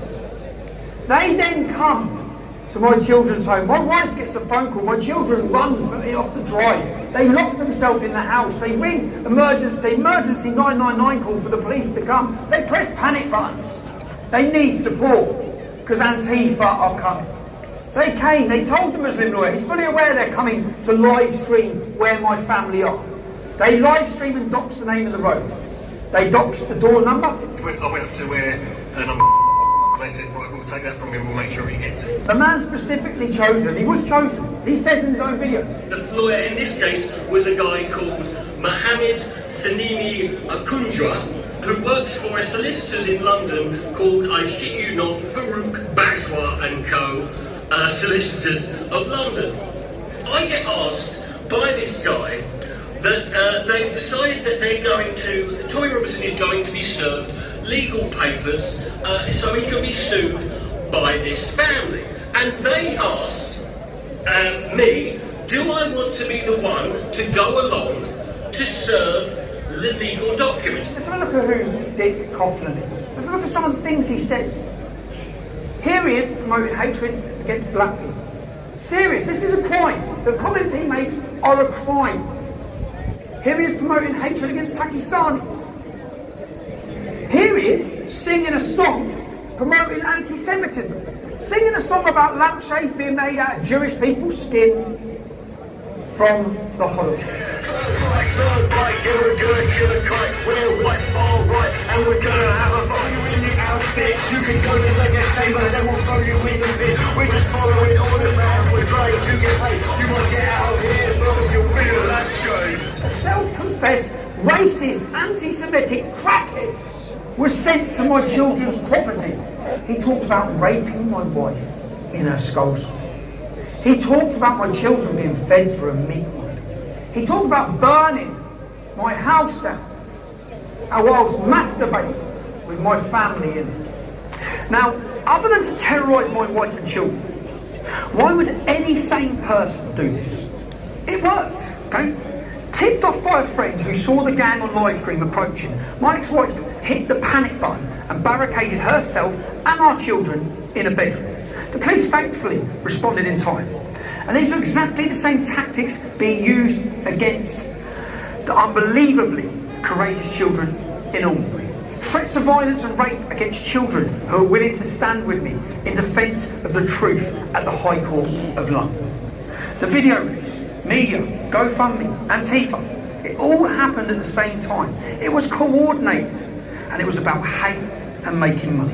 And how that far-left activist, who appears to be an anti-Semitic, Jew-hating, black-hating racist, came to my home with his gang and threatened to kill my children. These lawyers, the mainstream media, they don't care about refugees.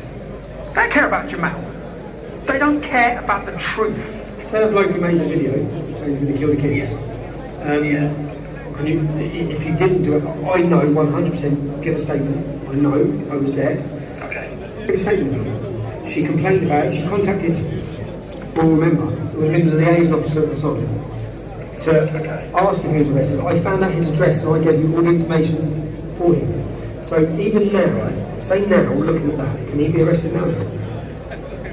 I don't know what happened with the previous report, because when we search on our system that we currently use, probably got buried. I don't see any crime report that was linked to it. You see, the next day, knowing I'd been provoked with threats against my ex-wife and my children, no doubt thinking they would catch me conspiring to commit violence and lock me up on a conspiracy charge. Here, outside my ex-wife's house, men in a car that has never been registered, check the registration plate, so presumably from the security services, with listening devices recording what's being said in my home. The involvement of the security services may explain why Dick Coughlin, the man who publicly threatened to murder my children, has never even been spoken to or arrested, despite my wife's complaints. What are you doing? Show me to the back of your car. What are you doing? What are you doing? I think you started doing me. Who's worth? What are you doing? Let me something. I know this. What are you doing?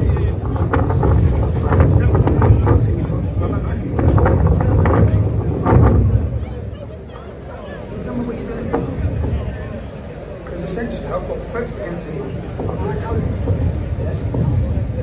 So what are you doing? If I turn around and tell me what you're doing. Who's in the back of your car? Who's in the back of your car? You're not going home. Let me see who's in the back of your car. Tell me what you're doing in the house. I want to know what you're doing. That's all I want to know is what you're doing. Sat recording in the recording room. In the back of this van is a recording station. You're not standing, you're not going back. No, because what you're doing, I know what you're doing. I know what you're doing. I know what you're doing. They're sat in the back of their van, this is recording devices, the whole of this back thing, because he just opened it up when I got him out, the whole of this back thing is recording, where they're pointing it, because what this is has been a setup. These police officers are setting me up. Setting me up. It's a setup. They're setting me up by sending people to my house because they think I'm going to react and do something, and they're recording it with listening devices. You checked the vehicle registration plate outside the house, the government website, and there's no such vehicle. Let's not forget the politicians, our fearless leaders. It was only when I went alone to the home of self-declared journalist Mike Sturchby to ask him why he had done what he had, and why he thought it was funny to intimidate my children. Some of you may have seen that people have been outside my home, intimidating my family. The difference is, when they come to my home, 5 men come to my home. I'm on my own. I've had to move my children who are scared and upset, and people encourage people to participate in coming into my address. One of those such people who... It was only then that the fearless then deputy leader of the Labour Party, Tom Watson, steps forward, ignoring reality completely. Every major social media platform other than YouTube has taken down Stephen Yaxley Lennon's profile because of his hateful conduct. Late on Monday night, Yaxley Lennon turned up at a journalist's home, banging on the doors and windows, demanding to be let in. And after being escorted away by the police, he returned at 5 a.m. and continued his intimidation. The incident was live streamed. He later warned journalists in a YouTube video to expect a knock at the door. Does the Secretary of State think that it's right that YouTube and the parent company Alphabet continues to give this man a platform? It'd be funny, no?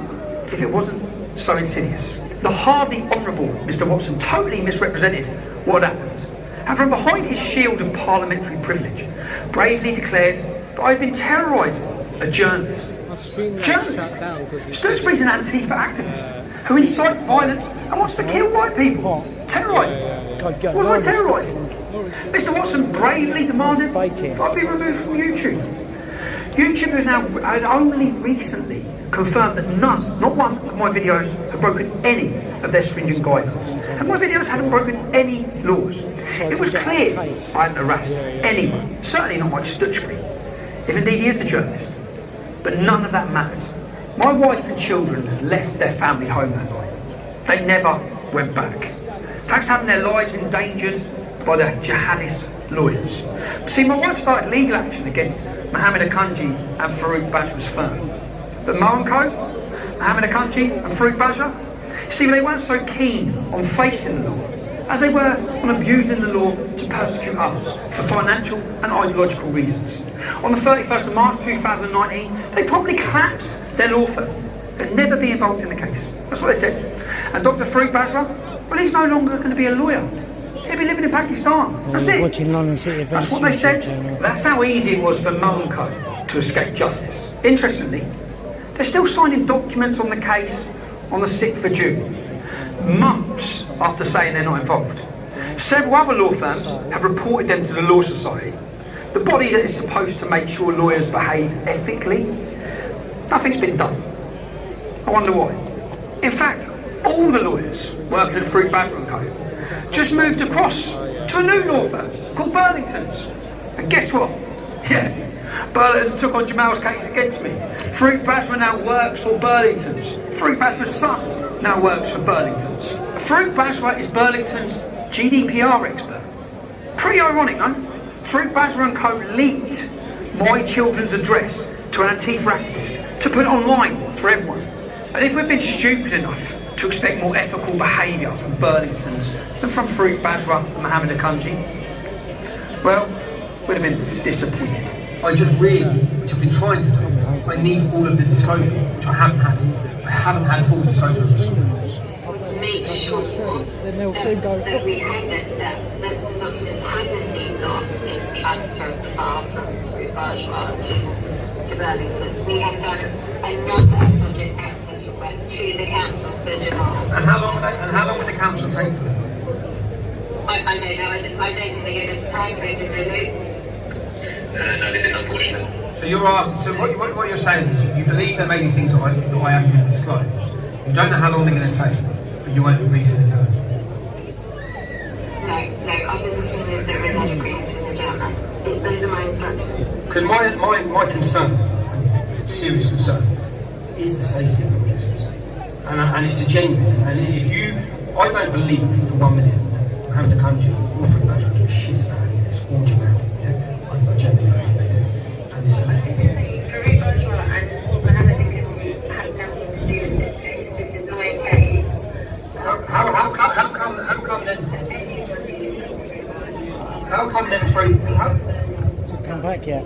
How come Farouk Bajwa signed the form 3 months after he left me to do this case?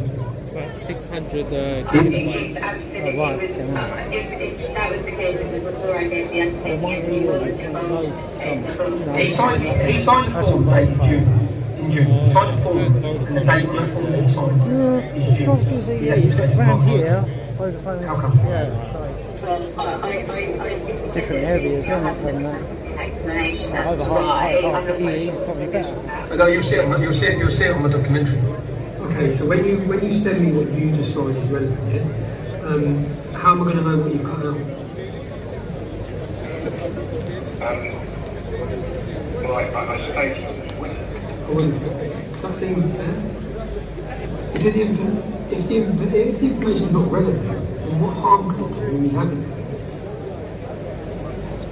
It's not about harmony, it's about privacy. For the last 3 days, since you received videos so that you become aware that I have video evidence that can prove my case, since that point, my ex-wife and my children, for the last 2 days, have placed in the house because they've been receiving threats.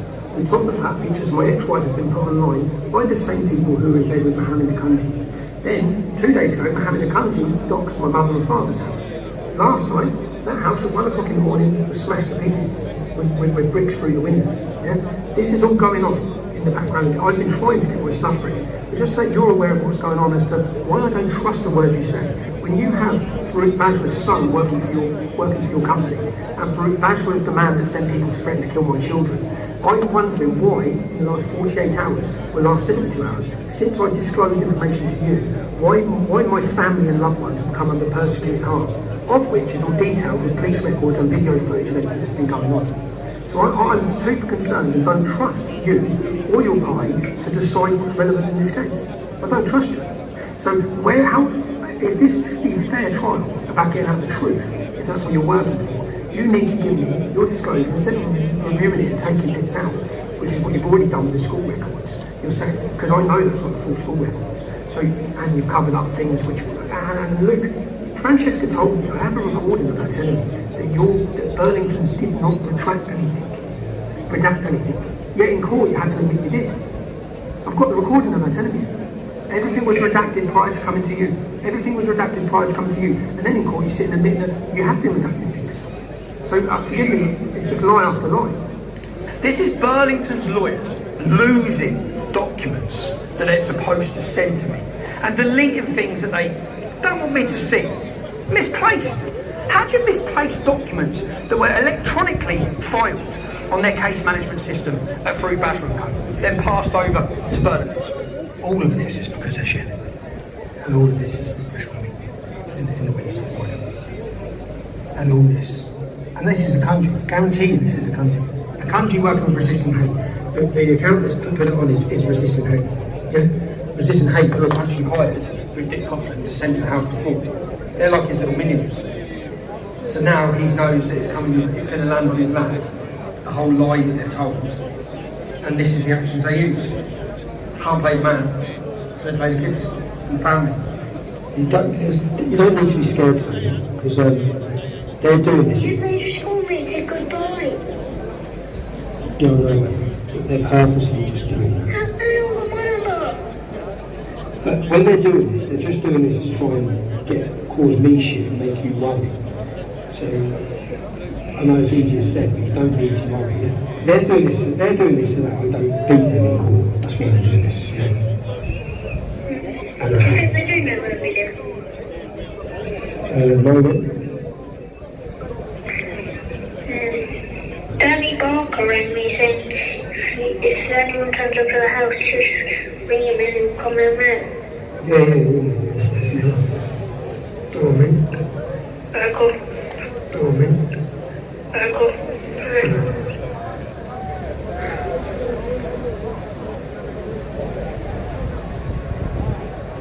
The moral thing is, the whole time this goes on, the media and all of that, I like undermining what's happening to them. And they're such cowards. They're such cowards, man. I just got a phone call and he said the Hello? Jenna, who's your strongest letter? We don't know at the minute. What are the police saying? I'm just making a statement. Okay, but just quickly, are they getting that account that's got a picture of you online? Who showed you that picture, Jenna? It's on Twitter. Yeah, who's that? You saw yourself. Yeah. Are they going to the police on there? Is that it? Yeah, they've taken the address of the Twitter person to put it out. If you can say, I give them 50 addresses of people who've done exactly the same as this, including the redhead bloke. What about the redhead bloke who threatened to kill us? What they said about it? Well, nothing really. No? It's a crime. You know what I mean? If I make a video threatening to kill some kids, I'll be arrested. So the point, what you need to ask them specifically and say to them, you made a complaint, someone threatened to murder your children, you had to leave your home. Yeah? Those threats are now following you to where you're now living. Yeah? And they're coming from the same people, the same organisations, the same people they done fuck all about last time. They didn't nick them, they didn't speak to them, the solicitor's still acting with impunity, doing it to my mum and dad yesterday. So you need to specifically ask them, Jen, I want to answer them, when you made a complaint against Dick Coughlin last year, why have they not done anything? And get you a follow-up and an answer as to why they haven't done anything if you can. and made it in the kitchen. Am I right that you managed to track the number? So you know who made those phone calls to her? We know where the number came from, and who that phone was registered to. So that's what, obviously we cannot prove. Well, at that time I wasn't able to prove who. I only could say where the number came from. As in whose phone it was? Who the phone is registered to. Okay. Because obviously for me, this was threatening phone calls a week before a High Court trial, trying to pervert the course of justice. How come no one's been arrested? I can't see anything on the crime report. If I send you evidence, which I'm going to anyway, so it's all going to the judge. If I send you evidence of Mohammed Akanji doxing my mum and dad's address, if I send you evidence of criminal damage and attacks in the middle of the night at an old pensioner's home, and I show you evidence of pictures of my wife being put on, ex-wife being put online, and my son, they rang my 11-year-old son's phone. The police were involved. They've been threatening my 11-year-old son. Yeah?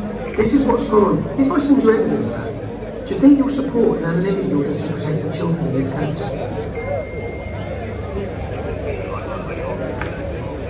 I don't have instructions to answer that. I don't have a conduct of the matter. But what I can clarify for you is some of the issues that I can give answers on. One of those of which I heard you made reference to Farouk's son working. He is not involved in the case in any way at all. Has no access to any files whatsoever. You've heard how Luke Hackett, he couldn't explain why they were redacting and deleting information from documents before handing them over to me. Information I should have been given. He couldn't answer the simple question: who decides what's relevant? Unfortunately, in terms of integrity, Bolan's don't appear to be any better than Farouk Bajwa and Mohammed Akanji.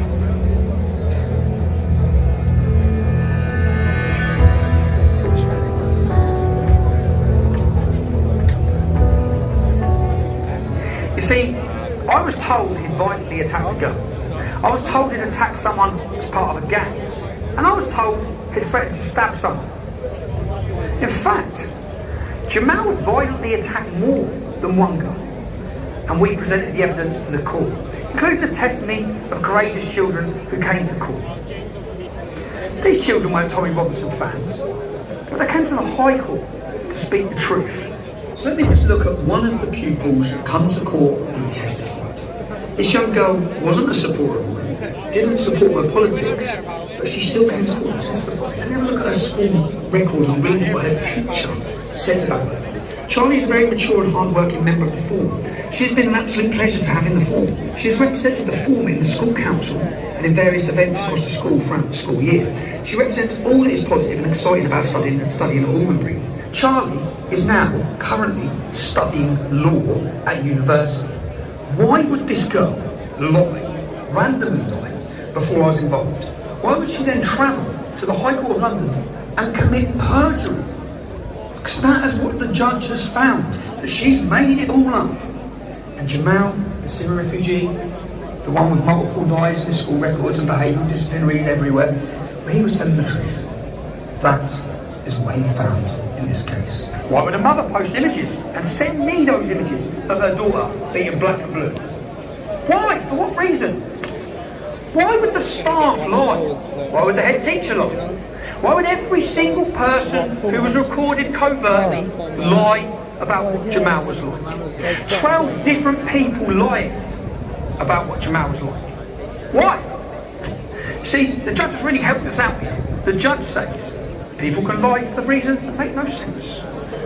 Sometimes for no reason at all.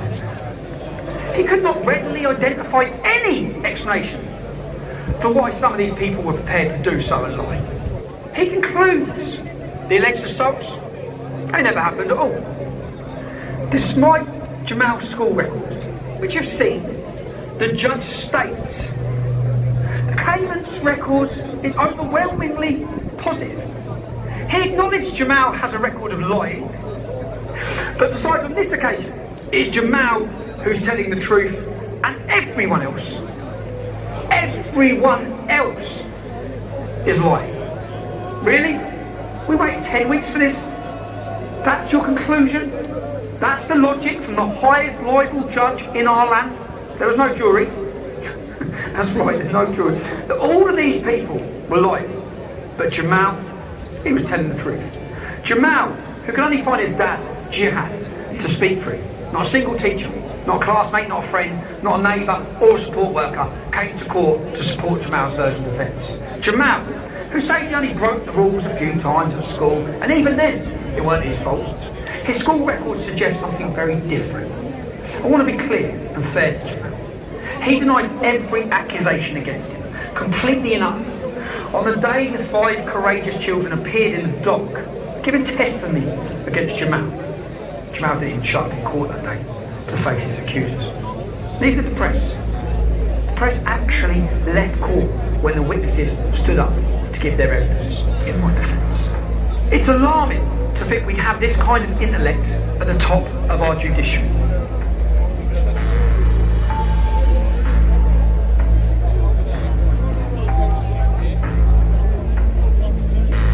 The story of these 2 children is actually a story about free speech, or the death of it. It's a story about how the mainstream media is more interested in pushing an agenda than giving you balance and truth. How it continues, despite Leveson, to act with impunity. Is the media held to account for what they report? Have Piers Morgan or Jeremy Vine been held to account? No. It's a story about how the law is being manipulated and exploited by the far left and Islamists to destroy the lives of anyone who speaks out against the accepted so-called progressive, so-called liberal narrative. Or about the poisonous influence of Islam's Sharia law in our society. Is the law fit for purpose? No. And it's a story about our government and judiciary's disdain for free speech and the truth, and the lengths they will go to in order to silence dissent, especially with its new and increasing powers. Is our government being held accountable for its actions? No. Is the judiciary independent of political influence? You've seen all the evidence. You decide. Whether you agree with my politics is irrelevant. When dissent is crushed, screens free keep speech glitching dies, because of the frame and rate. governments move one step closer to tyranny. The lawyers know the truth. Even Jamal's father, Jihad, he knows the truth about his son. They all knew the truth and were using Jamal to further their agenda, regardless of the consequences for Jamal. They continued to pursue the case, which incidentally has caused my divorce and bankruptcy. My ex-wife had to choose between her marriage to me and the safety of our children. I'm glad she chose our children. We're still best mates.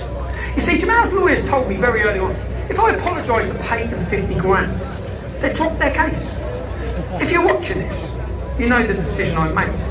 I won't apologise for reporting what I was told, for what I believe to be true, for standing up for Baby, a young lad unjustly vilified by pretty much everyone. But in silencing dissent, are the media and our government any different to the governments they criticise so much? China, Russia, Iran, immigration, COVID, Brexit. If it doesn't fit the narrative, you will not hear the alternative view. And where else have we seen this? Where else have the media, politicians, police and social services hidden the truth for decades, fearful of being called racist, grooming gangs? That's where a cover-up of such horrific cost to thousands of young girls in towns and cities across our country. And nowhere worse than under the stewardship of Councillor Shabir Pandor's Kirklees Council. You see, hiding the truth doesn't protect community cohesion. It does the total opposite. It undermines trust in public institutions. It stokes resentment and conflict in our communities. Tragically, those who lead us don't seem to have the moral clarity or courage to speak the truth. They cause the division that they're trying to prevent. People ask me, was it worth it? Yeah, it was worth it. The truth is always worth the thing. I'm silly.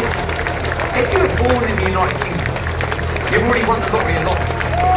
An inheritance from our parents and grandparents of freedom, equality under English law, and democracy. If we allow ourselves to be silent, that inheritance is rendered worthless. What legacy will we leave for the children and grandchildren who come after us? None of us can afford to let free speech die. We cannot, and we will not, be silent.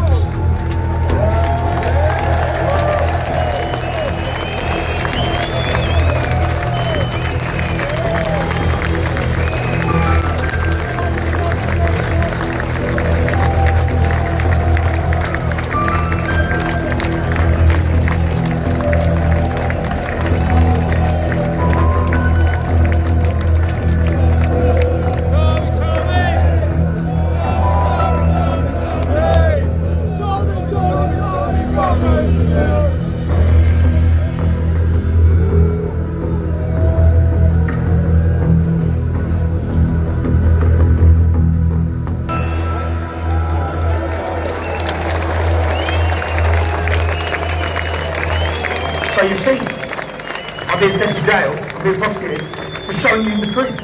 Nothing else. I didn't lie. Okay? They've lied, continually lied. Now, for the Attorney General to bring a charge against a member of the public for contempt of court, it has to be in the public interest. I say to the Attorney General, this is not the police prosecuting. In fact, the claimant in this case is not asking me to be prosecuted. His lawyers are not asking me to be prosecuted. The Labour government's Attorney General is the one attempting to send me to jail. Now, for it to be in the public interest, you're a member of the public. You've just watched this exposure. Is it in your interest to lock me up for 2 years? How can it be? Let the government know, let the Attorney General know by signing the petition at www.truthontrial.co.uk to let them know you don't support the imprisonment of journalists for reporting facts to you, the British public. Who knows what the future holds for me? The one thing that gives me a peace of mind if I'm in prison or if even if the worst happens is knowing that my family have stability and have security. If you can support them during these times, the link is at www.helptommy.com. I really appreciate it.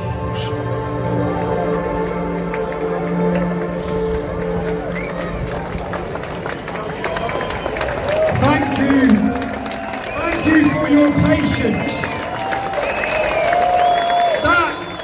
That was a long film. Now you can take me to court. Now, they think they're putting me on trial. I just put you on trial to the world.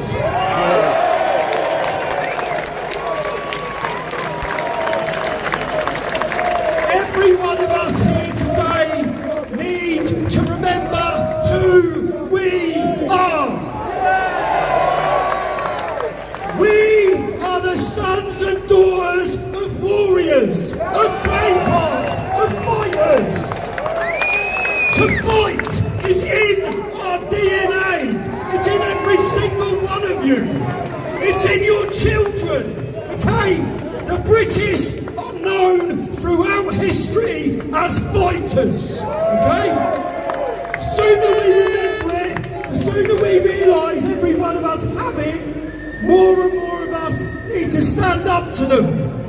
My message to the Attorney General, my message to the government and the corrupt courts, freedom of speech. Freedom of speech has never been free. Okay? Our forefathers died and bled for freedom of speech. Every single suffering you can imagine, people have sacrificed for freedom of speech. Solitary confinement, torture, and death. Freedom of speech is worth fighting for. Freedom of speech is worth dying for. Death, prison, or glory, we will never submit to your lies.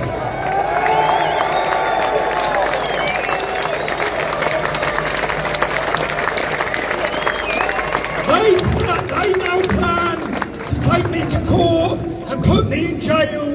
Every one of you watching this have the power in your hands. They want to control the narrative. Nearly 1 million people have watched that film so far. Share it with everyone you know. If they want to send me to jail, the world will know I told the truth.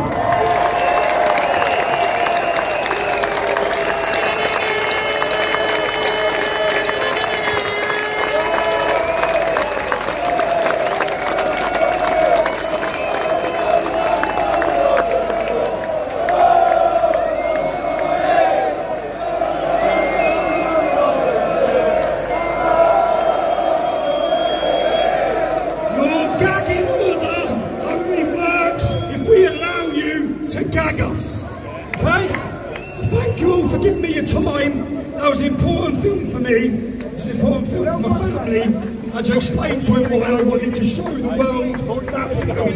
They're not able to lie any longer. Kelly, the beautiful Kelly's travelled from Canada. We've been here before. I've been here before. If you sent me to jail, it says more about the court than does about me. I'll return from prison more trusted than ever.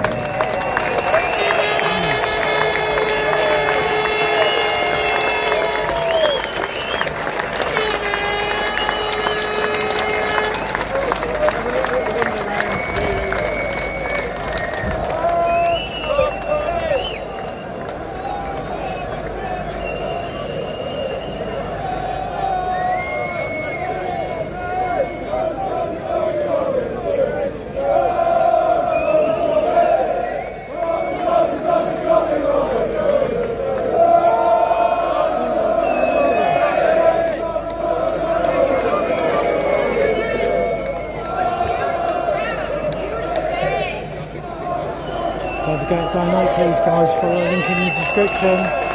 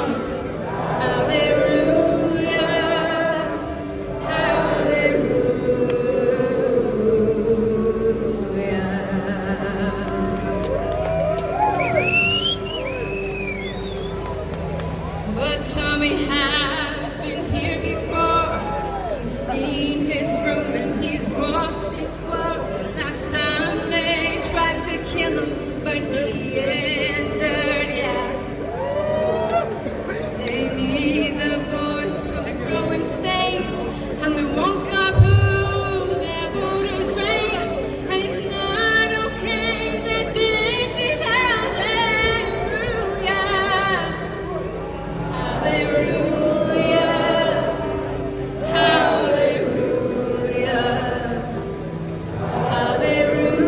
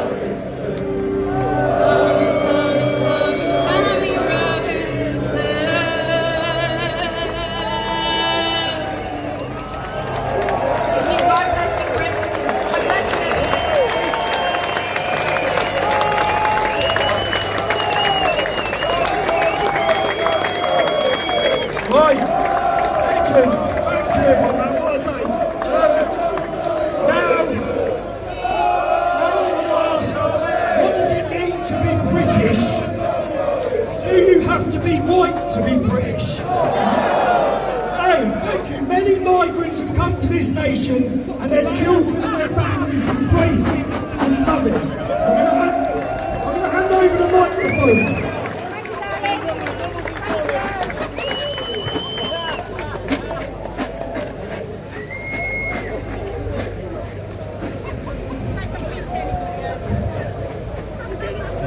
Thank you, Tommy.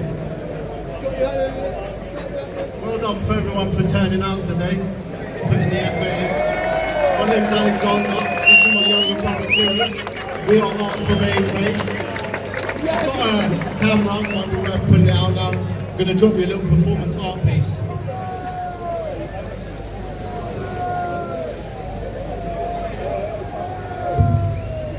Be quiet. We stand tall. We stand tall as brothers Alex and Kieran, both born here in the United Kingdom. Our blood is Indian, but we are British first, because this is our home. So on these streets that we've grown.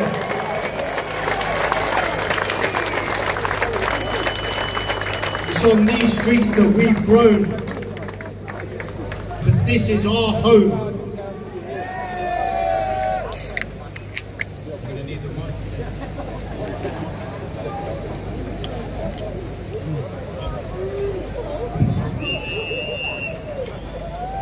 We stand tall as two brothers, Alex and Kieran, both born right here in the United Kingdom. Our blood is Indian, but we are British first, because this is our home. It's on these streets that we've grown, and we do not do skin tone. We judge you on your character, not the colour of your skin. That's why we made the MLK mural back in 2019. It's why we're in schools running workshops, keeping it positive for the kids.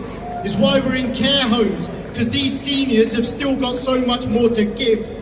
It's why we go to any community and we help to build the bridge, because this isn't just art to us, it's the way we choose to live. A&K, paint, spray, stencil, sculpt, mould, fade, create, make. Everything we do is out of love, not hate.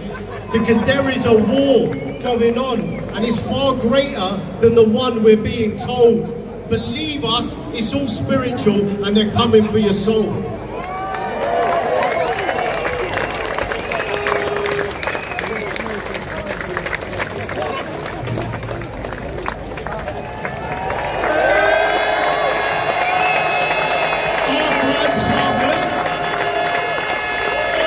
Our grandfathers came here to make our lives better. This ain't just Britain to us, it's the United Kingdom forever. So we stand strong, we stand brave, and we stand together.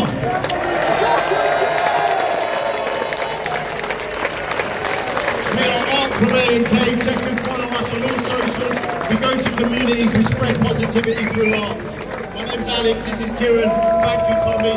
Thank you all for being here. Let's stay strong.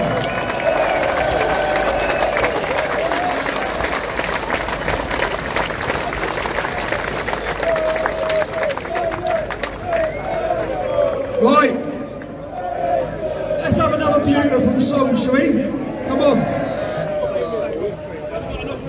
We want to say thank you to Tommy Robinson one more time for giving us this opportunity. Let's put our hands together for Tommy. And we want to say the real British Christianity stands behind Tommy Robinson, stands for this country, and we shall never be moved.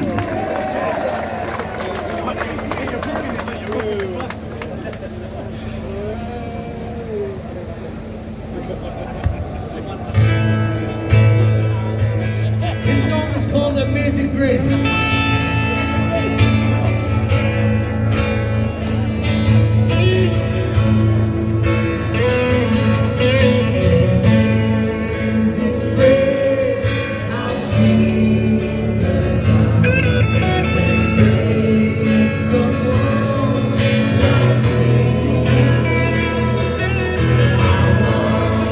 Was lost,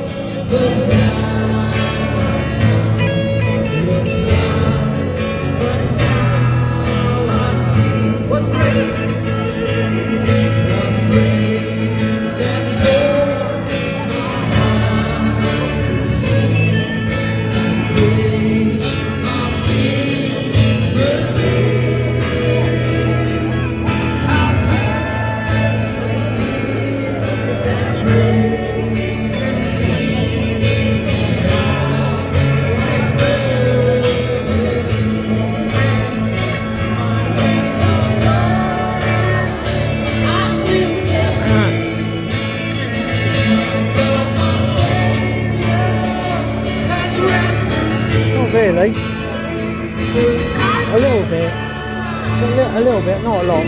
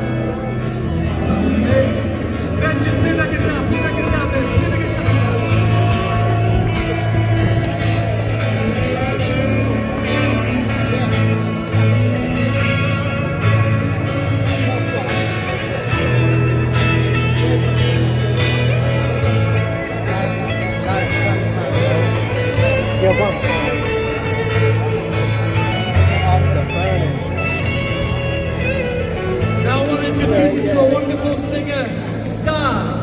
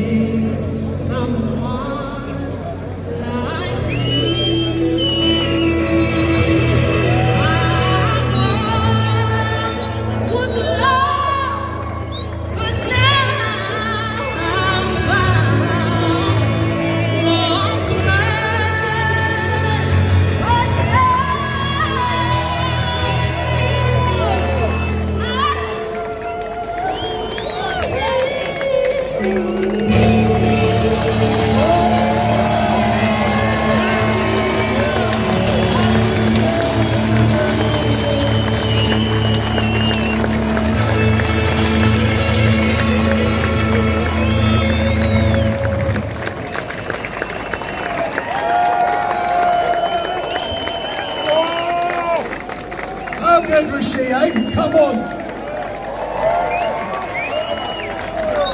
Are you having a good day? Next up is someone to give a speech, someone that I'm a fan of. You know some people you watch and you like them automatically. The next man coming up to speak, many of you may have been swayed to come here today by his passionate speeches to bring you here. Paul Ford.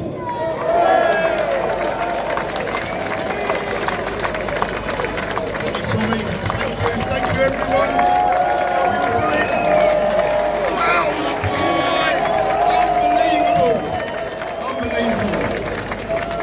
So I just want to say a couple of things. Walking up here today, I look behind me and I see thousands and thousands of wonderful people. And I actually shed a tear, it made me emotional. I lost it for a few moments and then I realised that we are all here today. And you know what that's for, we're here for our children, our beautiful grandchildren, and all those beautiful youngsters of all races, creeds, colours and religions, that we want them to have a future like we had a past. And the only way that that's going to happen is by everyone coming together and by everyone understanding that this movement that we're building is going to be huge, it's going to be massive. And instead of the tail wagging the dog, from now on the dog is going to wag the tail, and we are the dog. We are the dog. And before the election, I'm going to say this out loud. I support reform, I supported reform, and I still support reform. But I've got to be honest and say, where are they to support this man today? They should be here. Now, where are you guys? Come on. I want you here. You should be here. You belong here. We are the British people. And guys, what can I say? I can only finish by saying that a lot of you come up to Tommy and myself and other people and say thank you. But it's us that is thanking you today. Thank you for being here. Thank you for being brave. Go home, tell your friends there's nothing to be scared of. They have to come out, they have to stand up for our children, because if we don't fight this fight and win it now, they're going to have to do it in the future. Is that what you want to leave them? No. Let's win this together. Thank you, everyone.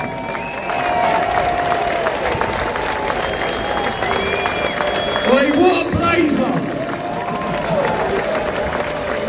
Next up, someone else who I'd say has been the rising star of YouTube this year, Maya Tusi.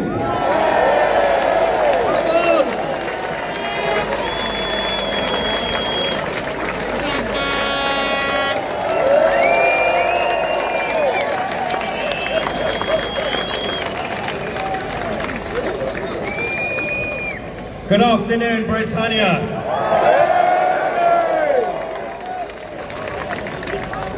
A few weeks ago, a month ago, last time we were in Westminster, I talked about the crisis of birth rate. I urged all British Christians to start having babies that night. Hands up if you've actually done it. Not many. I did warn the men not to have too much beer that day. All right. There's a bit of a confusion here today. Some people out there don't know exactly why we are here. There's a small group of far-left activists, champagne socialists, who've done a gathering. There's a gathering nearby in Westminster. They call it counter-protest. Usually you do a counter-protest to a protest. This is not a protest. This is the Festival of Britannia. We are here to unite the kingdom. We are here to do two things. One, celebrate this country and its values, but also talk about the threat. Of course, this kingdom, this country is still one of the best countries in the world. You know how we know this? We got millions of people from around the world who still want to come here legally and illegally. You can't blame them. The problem is that the system and the establishment have not been defending our values. So you can't expect the newcomers, even if they want to integrate, you can't expect them to do it easily. It's our job to make a positive case for Britain, to put people who are from here first. Look after your home first, the British natives first, and support other patriots in other countries as well, from America to Israel, Canada to Australia. Now, to say one thing that's a little bit more negative, we have a lot of threats. We've got external threats, we've got the ideological threats, we've got Islamism, everything, wokeism, but I think our worst enemy is ourselves, our own society. A lot of people complacent, some people in the establishment complicit because they don't care. We have to make a positive case. Right now, this movement that we've started, thanks to Tommy and everybody else, is about changing the culture. Stop talking about politics. I know a lot of people talk about politics. It's not about politics, it's about the culture. While we do that, the role of media is important. That's where I come in, and other people like Paul and many others. We spend a lot of time criticising the corporate media like the BBC, Sky News and all that, but the system plays you all the time. They give you new channels. GB News, the home of free speech, allegedly. Talk TV, these channels, who are supposed to be counter channels, have banned some people on this stage today. They boycott us. They want you to think they are different to the corporate media. There are some good people working there, some good presenters. They don't have the freedom. Ofcom, the advertisers, the corporate money behind it, they don't have flexibility. And that's why we are here. 2C TV is growing because of you guys. Paul Thorpe is growing because of you guys. This guy. I want to say a massive thank you. Once again, go home, have babies. I'm Maya 2C, and we are the media.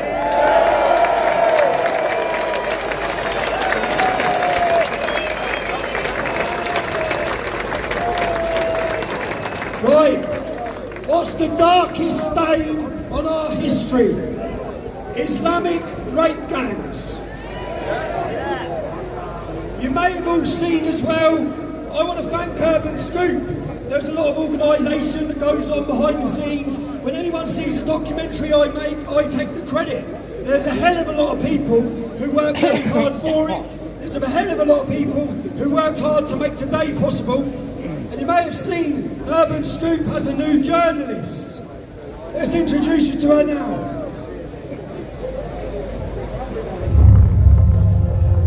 Hello everyone, my name is Sammy Woodhouse, and some of you may know me already, but for those that don't, I grew up in a small town called Rotherham in the north of England.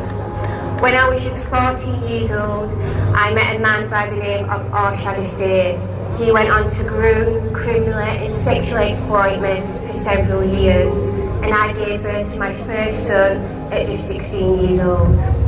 Unfortunately, I was failed and ignored by authorities, and no action was taken against him. Life after exploitation proved really difficult for me and my son, and so in 2013 I contacted the Times newspaper.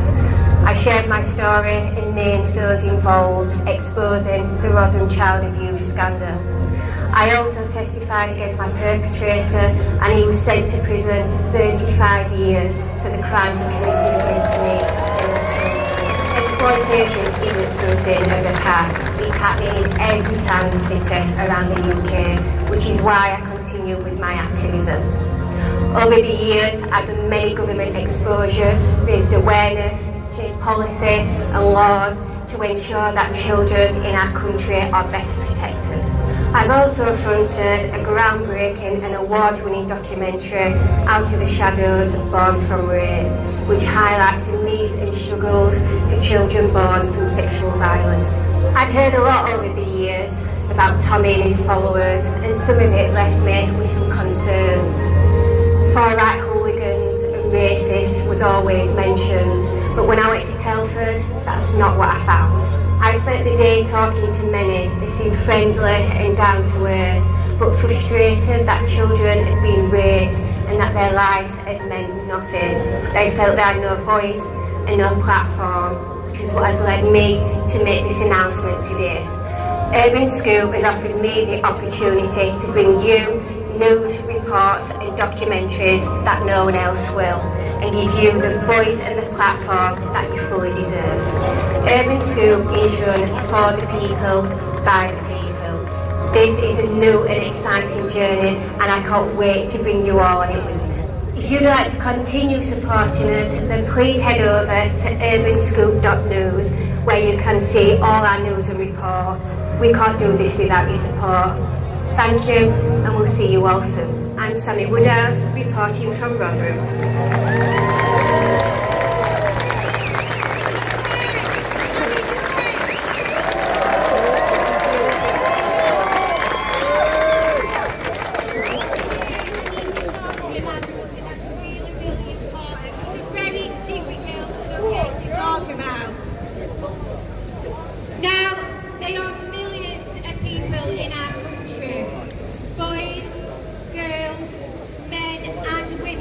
That have been abused and raped. Now we don't like to talk about, you know, especially about boys and about men, but we have to, because they're victims too.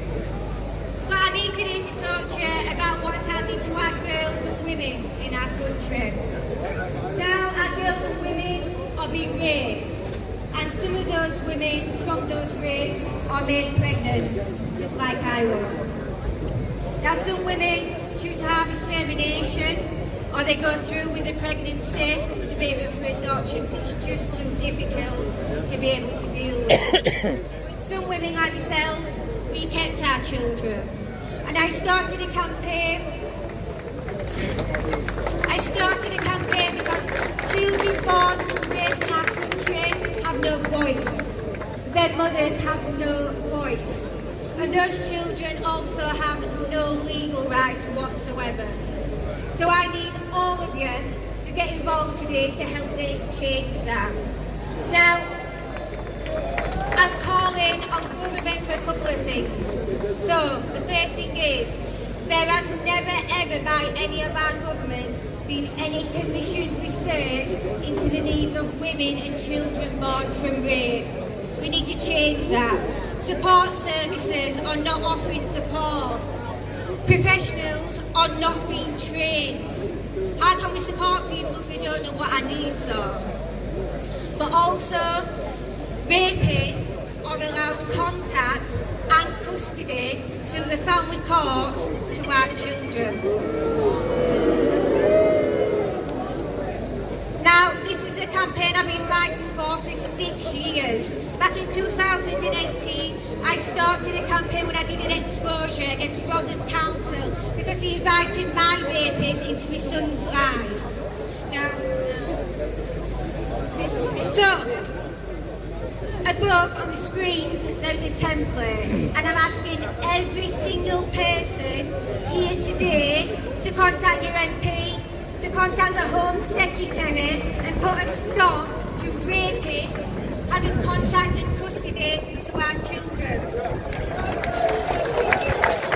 Now, they are women all over this country that have to sit and have contact with their rapists and play happy families, and we've got to stop that.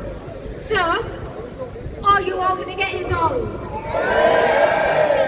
Are you all going to contact your MPs? Are we going to put a stop to rapists having our children? Go! Now, I'm going to go, but before I go, my two children, my daughter-in-law, my grandson, is watching this at home. So I want to say that I love you, and I promise you I'm going to fight for your rights.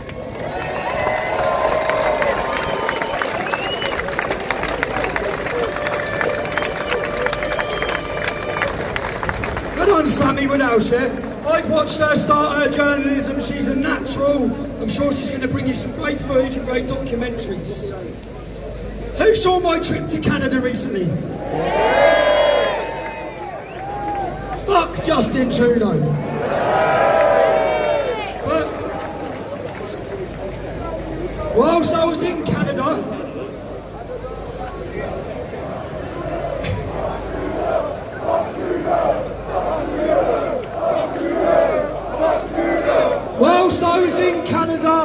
and I was locked in Calgary, I had the wonderful opportunity to meet a lady for a podcast.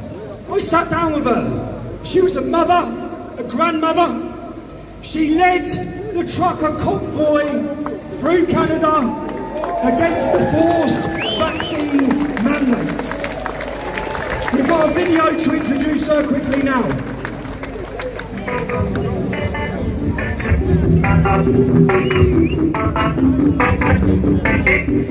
The small fringe minority.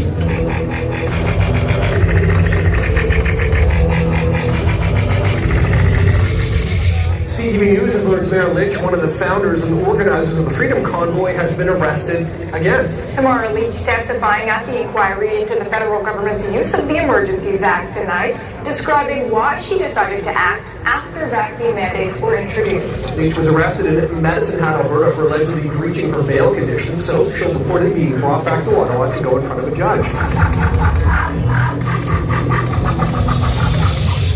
have the tears of thousands of Canadians on my shoulder who every day told me that we were bringing them hope.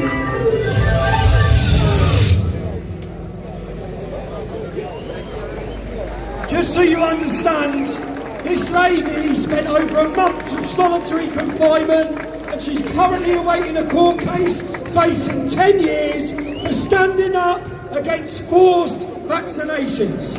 Tamara Lynch.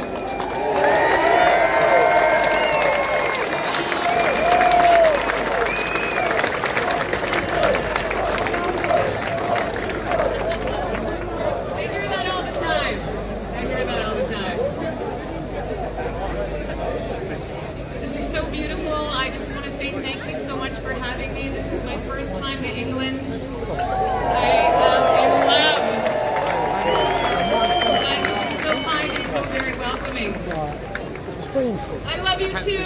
I love you too. In the winter of 2022, a small group of Canadian truckers, along with some volunteers, decided to stand up against government overreach and draconian measures. That we witnessed tearing families apart. We lost friends, we lost family. Our loved ones died alone. And we said no more. We drove across Canada to have an audience, to request an audience with our government so that we could have them listen to the other side of the story. And I'm going to tell you, if it wasn't for the independent Canadian media and people with cell phones, you would still all think I was a terrorist. The funniest charge against me is intimidation, because as you can see, I don't think I'm very intimidating. Tommy was right. The Crown Prosecutor in our case wants 10 years in prison for the crime of mischief. Chris Barber and I are currently going through the longest mischief trial in history. In Canada, mischief would be akin to spray painting on a public wall or something like that. So I brought my freedom guitar. A gentleman showed up at my court case last fall and gave me this guitar. He built it for me. And I love it. But before I start my song, I just want to tell you a quick joke. Or not a joke, an anecdote about the night that our lawyers flew into Ottawa. We'd been there about a week and we had about 5 lawyers that flew into Ottawa.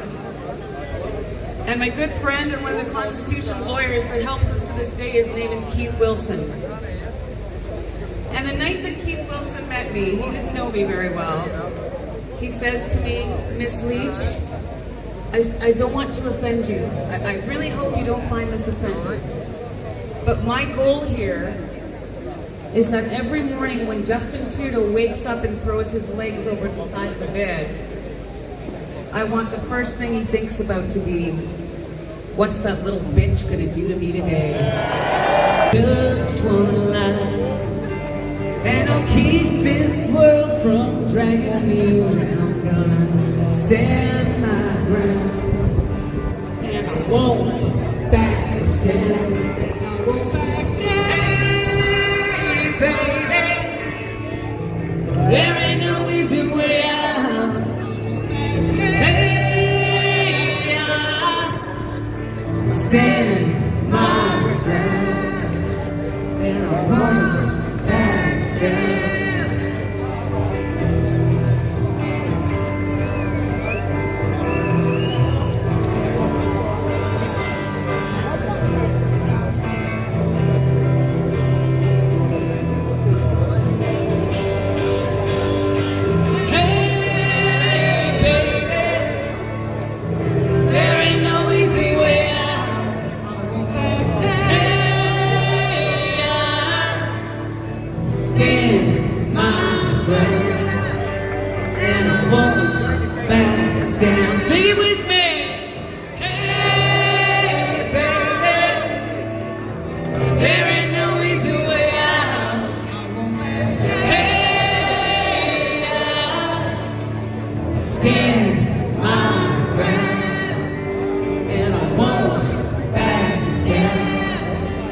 No, I won't back down.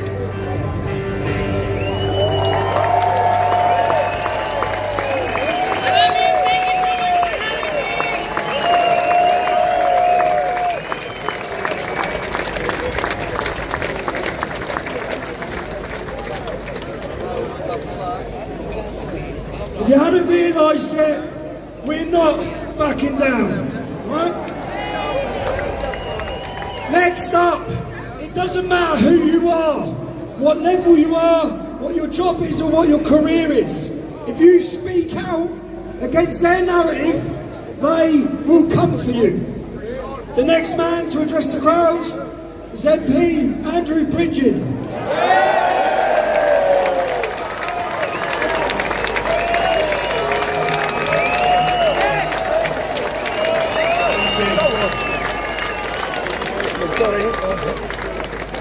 Thank you, Tommy, and wow. I'm a bit in awe, actually, not because I'm not accustomed after 14 years in Parliament and public speaking. It's just in the last 2 years in that place down the road, I'm just not used to having an audience when I'm speaking.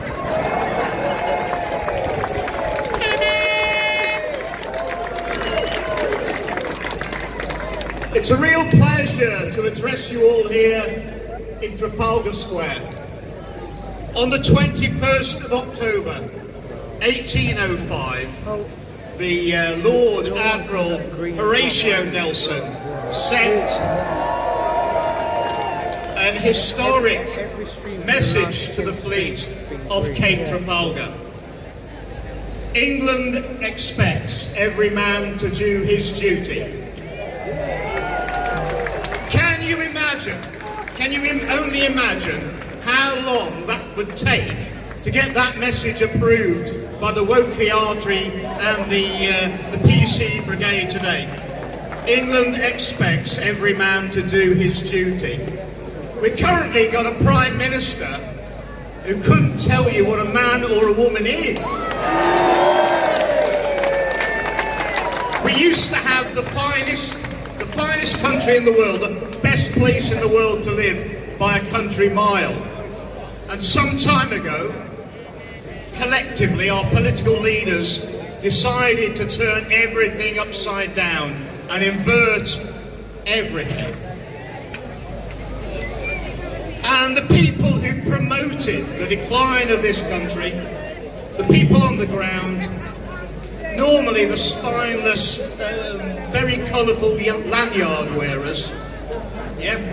I mean, their commitments, it might be 10 miles wide, but it's only half an inch thick. It can never stand up to real patriots. It can't stand up to arguments. It can't stand up to debate, which is why they never have a debate.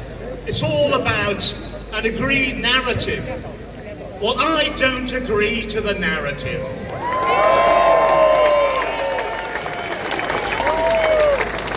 We've all got to stand up and be counted before we get to the tipping point for our society. Maybe that's what it's going to take to wake most of the people up. But we're damn close now to the tipping point. And the way we resist is we argue against their lies. We stand up. We say no. No is a small word. But if 1 million, 2 million, 3 million of us say it, it will be heard. It will resonate in the halls of the self-proclaimed elite.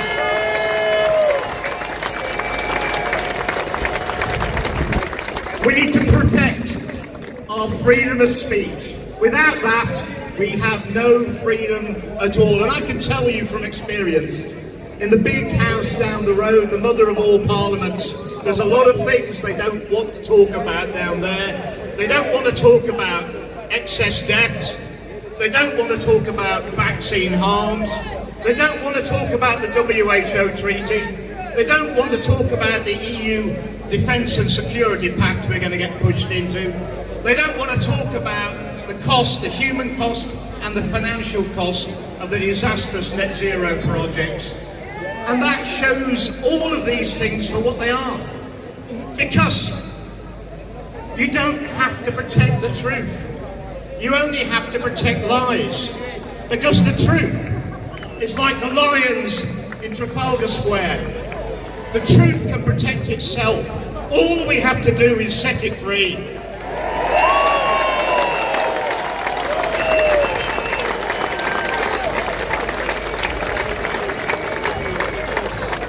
The rate of decline is increasing.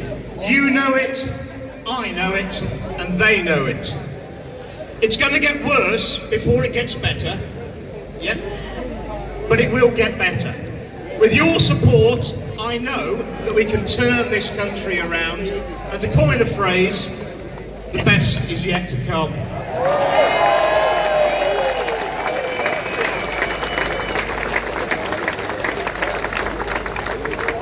Enjoy the rest of the afternoon.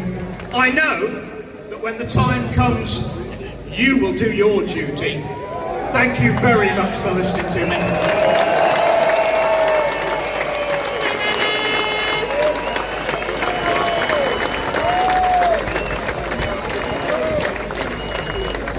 There's so many issues they do not want us to talk about. There's so many issues that we have to talk about. If there's 500,000 people watching this, Big Pharma control the media, our government and politicians have betrayed us all, we were all lied to, we were all deceived. I want to introduce a brave warrior with William Wallace in his veins. Watch this. Lying in bed, I was getting killed by my mother and everything. And someone messaged me on Instagram and they said, don't know if you're a spiritual person, John, or whatever, but my advice is you have to God or something like that and you better pray. And I swear to I prayed like no day, and I said, I promise you right here, right now, if you can get me better, if you can get my heart rate back to normal, I make you this promise right here, right now.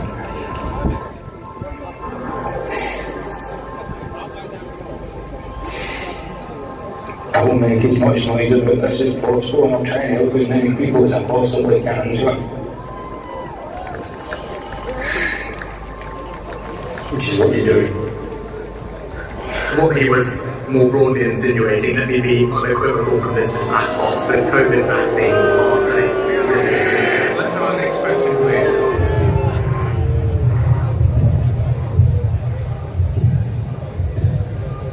Hey, Patriotic.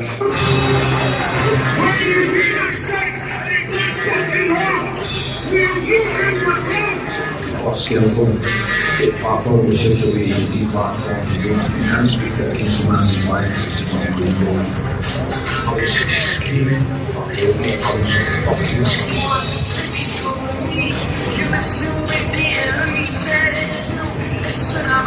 You know what I call? I won't be angry. I won't be like cartoons see. Fuck you! The power starts here when people can dance. God knows how to win. I don't understand what's going on in the mainstream media. People like you in the mainstream media are doing a far more damage than good by not speaking about the truth. Call me misinformation!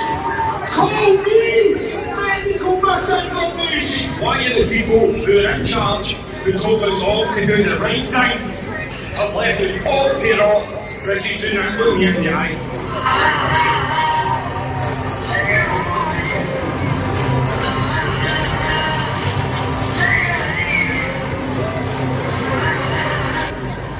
Everybody's doing this, man. Just keep going, keep doing what you're doing. Obviously, I've tried to do as much as I can to raise awareness on this. It doesn't matter how many times, they want to shut me down on TikTok and YouTube. I'll just keep going. People might say, this guy seems to be everywhere. It's because I want to be everywhere now, John, because that's it at the point of noise. And that's just what I'm doing.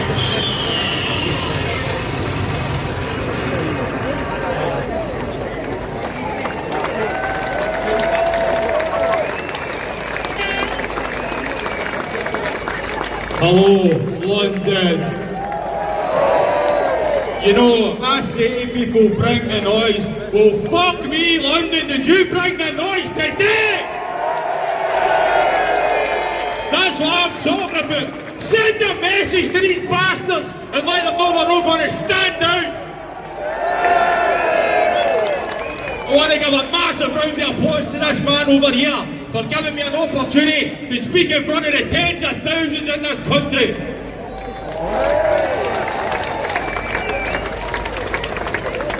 So the question is, how many of us took the COVID vaccine? The question is, how many of us feel ashamed that we took the COVID-19 vaccine and were forced into a situation that we should never have been in?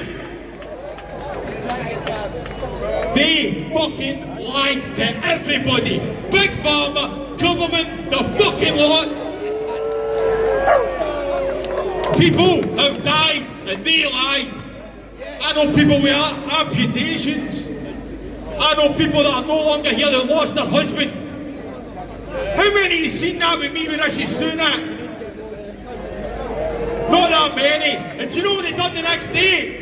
They went on the mainstream media and they called me a fucking anti-vaxxer. How can it be that when I took 3 of these fucking poisonous hits? Let's all cast ourselves back to 2020. What did they do to us all? Locked us in the house. And what did they do? They were out fucking partying. Then they brought out the safe and effective vaccine. Was it fuck?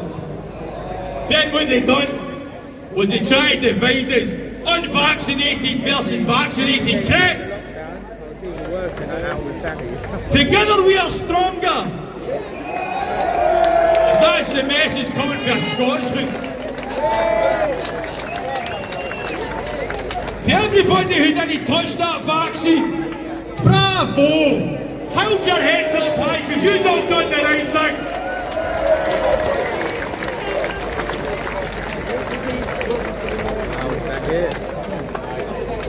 You know, I don't do this for me. I don't do it for gratification or anything like that. I do this to raise awareness on this most important subject. I know there's people in that audience that are affected by that thing. I know that people have lost. I know that there's so many people out there that don't even realise they're injured from that thing. Because the doctors are not putting pen to paper. That's the harsh reality of this. The doctors and nurses are all failing us by not standing up and realising there's a problem going on in this country regarding that vaccine. But again, most importantly, why do I do this? I do it for the ones that are no longer here. Pay your respects to these people because they died unnecessary deaths, man. So I was bedridden for 13 months and spent 40 grand to try and get my life back.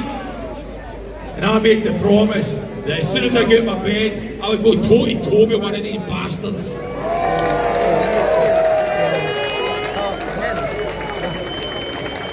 See, if I was in charge of this country, I'd bankrupt that wee bastard, Rishi Sunak. I really would. You know, Rishi Sunak complained they didn't have Sky TV. See, if I was finished with you, wouldn't be able to own a TV, mate. You couldn't afford it.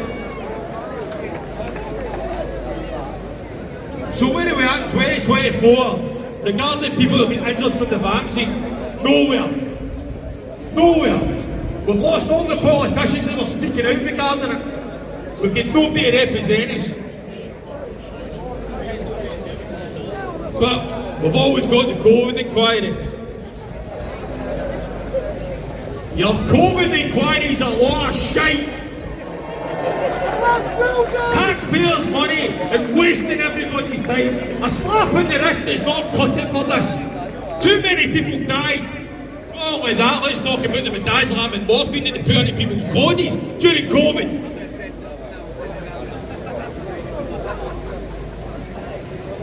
So unfortunately I fell for this bullshit. But now I can see the truth. And I put a video regarding Tommy. And what I said was, what they're trying to do this man is ridicule him, because you only see a one-sided narrative. Nobody gets to see my story because I get heavily suppressed. I've never been suppressed as much as you, mate, but I've got fucking respect for you for standing your fucking ground.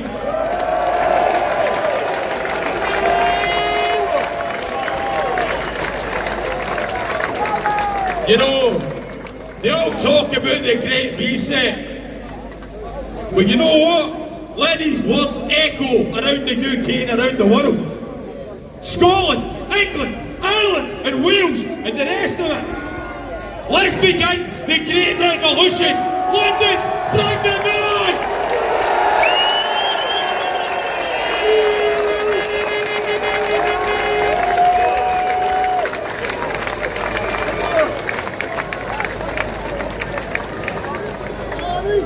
The Scotsman brought the fire. That is justified anger. He didn't talk there about the problems he's had from the vaccine. It's changed his life, it's ruined his life, and it's ruined so many lives, and it was all a lie. Well done, John. Now, freedom of speech. What does it cost you in your family to speak the truth and speak freely? Probably not as much as it costs some. I sat down with a girl, Mariah Khan, is why I have so much respect for ex-Muslims. Because when they speak out, they risk losing everything, okay? As well as being punishable by death. So we've got an audience. Mariah, come up, introduce yourself. Give her a round of applause, everyone.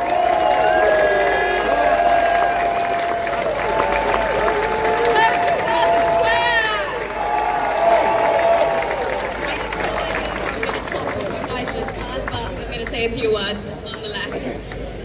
So Tommy Robinson once said, courage comes with fear. Pretty deep, right? Because fear pushes each and every one of us outside our comfort zones. And that's why I'm standing talking to you here today. My mum always said, fear is a false emotion appearing real. F-E-A-R. But let's get one thing straight. None of you have come here today based on a false emotion. All I see is a crowd full of people who know exactly what they want and mean what they say. Each and every one of you here today is here because they care for and love this country. And it's time to stand your ground. For the last 15 years or so, whenever Tommy had the guts to say and confront the harsh realities of Islam in this country, his message fell on deaf ears, including mine. Not anymore. I had to leave this beautiful city, the country I was born in, to realize what horrors lie on the other side of various parts of the world. It's only now I realize what must be protected at all costs. It's not racist to care about your country. It's not racist to love your country. It's not far right to care about it. It should not upset the establishment or the media. And, sorry. In fact, it's your prerogative to do so. Most people here today, not least Tommy, would have been called any of these names, probably been cancelled to some varying degrees or at least vilified. I can't speak for everyone here, but what I can say is all I see is good, hard-working, concerned, loyal patriots dedicated to the preservation of their country and culture. And too damn right. Why not? Britain's amazing. This country's amazing. How have we got to the point where even a Union Jack flag on a window is frowned upon, but my entire neighborhood could be swimming in a flurry of red, green and white in support of Palestine? How did we get here? I'll tell you how. By being one of the most irresponsible and spineless countries in Europe. By embracing the very people who want to bring this nation to its knees. By that, I mean for far too long we've allowed British culture to be pushed around while we bend over backwards to appease others. This needs to stop. We need to treat the degradation of our cities, including London, the spaces, the obsession with diversity, for the sake of it, and a massive no to anyone thinking thinking they can operate parallel legal systems, Sharia or any other, in this country.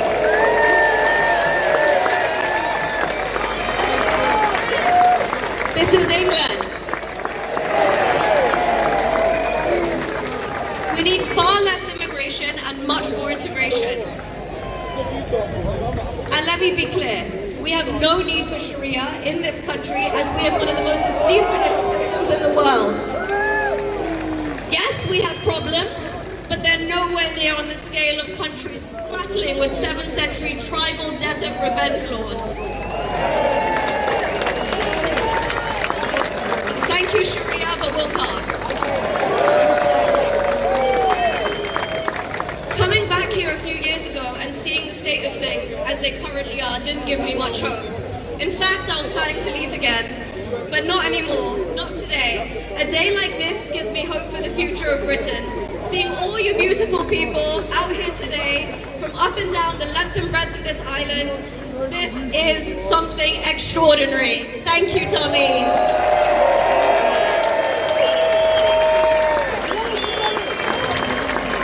So I'll just end on this, something Tommy has been saying for years now.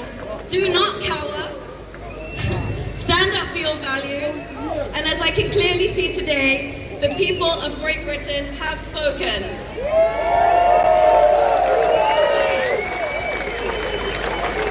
If the media and politicians want to remain blind, then so be it. But we will no longer stay or be silenced. Thank you. Peace and love, everybody.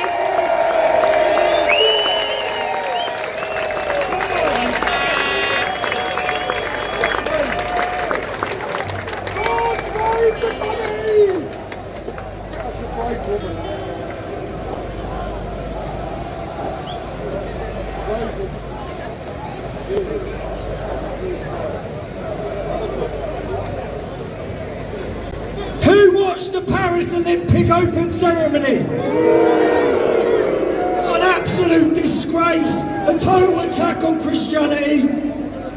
This country was built on Christian culture, Christian foundations. I'm going to hand the prayer up, I'm going to hand the microphone over to Joseph, the stage is yours. Praise God, hallelujah. We've got 4 lions behind us on that Nelson's column. But I want to tell you that the 5th lion is standing here today, Tommy Robinson. I want to honour this man for the courage, the bravery and the long suffering he's gone for truth. And he's made a way for us to stand here today, praise God. But Great Britain is founded on Christianity. 1,000 years of Christianity in this great nation. Throughout the Old and the New Testament, the canon of scriptures, we see a tale of 2 cities. On the one hand, we have Babylon, and on the other hand, we have Jerusalem. Babylon is when we make a city for our own image. When they built the Tower of Babel, they said, let us make a name for ourselves. But Jerusalem is the blueprint of this country. It is a spiritual state, the kingdom of heaven here on earth as it is in heaven. Praise God.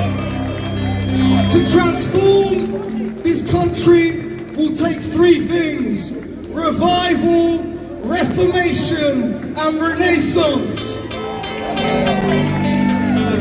It will take a revival in all of your hearts when we turn back to our first love, Jesus Christ.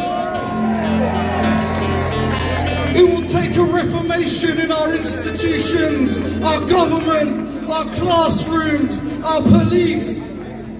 And it will take a renaissance in our hearts, away from that moral guff that we saw in the Olympics yesterday, and turning back to the likes of Da Vinci and Michelangelo, where we build to glorify God again. I want to lead us in the Lord's Prayer in a second, like you used to do in school assembly back in the day. We're going to bow before our King. If you have space around you, I want you to take the knee and we're going to pray the Lord's Prayer together in the presence of God. Hallelujah. Our Father, who art in heaven, hallowed be thy name. Thy kingdom come, thy will be done, on earth as it is in heaven. Give us this day our daily bread, and forgive us our trespasses, as we forgive those who trespass against us. And lead us not into temptation, but deliver us from evil. For thine is the kingdom, the power and the glory, forever and ever. Amen. Let us rise up and boom.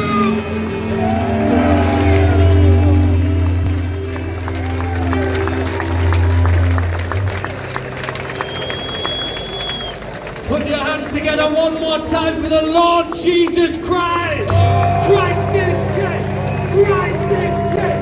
Christ is King. Christ is King. Christ is King. Christ is King. Christ is King. This song was wrote so many years ago by a great British man called William Blake. He talks about the vision of building Jerusalem here in the United Kingdom, and they succeeded. But bit by bit, they tried to dismantle that Jerusalem. But we stand here today and we say no more.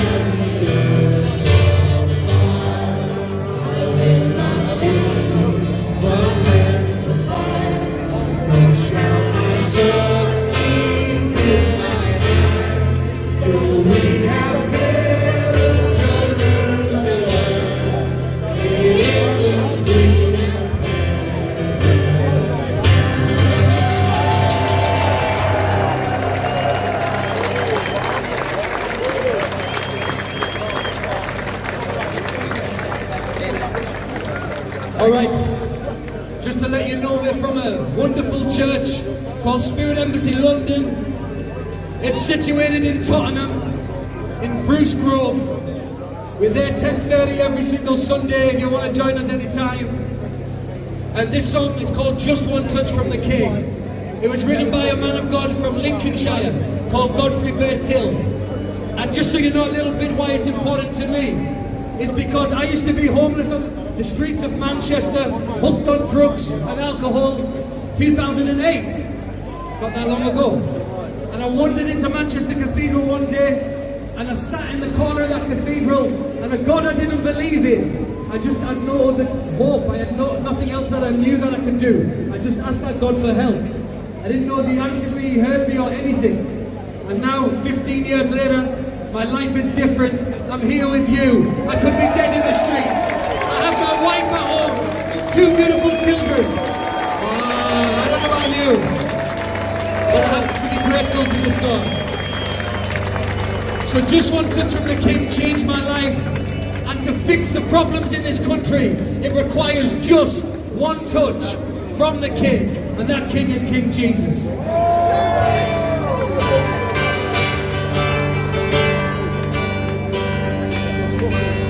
This abandoned raging over this land, a deep damage on the people, but crying stops us, stretching out our withered hand.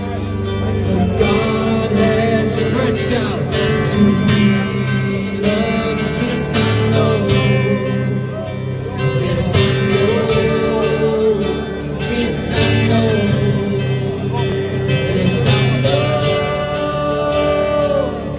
Just one touch from the King changes everything. Just one touch, just one touch from the King changes everything, everything.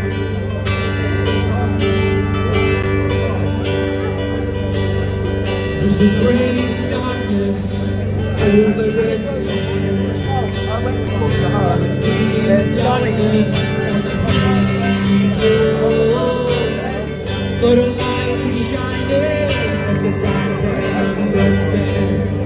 Light of the world, Jesus, do you know? Do you even know now? Do you know?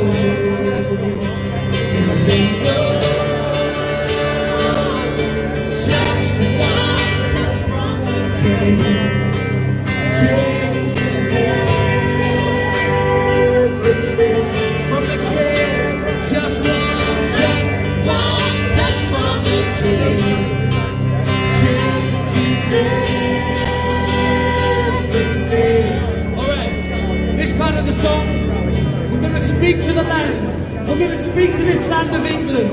We're going to speak to the land of Scotland. We're going to speak to the land of Ireland and Wales. And we're going to prophesy to the land. And we're going to say, land, oh land, hear our voices to King. And just one touch from the King changes everything. Sing, oh land. Oh land, oh land, oh land, hear the word of the Lord. Sing for England. England, England, England, hear the word of the Lord. Scotland, Scotland, Scotland, Scotland, hear the word. Oh Wales, oh Wales, oh Wales, oh Wales, hear the word of the Lord.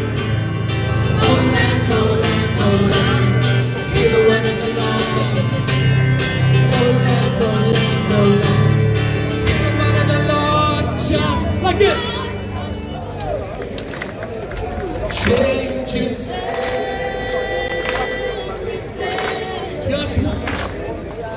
Just one touch from the King changes everything.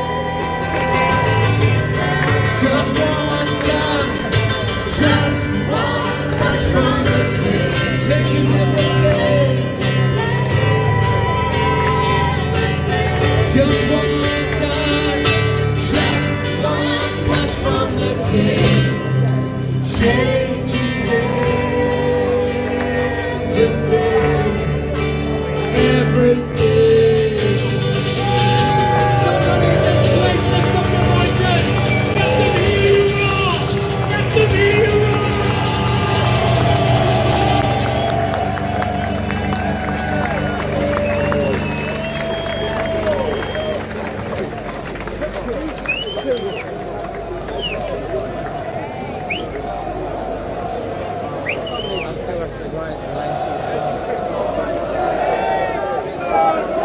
Do you know what? We had a tight schedule because we have conditions given to us on how long we're allowed to be in here. You've been an amazing crowd.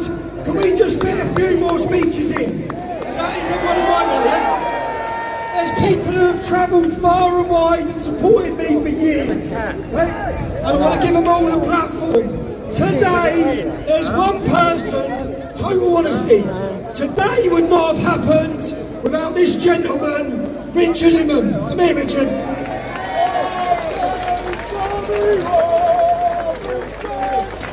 Thank you very much, Tommy. I think Tommy Robinson had something to do with it as well. This is about teamwork and every single person here a part of a massive team that is going to win the biggest game that you've ever played in your lives.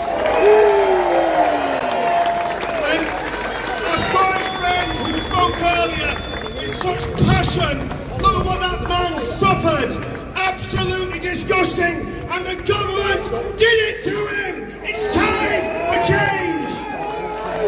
Having said that, he did forget to say one line, and the line he forgot to say was this: you may take our lives, but you will never take our freedom.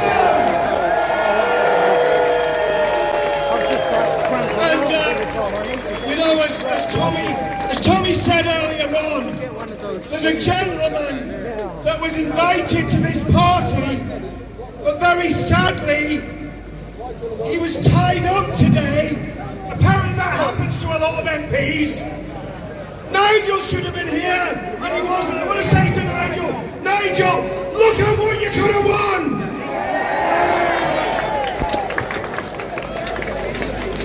But on a serious note, after such a solemn set of speeches, such a powerful set of speeches and music, the gospel being preached, this is a time of change in the United Kingdom, and you and I are part of it. You know, when I came here last night and I looked at those lions, and I was so impressed with these cast iron lions that stand guard over Admiral Nelson's column. But you know something? I stand among lions today. Every single one of you is a lion or a lioness. And lions and lionesses are majestic. You are majestic. Lions and lionesses are brave. You are brave.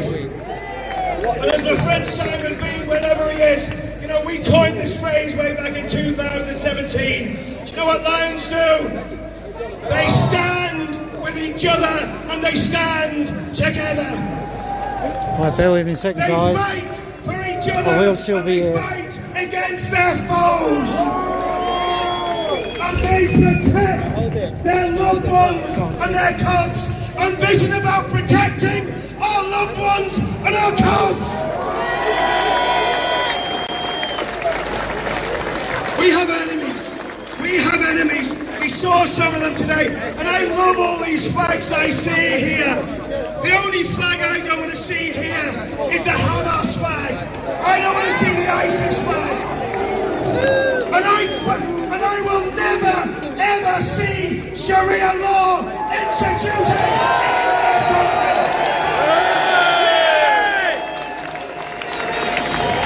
As my brother so eloquently said, this country is a Christian country, and it always will be.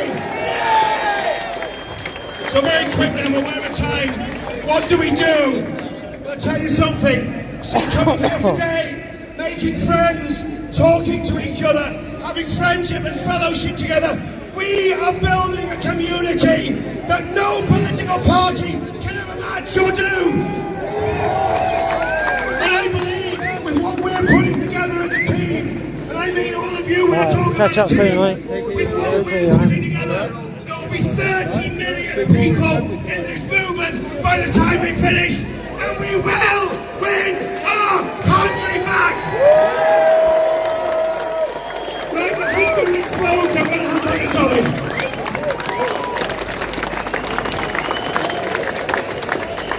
You know,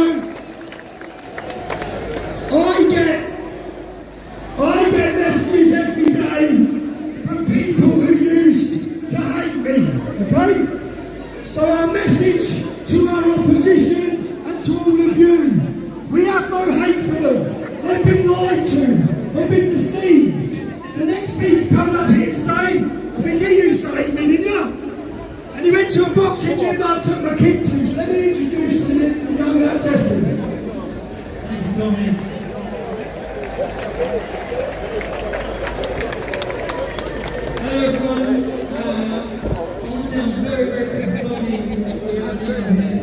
Right, that's about it from me.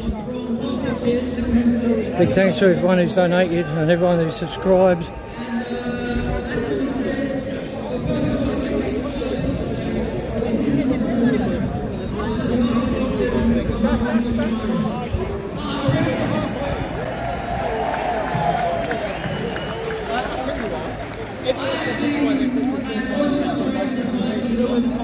Lee, it happens, it's them.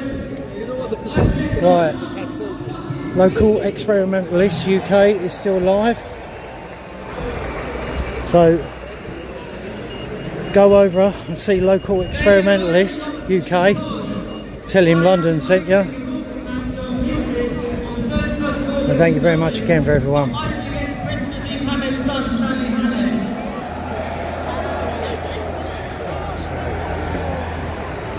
Right, adios amigos.